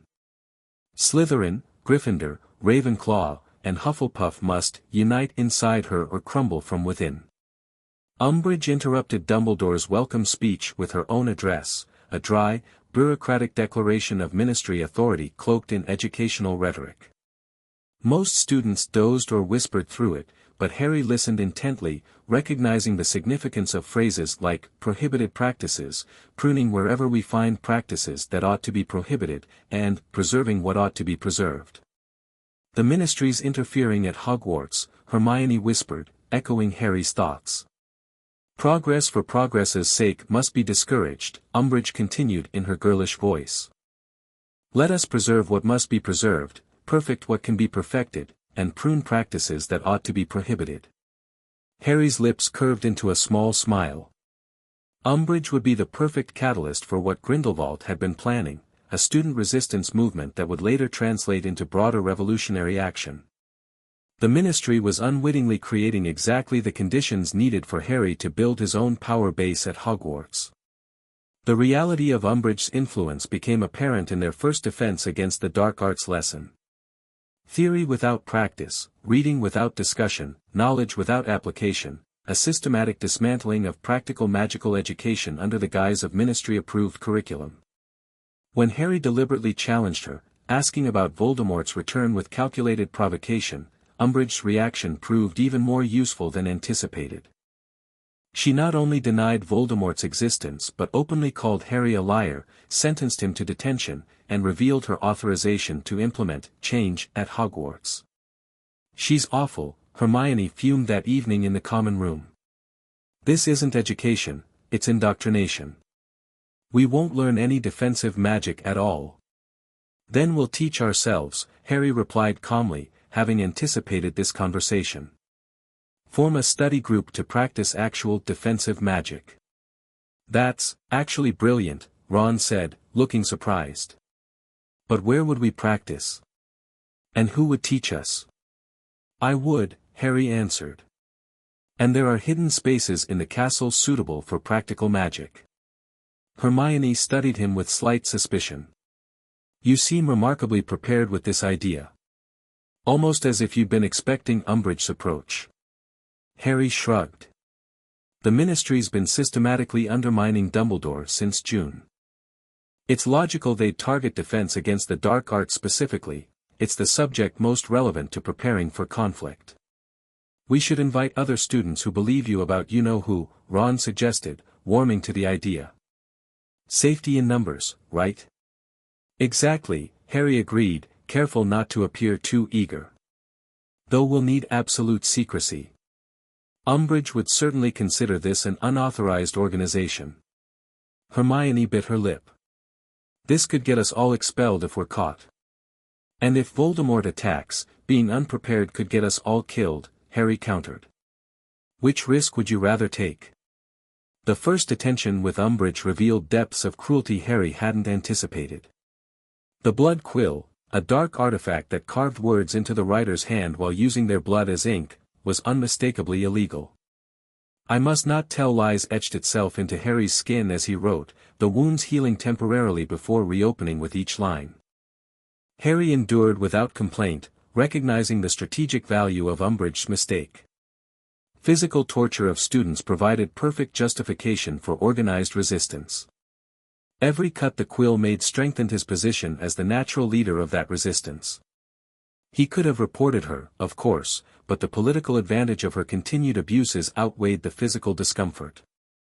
That night, he documented the detention in his journal. Umbridge employs blood quills in detention, dark artifacts that cut into the skin. Perfect evidence of ministry corruption and cruelty. Student Defense Group recruitment begins tomorrow. Initial targets, those directly affected by Voldemort and Death Eaters, plus academically motivated students frustrated by Umbridge's theoretical approach. Permission to reveal more advanced defensive capabilities during training. Cover story, independent study during summers with unnamed tutors. Grindelwald's response conveyed both approval and caution. The blood quill presents multiple advantages, document evidence carefully, photographs of wounds, witness statements, for future leverage against the ministry. Your defense group creates perfect framework for identifying potential recruits for our broader movement. Permission granted for limited advanced capabilities, shield charms, moderately complex defensive spells, perhaps one impressive offensive demonstration to establish authority. Explain as self-study driven by your history with Voldemort. Most importantly, position your instruction as practical necessity rather than ideological indoctrination. Let Umbridge be the zealot, you remain the pragmatist offering solutions to immediate problems. This contrast will strengthen your leadership position while minimizing Dumbledore's suspicion. The recruitment process began with a meeting at the Hog's Head pub during the first Hogsmeade weekend of term. Hermione had spread word carefully among trusted students, resulting in approximately 25 attendees from Gryffindor, Hufflepuff, and Ravenclaw. Conspicuously absent was any Slytherin representation, a limitation Harry recognized would need addressing eventually, though not immediately. Harry observed the assembled students with strategic assessment. The core motivation varied, some sought examination preparation, others believed Voldemort had returned, while a few simply resented ministry interference. This diversity of motivation was useful, it broadened the group's appeal beyond simple opposition to Voldemort. When asked to confirm what happened during the Triwizard Tournament, Harry delivered a carefully measured account, detailed enough to establish credibility but emphasizing practical implications rather than horror.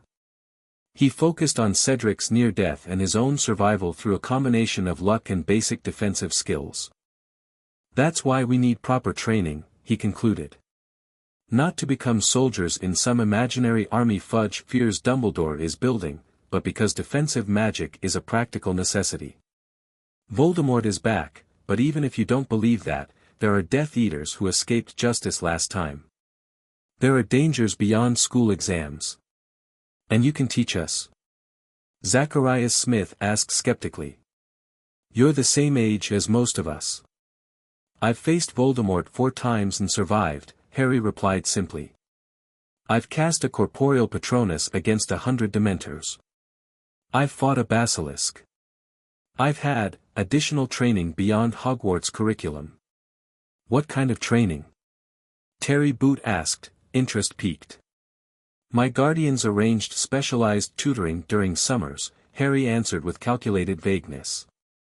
They believed I needed more preparation than standard education provides, given my history with Voldemort. This explanation, a half-truth that incorporated his genuine advanced training while concealing its source, satisfied most questions. By meeting's end, all attendees had signed Hermione's enchanted parchment agreeing to secrecy, and the group that would eventually be named Dumbledore's Army was formed. Harry suggested the name deliberately, recognizing its psychological impact. By ostensibly honoring Dumbledore, the group simultaneously reminded members of the headmaster's unexplained absence from active resistance while positioning Harry as the practical leader actually providing what Dumbledore would not, tangible defensive training. The Room of Requirement provided their perfect practice space, recommended by House Elf Dobby after Harry specifically sought a hidden location. The magical room adapted to their needs, creating an ideal training environment with cushioned floors, bookcases filled with defensive texts, and various dark detectors to warn of approaching threats. During their first session, Harry demonstrated his teaching approach, pragmatic, focused on fundamentals, but with occasional displays of advanced capability to maintain authority. He began with disarming charms, recognizing that mastery of basics would be more valuable than flashy but poorly executed complex magic. But disarming is so simple, Zacharias complained. What good is that against you-know-who? It saved my life in the graveyard, Harry answered calmly. The wand is a wizard's primary weapon. Remove it, and you neutralize their most immediate threat. He demonstrated by disarming Fred and George simultaneously with a single, silent spell, a capability beyond standard fifth-year curriculum that established his credibility without revealing the full extent of his training. How did you do that without speaking? Parvati Patil asked, impressed. Silent casting is typically taught in 6th year, Harry explained. It requires intense concentration and clear visualization. We'll work toward it eventually, but mastering verbal casting with perfect execution comes first. This pattern continued through subsequent meetings, Harry balancing basic instruction with occasional demonstrations of more advanced magic. He structured sessions to build confidence progressively, praising improvement while maintaining high standards. Throughout, he emphasized practical application rather than theory, directly contrasting with Umbridge's approach. As October yielded to November, Educational Decree No. 24 disbanded all student organizations, confirming Umbridge's suspicion of unauthorized activity. Far from discouraging membership, this prohibition increased interest in the DA, with several new students seeking admission. Harry evaluated each potential recruit carefully, using criteria beyond simple opposition to Umbridge. He sought individuals with leadership potential, family connections to influential wizarding families, or particular magical talents. The core group expanded to include nearly 30 students representing diverse backgrounds and motivations. Meanwhile, Umbridge's authority grew through successive educational decrees, each more restrictive than the last. She established the Inquisitorial Squad, primarily Slytherin students granted power to dock points and report rule violations. Led by Draco Malfoy, they became Umbridge's enforcers, creating an atmosphere of surveillance and suspicion throughout the school. Harry observed this development with calculated interest. The Inquisitorial Squad represented precisely the kind of authoritarian overreach Grindelwald had predicted would alienate moderate students. Each abuse of power, each arbitrary punishment, each smug report to Umbridge strengthened the DA's moral position as resistance fighters rather than rule-breakers. In early December, Harry's scar burned with unprecedented intensity, accompanied by a vision so vivid he collapsed during DA practice. He saw through Voldemort's eyes, no, through a snake's eyes, as it attacked Arthur Weasley in a mysterious corridor lined with shelves. Blood poured from multiple puncture wounds as the snake struck repeatedly, Mr. Weasley's wand rolling uselessly from limp fingers. Harry awoke to concerned faces surrounding him, Ron's particularly pale with fear. "My dad," Harry gasped. "Your dad's been attacked, Ron. Department of Mysteries. Snake. We need to tell Dumbledore now." The headmaster's response confirmed Harry's suspicion that his visions represented a direct connection to Voldemort's mind. Dumbledore dispatched portraits to raise the alarm, saving Arthur's life through immediate medical intervention. Yet throughout the crisis, the headmaster maintained his strange distance from Harry, communicating through McGonagall, issuing instructions without explanation, avoiding direct eye contact. "Look at me," Harry finally demanded, frustration breaking through his usual composure. Dumbledore's ancient eyes fixed on him briefly, revealing profound sadness and, more tellingly, fear. "Harry, this connection between you and Voldemort is not a coincidence or an accident. I have suspected for some time that Voldemort might use it to access your thoughts, perhaps even possess you. This vision confirms my suspicions." "You think I'm being possessed?" Harry asked, deliberate horror in his voice masking his strategic assessment of this information. "Not yet," Dumbledore replied, returning to his careful distance. "But the risk grows. You must begin occlumency lessons immediately after the holiday break." "With you?" Harry asked, already suspecting the answer. "With Professor Snape," Dumbledore responded, confirming Harry's prediction. "He is highly skilled in the mental arts." Harry maintained his dismayed expression while internally noting the implications. Dumbledore feared direct contact enough to delegate critical mind protection training to Snape, despite their mutual antagonism. This suggested the headmaster suspected something beyond simple Voldemort possession, perhaps sensing Harry's unnatural development or foreign influence. The Weasley children, along with Harry and Hermione, were sent directly to Grimmauld Place rather than remaining at Hogwarts for the term's final days. There, they found Sirius decorating for Christmas with unprecedented enthusiasm, singing carols and draping tinsel over reluctant portraits of his ancestors. "Couldn't be happier to have company for the holidays," Sirius beamed, embracing Harry warmly. Even under these circumstances, Harry noted the changes in his godfather with interest. Sirius appeared simultaneously more stable and more restless, finding purpose in hosting the order while chafing against continued confinement. Their relationship had deepened through correspondence since September, with Sirius sharing increasingly personal stories about James and Lily Potter.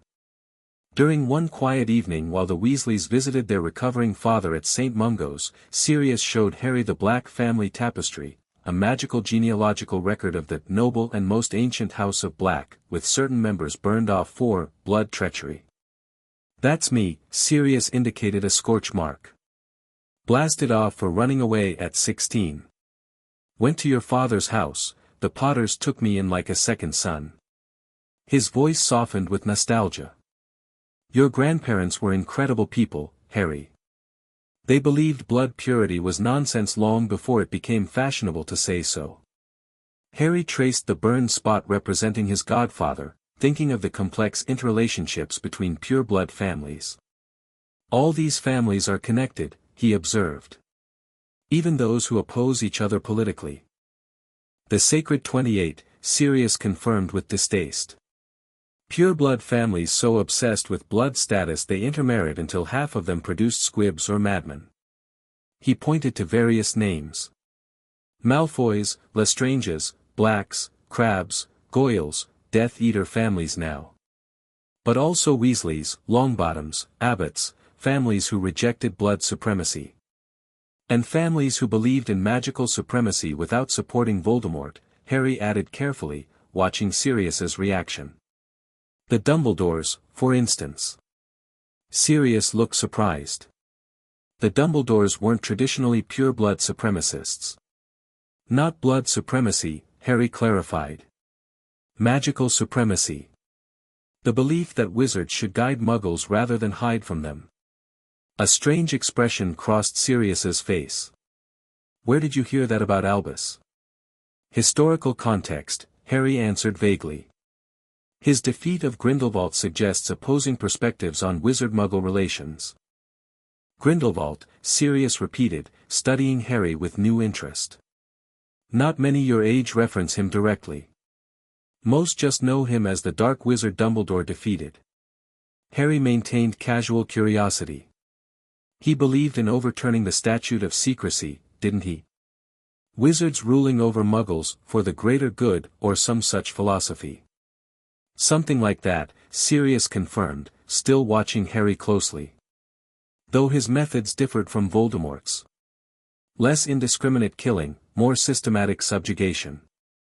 Some considered him more dangerous precisely because his vision seemed more reasonable to ordinary wizards frustrated by hiding their abilities. Do you think the statute of secrecy is still necessary? Harry asked, testing his godfather's perspective. Muggles have satellites, surveillance cameras, the internet, technology that makes concealment increasingly difficult. Sirius's eyebrows rose. That's an unusual question from someone raised in the wizarding world.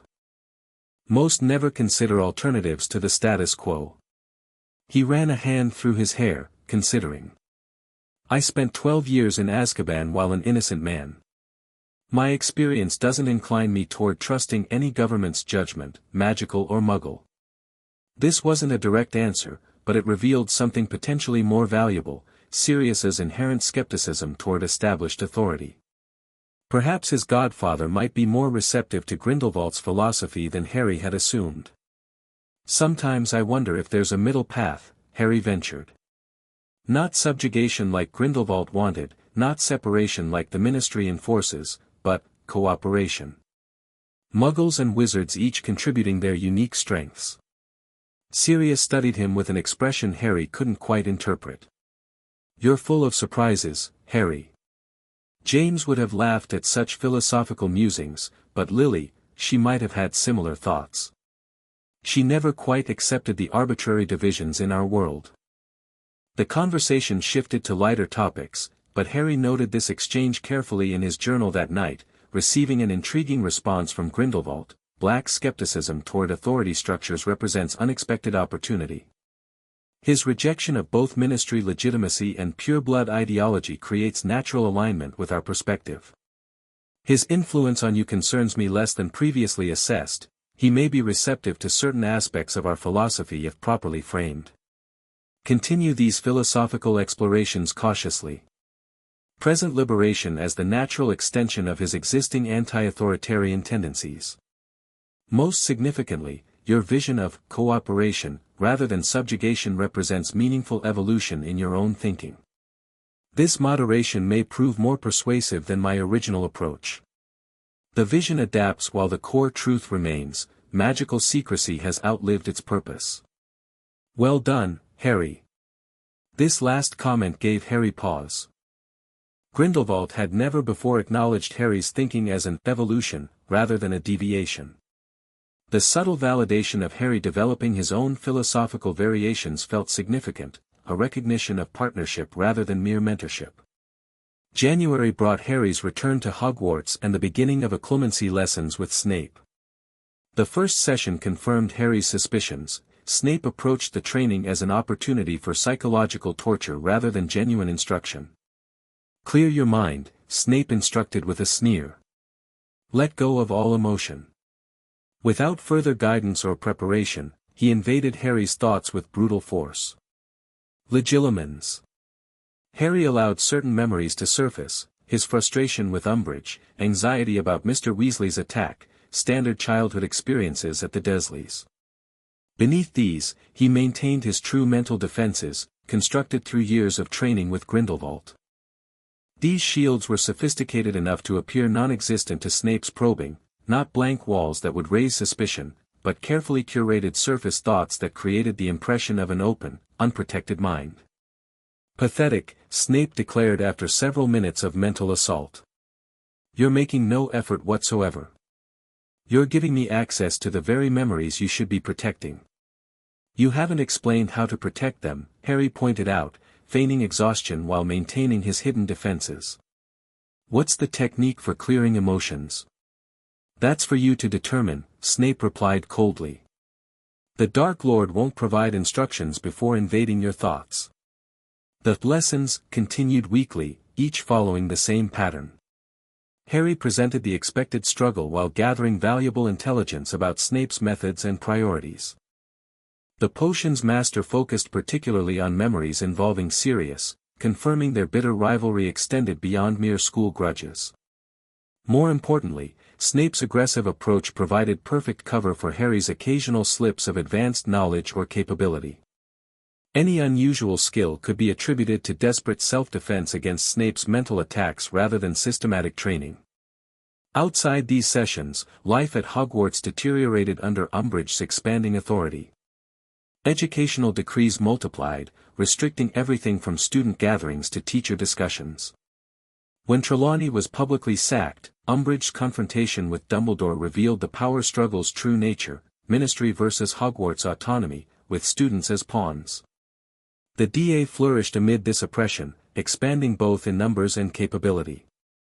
Harry structured training progressively, building from fundamental defensive spells toward more complex magic. By February, most members could produce credible shield charms, accurate stunning spells, and effective counter-jinxes. Harry carefully balanced instruction between standard curriculum material and slightly advanced techniques, occasionally demonstrating more impressive magic to maintain his leadership position. When teaching Patronus charms, for instance, he produced his stag effortlessly before guiding others through the difficult process of finding their own happy memories. The key is emotional intensity, he explained as silvery mist emerged from various wands around the room. Technical perfection means nothing without genuine feeling behind it. Luna Lovegood produced the first corporeal Patronus among the students, a hare that bounded joyfully around the room. Others followed gradually: Hermione's otter, Ron's terrier, Ginny's horse. Each success strengthened group cohesion and Harry's position as their natural leader. The DA provided more than just magical training. It became a framework for Harry to identify students with particular potential, those who might eventually be receptive to broader revolutionary ideas beyond simply opposing Voldemort or Umbridge. Neville Longbottom emerged as an unexpected candidate. His determination to master defensive magic, driven by his parents' torture at Bellatrix Lestrange's hands, translated into surprising magical growth. Behind his awkwardness lay steel that reminded Harry of descriptions of his father, Frank, who had defied Voldemort 3 times alongside the Potters. Luna Lovegood represented another intriguing possibility. Her unconventional perspectives and willingness to consider impossible ideas suggested potential openness to revolutionary thinking. She already existed outside traditional magical orthodoxy, making the step toward questioning the statute of secrecy potentially smaller. Most surprising was Hermione's evolution. Her creation of the enchanted DA contract, development of the Protean charm for communication, and increasingly critical view of ministry policy revealed intellectual independence Harry hadn't fully appreciated before. Her advocacy for house elf rights, while naive in implementation, demonstrated willingness to challenge established wizarding practices. Harry documented these observations in his journal, receiving enthusiastic response from Grindelwald. The patterns emerge exactly as anticipated. Oppression creates resistance, resistance identifies leaders, leaders shape movements. Your assessment of Longbottom, Lovegood, and Granger shows excellent strategic evaluation. These 3 represent distinct potential recruitment vectors: Longbottom through personal vendetta against Death Eaters, Lovegood through philosophical openness to radical ideas, Granger through intellectual recognition of systemic injustice. None are ready for direct revelation of our connection, but all could be gradually guided toward questioning broader magical governance beyond current ministry failings. Continue their development while watching for additional candidates with complementary attributes: political connections, family influence, exceptional magical talent. The foundation you build now will become crucial as events accelerate. In mid-February, events accelerated indeed. The February edition of the Quibbler featured an extensive interview with Harry about Voldemort's return, arranged by Hermione through Luna's father. The article detailed the 3rd task, the graveyard ritual, and named several Death Eaters Harry had recognized, including Lucius Malfoy. Umbridge's response was predictably authoritarian, banning the magazine, punishing anyone found with a copy, and subjecting Harry to another week of blood quill detentions. The backlash had precisely the effect Hermione had predicted. Within days, every student at Hogwarts had read the forbidden article, many owing copies home to parents. Letters flooded in for Harry, some supportive, others accusatory, but all evidence that his story had finally reached the wizarding public directly, bypassing both ministry and Daily Prophet filters. The strategic impact was significant, creating the first substantial crack in the Ministry's denial narrative. March brought two significant developments. First, Dumbledore's forced departure after taking responsibility for the DA, discovered through Marietta Edgecombe's betrayal. His dramatic escape from arrest, overpowering Umbridge, Fudge, and several Aurors before disappearing with Fawkes, demonstrated power that impressed even Harry, who had witnessed Grindelwald's considerable abilities. Second, and more concerning, was the dream vision Harry experienced immediately afterward, Voldemort torturing a Death Eater for failing to obtain something from the Department of Mysteries. The vision concluded with Voldemort declaring, "He will have to get it himself. Potter will bring it to me." Harry reported this development to Grindelwald immediately, Voldemort explicitly planning to use me to retrieve the prophecy. Vision suggests he cannot obtain it directly, likely protections require prophecy subjects to remove it from Department of Mysteries. Dumbledore now in hiding after Ministry attempted arrest. Hogwarts under complete Umbridge control. Situation deteriorating rapidly. How should I proceed regarding inevitable trap? The response was uncharacteristically directive, events accelerate toward critical juncture. Voldemort will certainly create scenario forcing you toward Department of Mysteries, likely involving perceived threat to someone you value, black most probable target given your demonstrated attachment. When this occurs, you must appear to fall for the deception while maintaining strategic awareness. The prophecy must be secured but not delivered to Voldemort. Ideally, it should be destroyed rather than recovered by any faction. Preparation essential, review department layout, materials provided previously, practice wandless magic for emergency situations, ensure emergency port key accessibility regardless of restraints. Most critically, prepare yourself for direct confrontation between multiple factions, Voldemort's forces, Ministry security, potentially Dumbledore's order, and possibly Dumbledore himself. This convergence creates ideal conditions for our final move. Be ready. The reference to "our final move" sent a chill through Harry. Whatever Grindelwald planned, it would occur amid the chaos of a three-way confrontation between Voldemort, the Ministry, and Dumbledore's supporters. The implications were both exhilarating and terrifying. April passed in tense anticipation. Umbridge's appointment as headmistress transformed Hogwarts into something resembling a totalitarian state, inquisitorial squad members patrolling corridors, teachers monitored during lessons, and students afraid to speak freely even in common rooms. When Fred and George Weasley departed in spectacular fashion after turning a corridor into a swamp, their resistance became instant legend. The DA continued meeting cautiously, with Harry accelerating training toward combat-oriented spells. He introduced hexes and jinxes useful in confrontation, emphasizing mobility and tactical awareness alongside magical technique. Without explicitly stating it, he prepared them for potential combat rather than mere self-defense. As OWL examinations approached in May, tension throughout the castle reached breaking point. Students collapsed from stress, contraband calming drafts circulated in common rooms, and Umbridge's smile grew more predatory with each new educational decree. During his astronomy practical examination, Harry witnessed Umbridge leading a team of Aurors in an attempted arrest of Hagrid. When McGonagall intervened, she was struck by multiple stunning spells, collapsing with an expression of shock that haunted Harry afterward. The brutality confirmed what Grindelwald had taught him years before. Ministry authority ultimately rested on willingness to use violence against its own citizens. The trap Harry had been anticipating finally sprung during his history of magic examination. Exhausted from weeks of minimal sleep, he succumbed to a vision more vivid than any previous, Sirius Black tortured by Voldemort in the Department of Mysteries, screaming in agony as the Dark Lord demanded information Sirius refused to provide.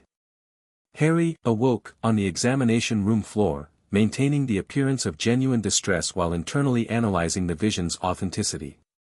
The department chamber matched Grindelwald's descriptions perfectly, a circular room with a stone archway on a raised dais, shelves of glass orbs stretching into darkness.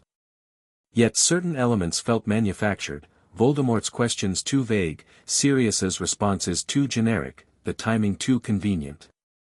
Nevertheless, Harry proceeded exactly as expected, attempting to contact Grimmauld Place through Umbridge's office flue, getting caught, and enduring her triumphant interrogation.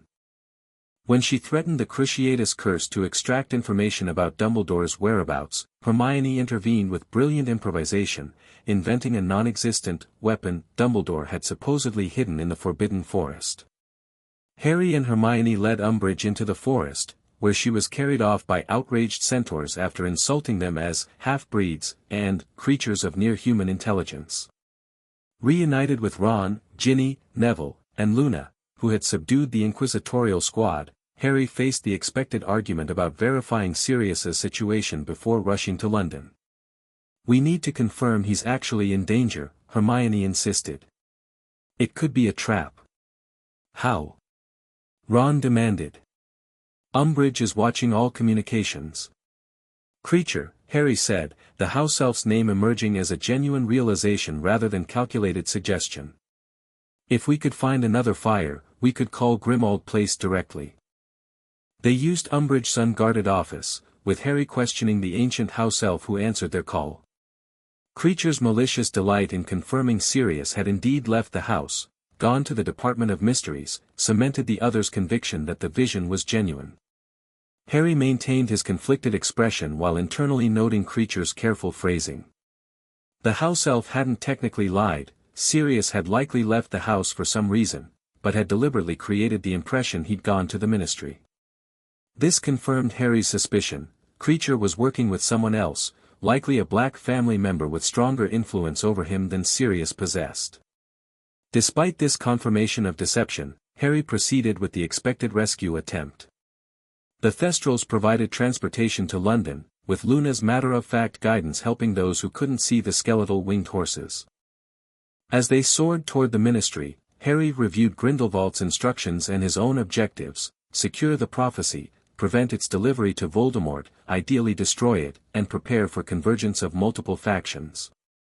What he couldn't predict was how his own emotions would complicate these objectives when faced with actual combat alongside friends who genuinely believed they were saving Sirius. The Ministry stood deserted when they arrived, the atrium eerily silent, the security desk unmanned, lifts waiting as if expecting their arrival. Harry led the group to the Department of Mysteries entrance, moving with confidence that suggested unfamiliarity while actually following the mental map Grindelwald had provided years earlier. The circular room with identical unmarked doors spun after their entrance, deliberately disorienting visitors. Harry directed their systematic exploration of chambers, a room of brains floating in green liquid, another containing a veiled archway that whispered enticingly, a third with a tank of swimming objects Harry recognized as time manipulators in early developmental stages. Finally, they located the Hall of Prophecy, shelves stretching endlessly in all directions, filled with small glass orbs glowing with faint inner light. Harry led them directly to row 97, where his vision had shown Sirius being tortured. "He should be here," Ron said, confused by the empty aisle. "Harry," Neville called softly, pointing to a dusty sphere with a yellowing label. "This has your name on it." The label read, "SPT to APWBD Dark Lord and..."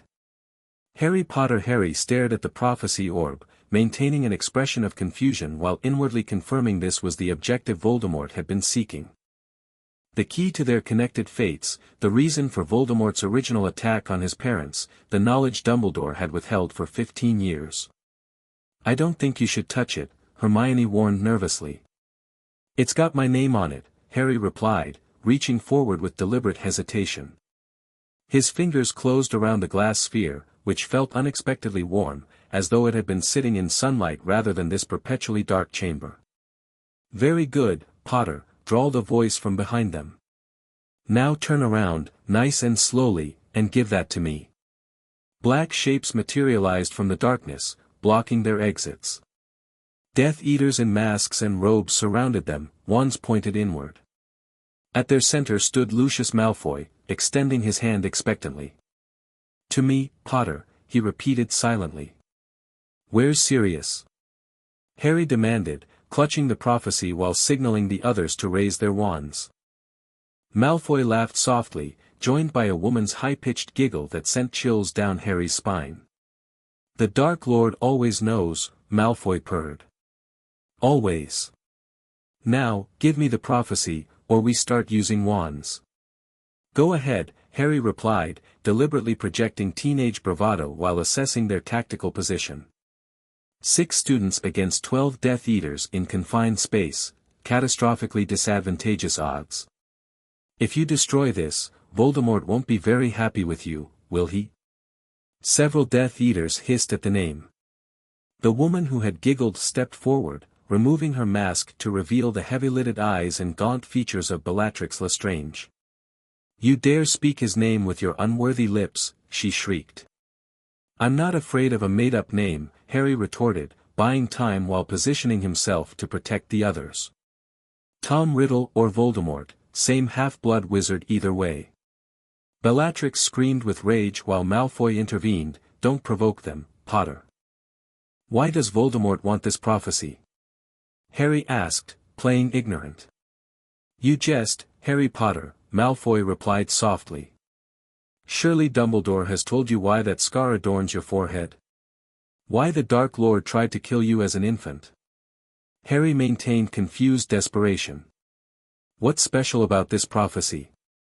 Why couldn't Voldemort collect it himself?" "Only those about whom prophecies are made can remove them from the Department of Mysteries," Malfoy explained with exaggerated patience. "The Dark Lord discovered this when he attempted, but I forget, you were unconscious at the time." This confirmed Harry's suspicion that his dream of Arthur Weasley's attack had been genuine, Voldemort possessing the snake to infiltrate the department, discovering he couldn't physically remove the prophecy himself. "Now," Malfoy continued, "give me the prophecy, or watch your friends die." Harry assessed his options with rapid calculation. Direct combat would result in casualties, likely fatal for some of his companions. Surrender meant delivering the prophecy to Voldemort, potentially enabling his victory. Destruction was Grindelwald's preferred outcome, but required creating appropriate conditions. "If you want this," Harry said, raising the prophecy overhead, "you'll need to let my friends leave first." "You're not in position to bargain, Potter," Bellatrix spat. "You have 6 children against 12 Death Eaters. What makes you think you have the upper hand?" Harry met her manic gaze steadily. "Because I'm currently holding what Voldemort wants, and I'm perfectly willing to smash it rather than surrender it." Malfoy's expression tightened with genuine alarm. "Be reasonable, Potter. The Dark Lord offers knowledge in exchange for that prophecy, the truth about your connection, your parents' deaths, your purpose in his plans." "I already know more than he thinks," Harry replied cryptically. Raising his voice slightly, he continued, "Everyone ready?" The DA members tensed, recognizing the signal from their practice sessions. "Now. Reducto." 6 different voices shouted different spells simultaneously. Shelves exploded, prophecy orbs shattered by the dozens, spectral figures rising and speaking overlapping predictions as chaos erupted. Under cover of the destruction, Harry led his friends through the debris, firing stunning spells and shield charms while keeping tight hold of the prophecy. They became separated in the confusion, Harry, Hermione, and Neville fleeing in one direction while Ron, Ginny, and Luna took another. Death Eaters pursued both groups, their curses increasingly lethal as frustration mounted. "Colloportus." Hermione gasped, sealing a door behind them as they entered the circular chamber again. "We need to find the others." "And the exit," Neville added, breathing heavily. Before Harry could respond, the sealed door burst open. Bellatrix Lestrange stood framed in the doorway, her face contorted with rage and excitement. "There you are, Potter," she shrieked, firing a purple flame that barely missed Hermione. "This way!" Harry shouted, pulling his friends through another door. They stumbled into the brain room, Harry deliberately steering them toward a strategic bottleneck where they could better defend against pursuit. Doors burst open around them as both Death Eaters and their separated friends converged on the chamber. Ron, disoriented from a misdirected curse, summoned one of the floating brains, which wrapped its tentacle-like thoughts around his arms with alarming strength. Ginny's ankle snapped under a blasting curse. Luna fell unconscious from a stunning spell. Their position deteriorated rapidly, exactly as Harry had calculated. The chaos would draw the Order of the Phoenix through whatever monitoring systems Dumbledore had established. And indeed, as Death Eaters closed in, the chamber's door exploded inward to reveal Sirius Black, Remus Lupin, Nymphadora Tonks, Kingsley Shacklebolt and Alastor Moody. The battle escalated immediately, Death Eaters and Order members exchanging curses with lethal intent while Harry and his remaining functional friends sought cover. Harry kept the prophecy clutched tightly, using his free hand for defensive spells while watching for an opportunity to orchestrate its accidental destruction. Sirius dueled with remarkable skill despite months of confinement, his face alive with fierce joy as he battled two Death Eaters simultaneously. "Good one, James," he shouted after Harry stunned Dolohov, a slip that revealed volumes about his conflation of godson and long-dead friend. The fighting spilled into the chamber containing the mysterious archway, a stone dais supporting a crumbling arch with a fluttering veil that whispered with distant voices. Harry recognized it from Grindelwald's descriptions, the death chamber, containing a direct portal to the afterlife. Any living being passing through the veil would die instantly, their soul transitioning beyond. Dumbledore arrived as the battle reached its crescendo, his power immediately apparent as multiple Death Eaters found themselves bound in invisible constraints. Only Bellatrix continued fighting, exchanging curses with Sirius while both laughed with manic energy. "Come on, you can do better than that," Sirius taunted as he dodged a red jet of light. Bellatrix's next spell struck him squarely in the chest. His laughter hadn't quite died from his face, but his eyes widened in shock. His body curved in a graceful arc as he fell backward toward the veil. Harry saw it happening as if in slow motion, Sirius falling, the veil fluttering, death moments away. With reflexes honed by years of Grindelwald's training, he cast a silent, wandless arresto momentum, slowing his godfather's backward trajectory just enough that Remus Lupin could grab his robes and yank him away from the archway. Sirius collapsed at the dais's edge, unconscious but alive. Harry's momentary relief shattered as Bellatrix, seeing her victim escape death, turned her wand toward the distracted Lupin. "Crucio," she shrieked. Harry deflected her curse with a shield charm cast so powerfully it knocked Bellatrix backward. In his concentration, his grip on the prophecy loosened. The glass orb slipped from his fingers, shattering on the stone floor. A pearly white figure with oversized spectacles rose from the fragments, speaking in misty tones only Harry could hear above the battle's chaos. "The one with the power to vanquish the Dark Lord approaches. Born to those who have thrice defied him, born as the seventh month dies. And the Dark Lord will mark him as his equal, but he will have power the Dark Lord knows not. And either must die at the hand of the other, for neither can live while the other survives. The one with the power to vanquish the Dark Lord will be born as the seventh month dies." The figure dissolved into nothingness. Harry stared at the empty space, feigning shock while internally confirming what Grindelwald had shared years ago. The prophecy was destroyed, its contents known only to Harry and Dumbledore, a strategic victory amid the chaos. Bellatrix's scream of fury echoed through the chamber as she registered the prophecy's destruction. "Master, I tried. Don't punish me." She fled, Harry instinctively pursuing despite Lupin's shout to remain. The chase led to the Ministry atrium, where Bellatrix turned at the fountain, firing curses Harry deflected with practiced ease. "Give me the prophecy, Potter," she shrieked. "It's gone," Harry replied, advancing with his wand trained on her. "Smashed during your failed attack. Voldemort knows now, through your thoughts. He knows you failed him. Liar." Bellatrix screamed, but fear contorted her features. Accio prophecy. When nothing happened, confirming the orb's destruction, she collapsed in terror. "Master, please. I tried, don't punish me." "He can't hear you," Harry said, approaching cautiously. "Can't I, Potter?" said a high, cold voice. Lord Voldemort materialized beside the fountain, white skin gleaming in the artificial light, red eyes fixed on Harry with murderous fury. "So, you've destroyed my prophecy," he whispered. "Months of planning, all for nothing. I have no more use for you except the pleasure of killing you myself." He raised his wand, 13.5 inches of you, Phoenix Feather Core, brother to Harry's own. Before he could cast, another voice echoed through the atrium, "It was foolish to come here tonight, Tom." Dumbledore stood by the golden gates, his power radiating like heat from a furnace.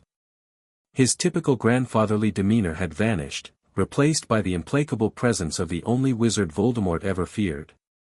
What followed was magic beyond anything Harry had witnessed. Even Grindelwald's most impressive demonstrations paled compared to the duel between Dumbledore and Voldemort. Water formed protective cocoons, statues animated to intercept killing curses, fire and light clashed in dazzling displays of magical mastery. Harry retreated strategically, protecting Bellatrix's unconscious form from collateral damage while maintaining clear sightlines to observe the duel's progression. When Voldemort possessed him briefly, Harry allowed the invasion while employing the specialized occlumency techniques Grindelwald had taught him, not resisting directly, but channeling emotions Voldemort couldn't tolerate: grief for Sirius's near death, concern for injured friends, love for those who had come to his rescue. Voldemort fled his mind, physically reappearing just as Ministry officials began arriving through the flues, Fudge in a nightcap and slippers, Aurors with wands drawn, Percy Weasley clutching parchment and quill.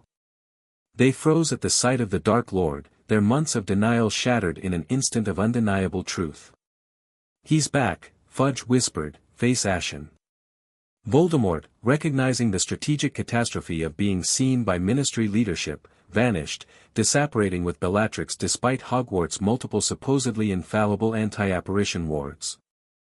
In the aftermath, Harry maintained his role perfectly, the traumatized but brave teenager who had been vindicated after months of being called a liar. He answered Fudge's stuttered questions with appropriate weariness, referred technical details to Dumbledore, and displayed touching concern for his injured friends. Dumbledore created a portkey to return Harry directly to Hogwarts, finally breaking his months-long avoidance with a simple instruction: "Wait for me in my office, Harry. I must ensure the others receive proper medical attention. There are things we must discuss, things I should have told you long ago." Alone in the headmaster's office, surrounded by silver instruments and sleeping portraits, Harry recorded the night's events in his journal: "Prophecy destroyed as instructed. Contents confirmed exactly as you shared years ago. Multiple Order members injured but none killed, prevented Sirius's death despite orchestrated circumstance. Dumbledore and Voldemort dueled directly, Ministry officials witnessed Voldemort, denial narrative collapsed. Waiting for Dumbledore now, he intends to finally explain prophecy and likely other withheld information. Significant opportunity but high risk of revealing advanced capabilities or knowledge. How should I proceed?" Grindelwald's response appeared with unprecedented speed: "Alert, maximum priority. Situation has accelerated beyond projection. Dumbledore will reveal prophecy but likely also his suspicions about your connection to Voldemort, specifically, that you may contain a soul fragment making you an unintentional Horcrux. This explains your survival of multiple killing curses and mental connection. Under no circumstances reveal you already know this information. Your reaction must appear genuine and distressed. Most critically, Dumbledore will likely reveal his own dying condition, cursed hand from destroying Ring Horcrux, and plan for your eventual sacrifice against Voldemort. Express appropriate shock but avoid direct lies he could detect. I am proceeding with final phase immediately rather than waiting for optimal conditions. Expect direct intervention within 48 hours. Maintain your cover absolutely until then, regardless of revelations or provocations. We stand at the threshold of everything we've worked toward. Trust no one but me until we meet. The liberation begins now." Harry stared at the message, genuine shock displacing his careful composure. Dumbledore dying. Harry himself a Horcrux. Grindelwald emerging from hiding within days. The implications cascaded through his mind like falling dominoes, each revelation triggering another realization. Before he could fully process these revelations, the office door opened. Dumbledore entered, looking every one of his considerable years. His right hand, which Harry now noticed was blackened and withered, confirmed Grindelwald's intelligence about the cursed Horcrux ring. "Sit down, Harry," the headmaster said quietly. "It's time I told you everything." The truth, when finally revealed, matched Grindelwald's warnings with unsettling precision. Dumbledore explained the prophecy that had marked Harry before birth, Voldemort's creation of Horcruxes to achieve immortality, and the gradual hunt to destroy these soul containers. The blackened hand represented his latest success, finding and destroying the Gaunt family ring, though at terrible personal cost. "The curse is contained for now," Dumbledore explained, examining his withered fingers dispassionately. "But it will spread. Professor Snape estimates I have perhaps a year remaining." Harry maintained appropriate shock while calculating implications. Dumbledore's impending death explained his accelerated revelations. Time was running out to prepare Harry for his role. The final revelation came gently but inexorably. Harry himself carried a fragment of Voldemort's soul, accidentally created the night his parents died. This explained his Parseltongue ability, his mental connection to Voldemort, and most significantly, why he must eventually allow Voldemort to kill him if the Dark Lord was to become truly mortal. "So when the time comes, I have to die?" Harry asked, his genuine emotional turmoil serving his performance perfectly. "Yes, and no," Dumbledore answered cryptically. "Voldemort must destroy the Horcrux himself. Whether you survive that destruction, I cannot say with certainty." The conversation continued until dawn, Dumbledore explaining his years of research, his theories about love's protective power, his regrets for keeping Harry in ignorance. Throughout, Harry maintained the delicate balance between natural shock and suspicious knowledge, between justified anger at being kept ignorant and understanding of Dumbledore's motivations. When finally dismissed, exhausted and emotionally drained, Harry returned to Gryffindor Tower. His friends were still in the hospital wing, giving him precious solitude to process the night's revelations and plan his next move. Dumbledore's disclosure aligned perfectly with information Grindelwald had shared years before, suggesting his mentor had penetrated Dumbledore's research far more thoroughly than Harry had realized. The confirmation that Harry contained a Horcrux explained Grindelwald's occasional cryptic references to Harry's unique magical resonance and connection beyond mere coincidence. Most significantly, Grindelwald's accelerated timeline suggested he had anticipated Dumbledore's revelations and planned his emergence accordingly. Within 48 hours, everything would change. The carefully constructed dual identity Harry had maintained for 5 years would collapse, forcing final choices about his true loyalties. As Harry drifted toward much-needed sleep, his thoughts circled not around Dumbledore's revelations or Voldemort's rage, but around a more personal question: when Grindelwald finally emerged from hiding and the moment of truth arrived, which version of Harry Potter would stand to meet him, the loyal protégé raised to champion magical liberation, or the young man who had formed genuine connections, friendships, and perspectives beyond his guardian's careful programming? The answer, he realized as consciousness faded, would determine not just his own fate but potentially the future of the wizarding world itself. Harry awoke to chaos. Sunlight streamed through Gryffindor Tower's windows, but the common room below echoed with shouts and exclamations. Pulling on clothes, he descended to find students clustered around copies of the Daily Prophet, expressions ranging from shock to disbelief to terror. "Harry!" Neville called, spotting him. "Have you seen this?" The headline screamed across the front page: Grindelwald escapes Nurmengard Dark Wizard at large after 50 years. Below this, a secondary headline in slightly smaller type: Minister Fudge resigns amid dual crisis. Scrimgeour appointed AS Ministry faces unprecedented threats. Harry accepted the newspaper with hands he forced to remain steady, scanning the article with outward shock masking his internal calculation. According to the report, guards had discovered Grindelwald's cell empty during morning inspection. The prison showed no signs of external attack or damage. The Dark Wizard had simply vanished from his supposedly inescapable confinement. Ministry experts theorized connection to Voldemort's confirmed return, suggesting potential alliance between the Dark Wizards despite their historically different ideologies. Magical communities across Europe had been placed on highest alert, with international borders under enhanced security.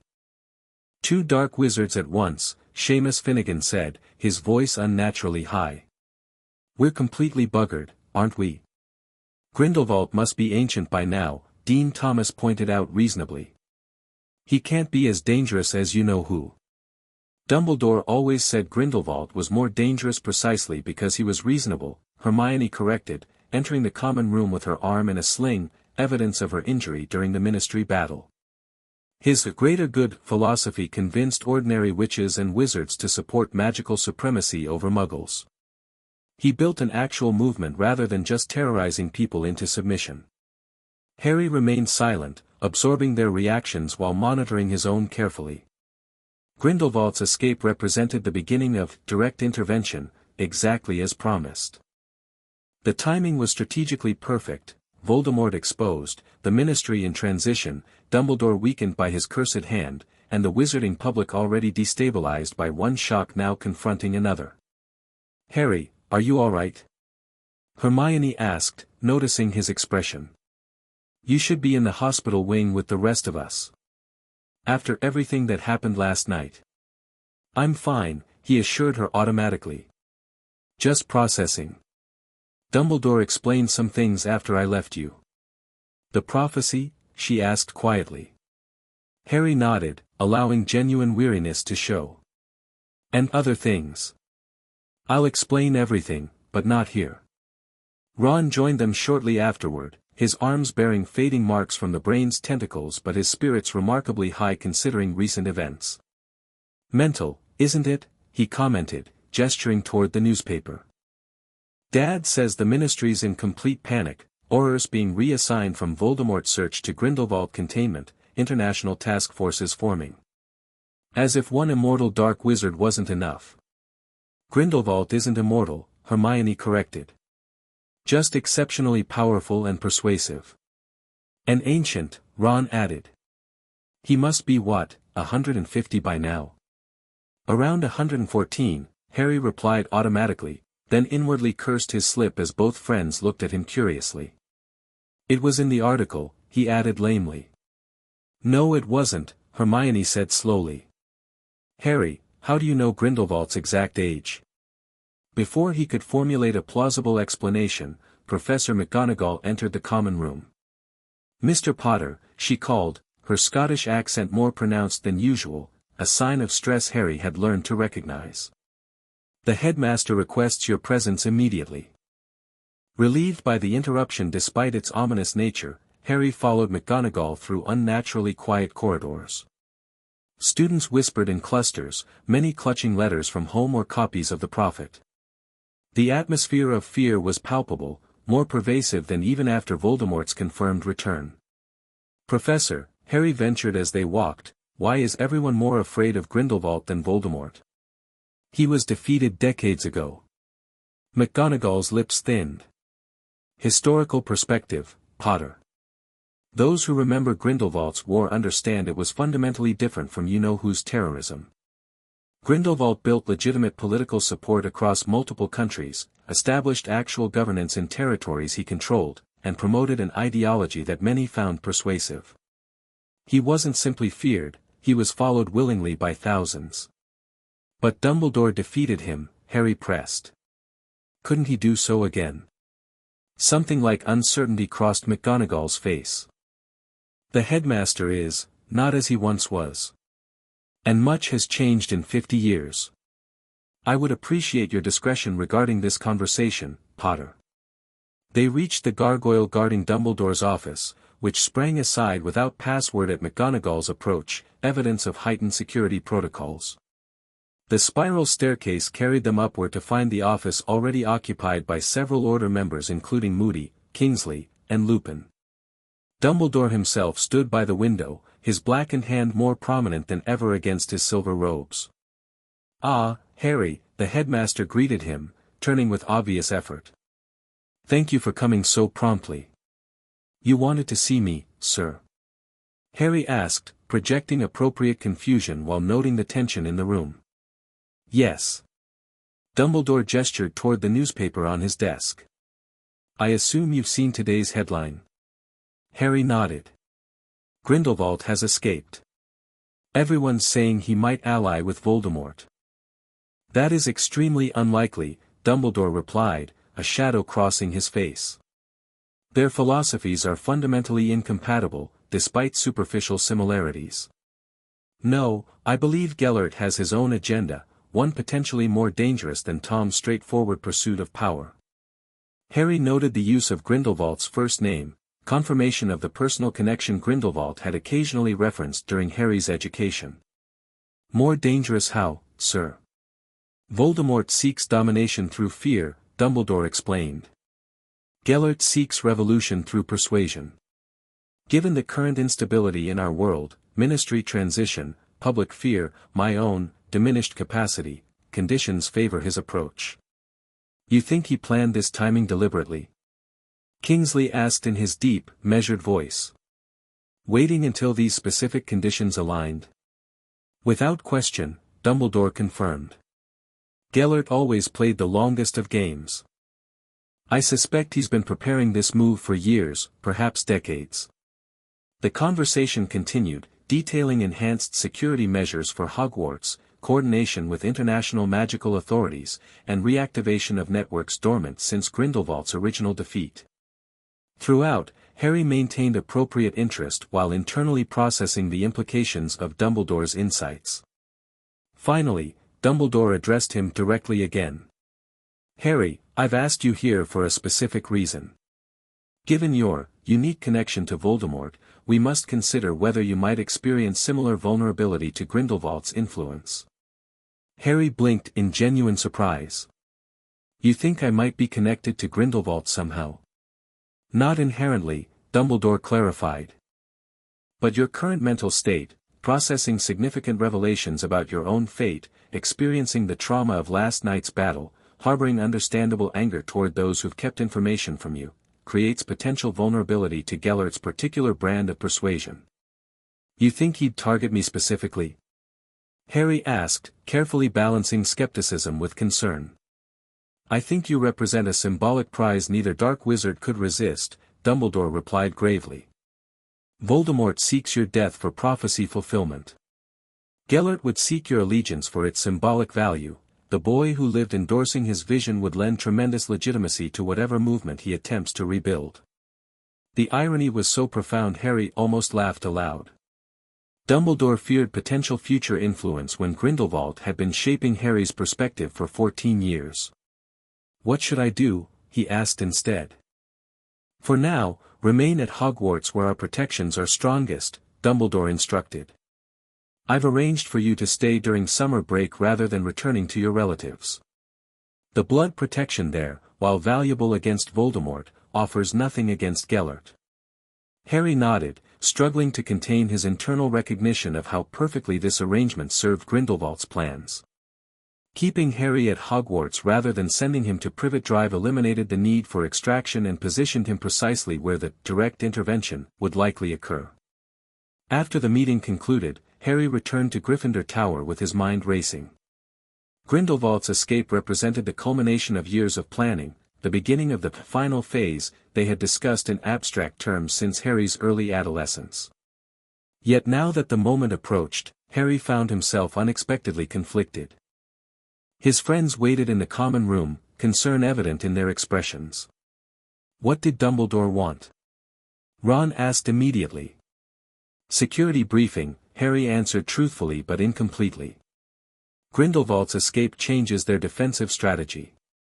Hermione studied him with characteristic perception. There's more, isn't there?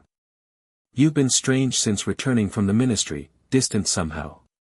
Harry hesitated, recognizing a crucial decision point. These were his friends, people who had followed him into mortal danger believing in his leadership and character. They deserved something closer to truth than the careful misdirection he typically employed. Dumbledore told me everything last night, he said finally.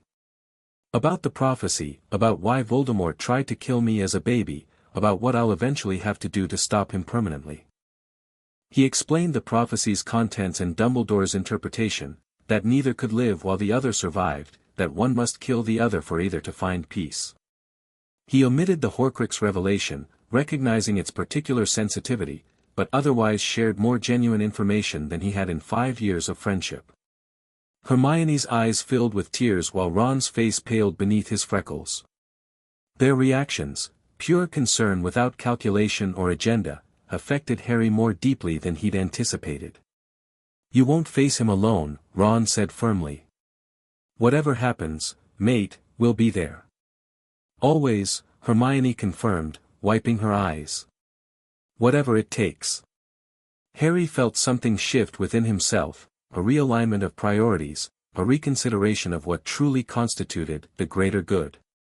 Grindelwald's vision had always emphasized liberation of wizard kind as the ultimate goal, with individual connections subordinate to that larger purpose. Yet here were two people offering unconditional loyalty not to an ideology or revolution, but to him personally, to Harry, not his potential as a symbol or leader. As the day progressed into evening, Harry grew increasingly certain that something significant would happen before dawn. Grindelwald had promised intervention within 48 hours of their last communication. The atmosphere throughout the castle remained tense, with teachers patrolling corridors and prefects enforcing early curfews. Harry prepared methodically, checking his emergency supplies, ensuring his wand was in perfect condition, reviewing mental maps of the castle and grounds. When his dormmates finally fell asleep, he removed the enchanted journal from its hiding place, expecting final instructions. The journal remained blank, no message appeared despite Harry's patient waiting. This deviation from established pattern suggested communication compromise or tactical silence. Either possibility indicated imminent action. Shortly after midnight, Harry felt it, a subtle shift in the castle's magical ambience, a disturbance in the layered enchantments protecting Hogwarts. Not an attack or breach, but a precise modification, as if someone with intimate knowledge of the ward's construction had adjusted them from within. Silently, Harry dressed and retrieved his invisibility cloak.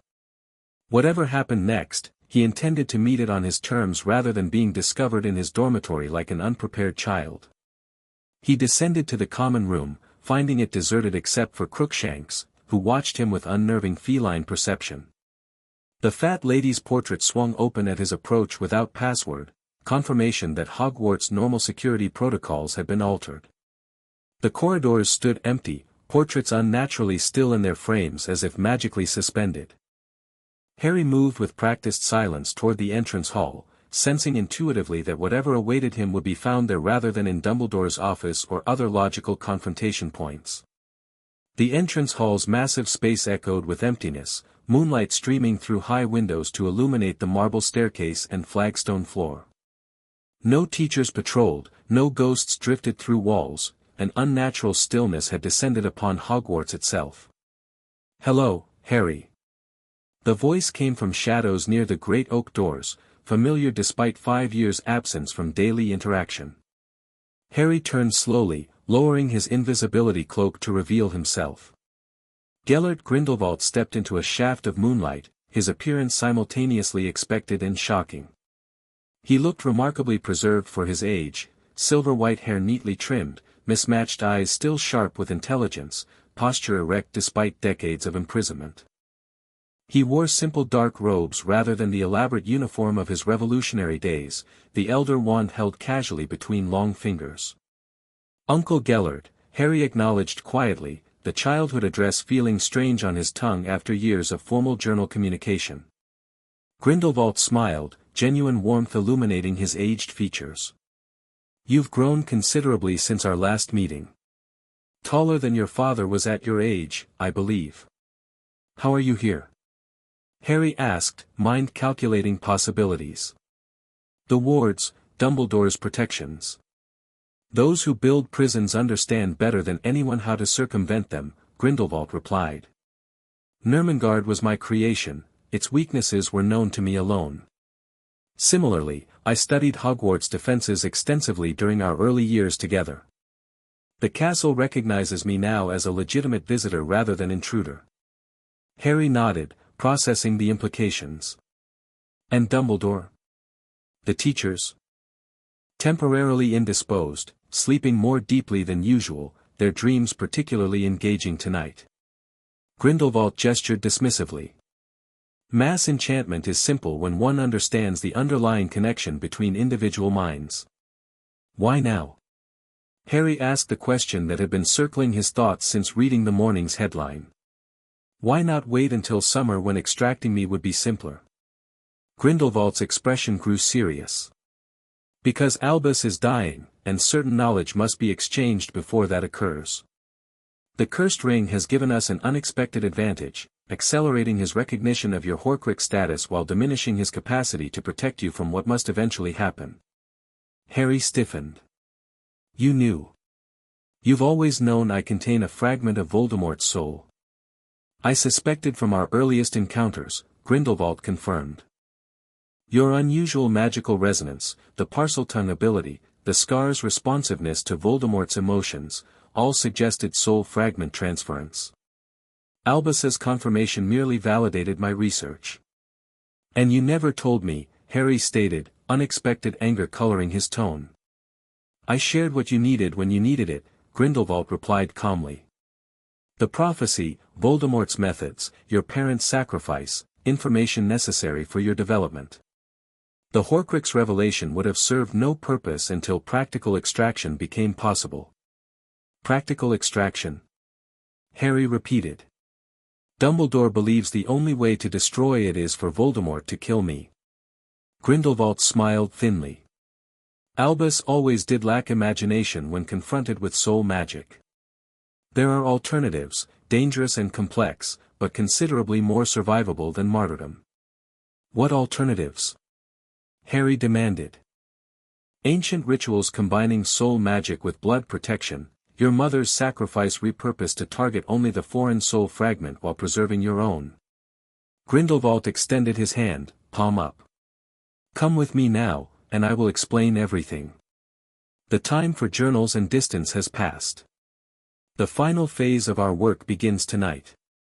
Harry stared at the offered hand, feeling the weight of 14 years of guidance, education, and carefully cultivated loyalty pressing him forward. Yet something held him back, connections formed at Hogwarts, perspectives developed independently, questions about methods and priorities that had been growing since his first genuine friendships formed. And if I'm not ready, he asked quietly. If I need time to consider the implications of everything that's happened. Grindelwald's expression remained patient, though something hardened in his mismatched eyes. Time is precisely what we lack, Harry. Voldemort gathers strength daily. The Ministry restructures under Scrimgeour's leadership. Albus weakens but remains formidable. This convergence creates our optimal window for action, the revolutionary moment I've prepared you for since rescuing you from those Muggles. And my friends? Harry pressed. Ron and Hermione followed me into battle believing in me, not knowing I've been guided by the very wizard Dumbledore defeated decades ago. Your emotional attachments are understandable but ultimately secondary to our purpose, Grindelwald replied dismissively. The liberation of wizard kind requires difficult choices, personal sacrifices for collective benefit. Your friends may eventually understand our vision, or they may not. Their individual reactions cannot outweigh the greater good we serve. Those words, the greater good, echoed in Harry's mind with sudden clarity. He had accepted this phrase unquestioningly for years, seeing it as enlightened pragmatism rather than the justification for countless questionable actions it truly represented. And if I believe the greater good might look different than you've described? Harry asked, straightening to his full height. If I think genuine cooperation rather than benevolent control might better serve both magical and non-magical communities? Grindelwald's expression shifted subtly, disappointment mingling with calculation. You've been influenced more by Dumbledore's philosophy than I anticipated. Unfortunate but not entirely unexpected given your prolonged exposure to his environment. Not just Dumbledore, Harry corrected. My friends, my experiences, my own observations. I've seen Muggle technology evolving toward capabilities that rival magic. I've witnessed cooperation achieve what coercion cannot. Perhaps there's a middle path neither you nor Dumbledore have fully explored.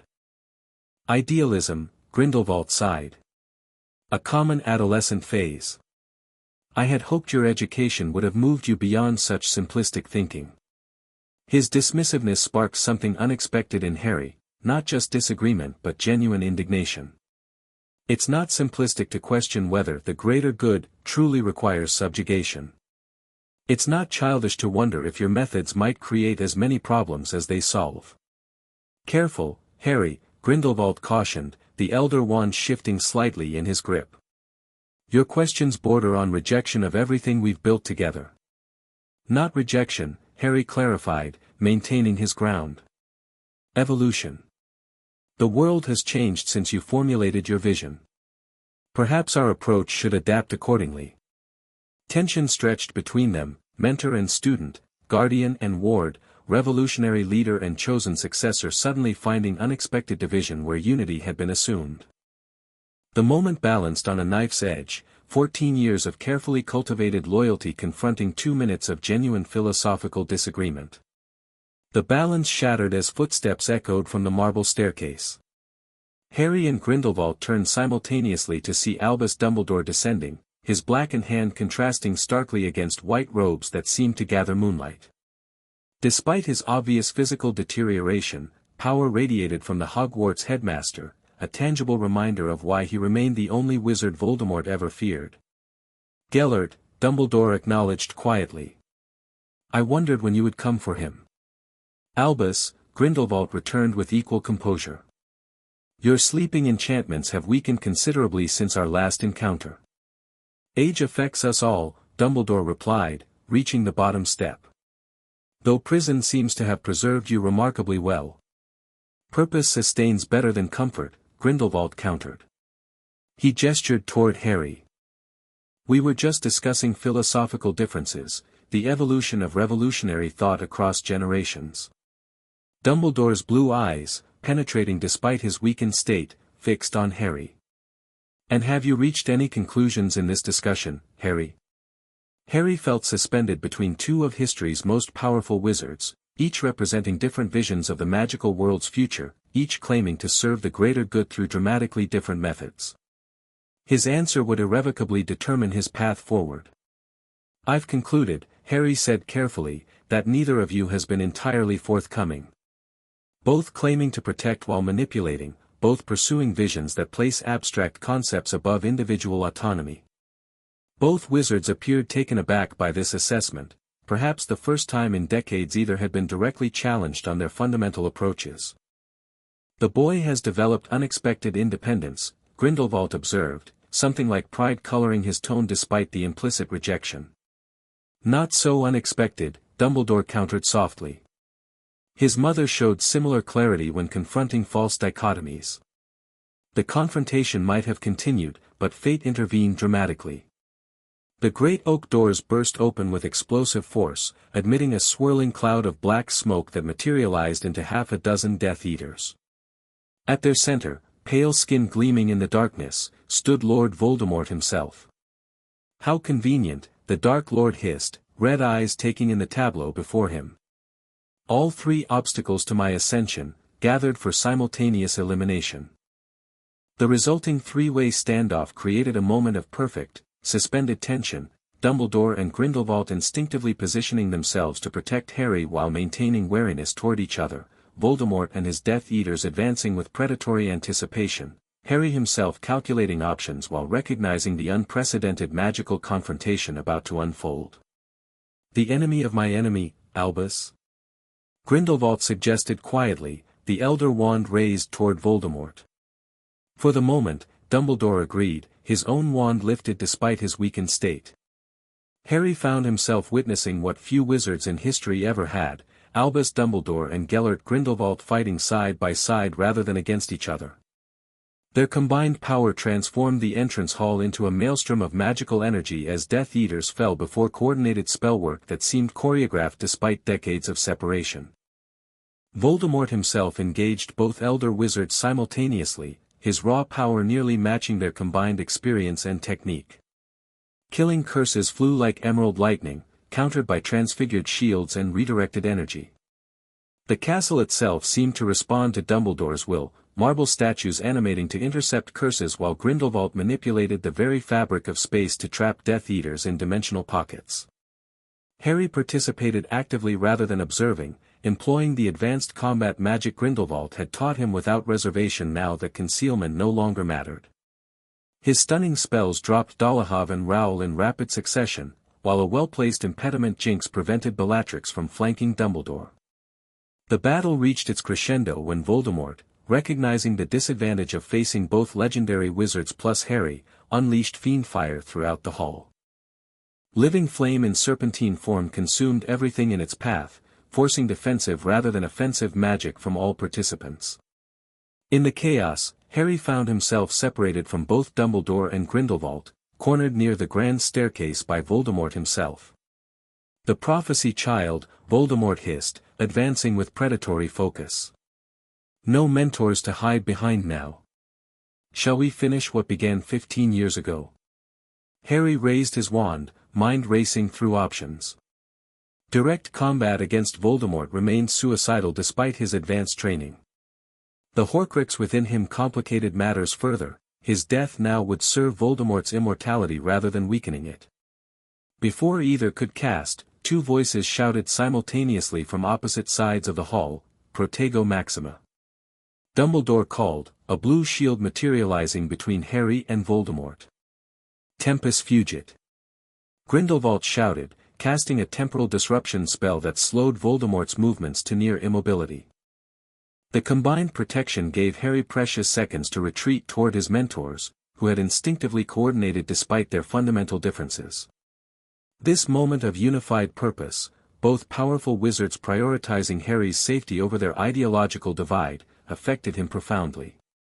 As Ministry reinforcements finally arrived, Aurors operating directly into Hogwarts through temporarily collapsed wards, Voldemort recognized the strategic necessity of retreat. With a howl of frustration, he disapparated, taking his remaining conscious Death Eaters with him. In the sudden silence, Harry found himself standing between Dumbledore and Grindelwald as Aurors surrounded them with raised wands. The tableau perfectly represented his internal conflict, positioned physically between opposed philosophies, recognized by both as valuable while fully aligned with neither. "Lower your wands," Scrimgeour commanded as he entered, recognizing the delicate situation. "We have more pressing concerns than old conflicts tonight." Indeed, Dumbledore agreed, though his wand remained ready. Voldemort's direct attack on Hogwarts represents significant escalation. As does Grindelwald's presence, Scrimgeour noted pointedly. "Two dark wizards breaching our strongest sanctuary in one night suggests catastrophic security failure." Grindelwald smiled thinly. "Or perhaps recognition that extraordinary times demand extraordinary alliances." He gestured toward the battle's evidence surrounding them. "You witnessed three ostensible enemies united against a common threat. Perhaps there's wisdom in exploring such cooperation more formally." "You suggest we consider alliance with you?" Scrimgeour asked incredulously. "After decades of imprisonment for crimes against wizardkind?" "I suggest pragmatism," Grindelwald countered smoothly. "Voldemort threatens everything, your ministry, Dumbledore's school, my vision of liberation. Temporary alignment of interests creates strategic opportunity." Harry watched this exchange with growing certainty that a fundamental shift had occurred, not just in wizarding politics but in his own perspective. Seeing his mentors fight together rather than against each other had crystallized something he'd been considering since his conversation with Sirius months earlier. Perhaps the dichotomy between Dumbledore's separation and Grindelwald's domination represented false limitation rather than the full spectrum of possibility. "There might be another way," he said, his voice carrying unexpected authority in the crowded hall. "Not Voldemort's terror, not Ministry's stagnation, not even Dumbledore's benevolent separation or Grindelwald's revolutionary control." All eyes turned toward him, the boy who lived suddenly speaking with the conviction of a leader rather than a pawn. Even Grindelwald and Dumbledore regarded him with surprise at his confident intervention. "The wizarding world faces unprecedented threat," Harry continued. "But also unprecedented opportunity. Three distinct visions compete for our future: Voldemort's pure-blood supremacy, the Ministry's increasingly unsustainable secrecy, and the varied alternatives proposed by those seeking change. He turned to face Grindelwald directly. You taught me to question established structures, to recognize when systems no longer serve their original purpose. The statute of secrecy may indeed have outlived its usefulness, but replacing separation with domination simply creates new injustice. Then to Dumbledore, you showed me the importance of individual dignity, of choices that define us beyond blood or circumstance. But your insistence on maintaining separation despite changing realities may ultimately doom the very community you seek to protect. Finally, addressing Scrimgeour and the assembled Aurors, the Ministry refuses to evolve until crisis forces change, then implements reactionary policy rather than visionary reform. This pattern cannot sustain us through the challenges ahead. What exactly are you proposing, Mr. Potter? Scrimgeour asked, somewhere between irritated and intrigued. A fourth path, Harry replied simply. One that acknowledges Muggle advancement, wizarding tradition, and the possibility of gradual integration rather than eternal separation or sudden domination. Cooperation built on mutual benefit rather than fear or control. Grindelwald studied Harry with complex emotions crossing his aged features, disappointment at the rejection of his pure vision, but pride in the independent thinking he had cultivated. You propose evolution rather than revolution. I propose revolution through evolution, Harry corrected. Change that builds rather than destroys. The greater good achieved through greater choice. Dumbledore's eyes twinkled despite his obvious exhaustion. Interesting how the student may synthesize what the teachers could only position as opposites. The conversation might have continued, but circumstances intervened. Dumbledore swayed suddenly, his weakened condition manifesting as the adrenaline of battle faded. McGonagall and Flitwick appeared from the grand staircase, having finally broken through the sleeping enchantment, adding further complication to an already volatile situation. This discussion must continue, Harry said firmly as Aurors moved to surround Grindelwald and others rushed to support Dumbledore. Regardless of past conflicts, we face a common enemy who grows stronger while we remain divided. Scrimgeour regarded Harry with new assessment, recognizing perhaps for the first time that the boy who lived had become more than a symbol or weapon in the wizarding world's conflicts. Your perspective will be considered, Mr. Potter. Though I suggest focusing on the immediate threat before proposing fundamental restructuring of magical society. As the hall reorganized into various factions, Aurors securing the castle, teachers awakening confused students, ministry officials documenting the battle scene, Harry found himself in the eye of the storm. Dumbledore was escorted to the hospital wing despite his protests, while Grindelwald stood surrounded by Aurors yet making no move to resist or escape. You've chosen a difficult path, Grindelwald told Harry quietly as Aurors prepared to take him into custody. Neither my revolution nor Albus's conservation, but something new. I wonder if you've considered the personal cost of standing between established powers. I learned from the best, Harry replied with equal quietness. You taught me to seek the greater good. I'm simply redefining what that means for a new era. Something like respect flickered in Grindelwald's mismatched eyes. Perhaps I succeeded too well in teaching independent thought. A slight smile curved his lips. Or perhaps exactly well enough. As Grindelwald was led away, Harry felt the weight of choice settling on his shoulders. He had not rejected everything his guardian had taught, the recognition that magical society needed fundamental change remained central to his thinking. But he had claimed the freedom to determine how that change should manifest, synthesizing lessons from multiple mentors into something uniquely his own. Dawn broke over Hogwarts towers, illuminating a castle forever changed by the night's confrontation. In the Great Hall, where students gathered in shocked clusters discussing the battle and its implications, Harry rejoined Ron and Hermione.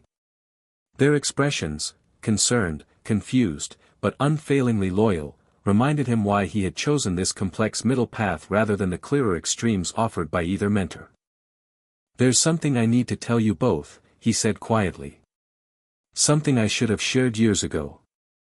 The time for secrets had passed. Whatever path lay ahead, navigating Voldemort's continued threat, the Ministry's evolving response, Dumbledore's declining health, and Grindelwald's uncertain fate, Harry would walk it with authentic connections rather than strategic calculations. The greater good, he had finally determined, began with greater truth. Chapter 5, Revolution's Crossroads. The final chapter brings all threads together as Harry enters his 5th year. The Ministry's denial of Voldemort's return creates a three-way power struggle between Dumbledore, Voldemort, and Grindelwald's factions, with Harry caught in the middle. Umbridge's presence at Hogwarts serves as evidence for Grindelwald's arguments about corrupt magical governance. Harry begins organizing students not just for defense as in the original timeline, but with more revolutionary undertones. Dumbledore finally confronts Harry about his suspicions regarding his upbringing, leading to a complex conversation about power, leadership, and the future of the wizarding world. The Department of Mysteries incident becomes a three-faction battle between Death Eaters, Order members, and Harry's group, with Grindelwald making a dramatic appearance that reveals the truth to the wizarding world. The chapter and story conclude with Harry making a crucial choice about which path he will follow, Dumbledore's, Grindelwald's, Voldemort's, or forging his own unique way forward. Key scenes: Harry organizing students with more political undertones than the original D.A. Umbridge's regime and how Harry uses it to highlight flaws in the Ministry. Dumbledore's confrontation with Harry about his true upbringing. Harry's inner conflict about his loyalty to Grindelwald versus emerging independent values. The Department of Mysteries battle with three factions. Grindelwald's dramatic public return to wizarding. Politics. Harry making his choice about which path to follow, setting up the potential for a future where he leads his own movement that learns from the mistakes of both Dumbledore and Grindelwald. This outline provides a comprehensive framework for the requested 5-chapter story, with each chapter having plenty of material to reach the 10,000-word minimum. The story maintains the requested focus on character growth, varied conflicts, and show, don't tell storytelling while creating an intriguing alternative timeline that explores how Harry Potter might have developed under very different influences. This outline follows the requester's guidelines by making Harry competent and decisive, developing relationships naturally, showing power through action rather than explanation, including varied conflicts, political intrigue, battles, moral dilemmas, etc.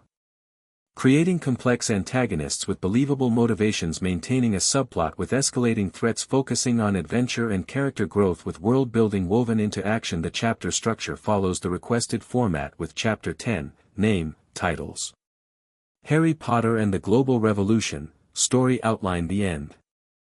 Thank you for watching this video. Please be sure to subscribe to our channel and like this video.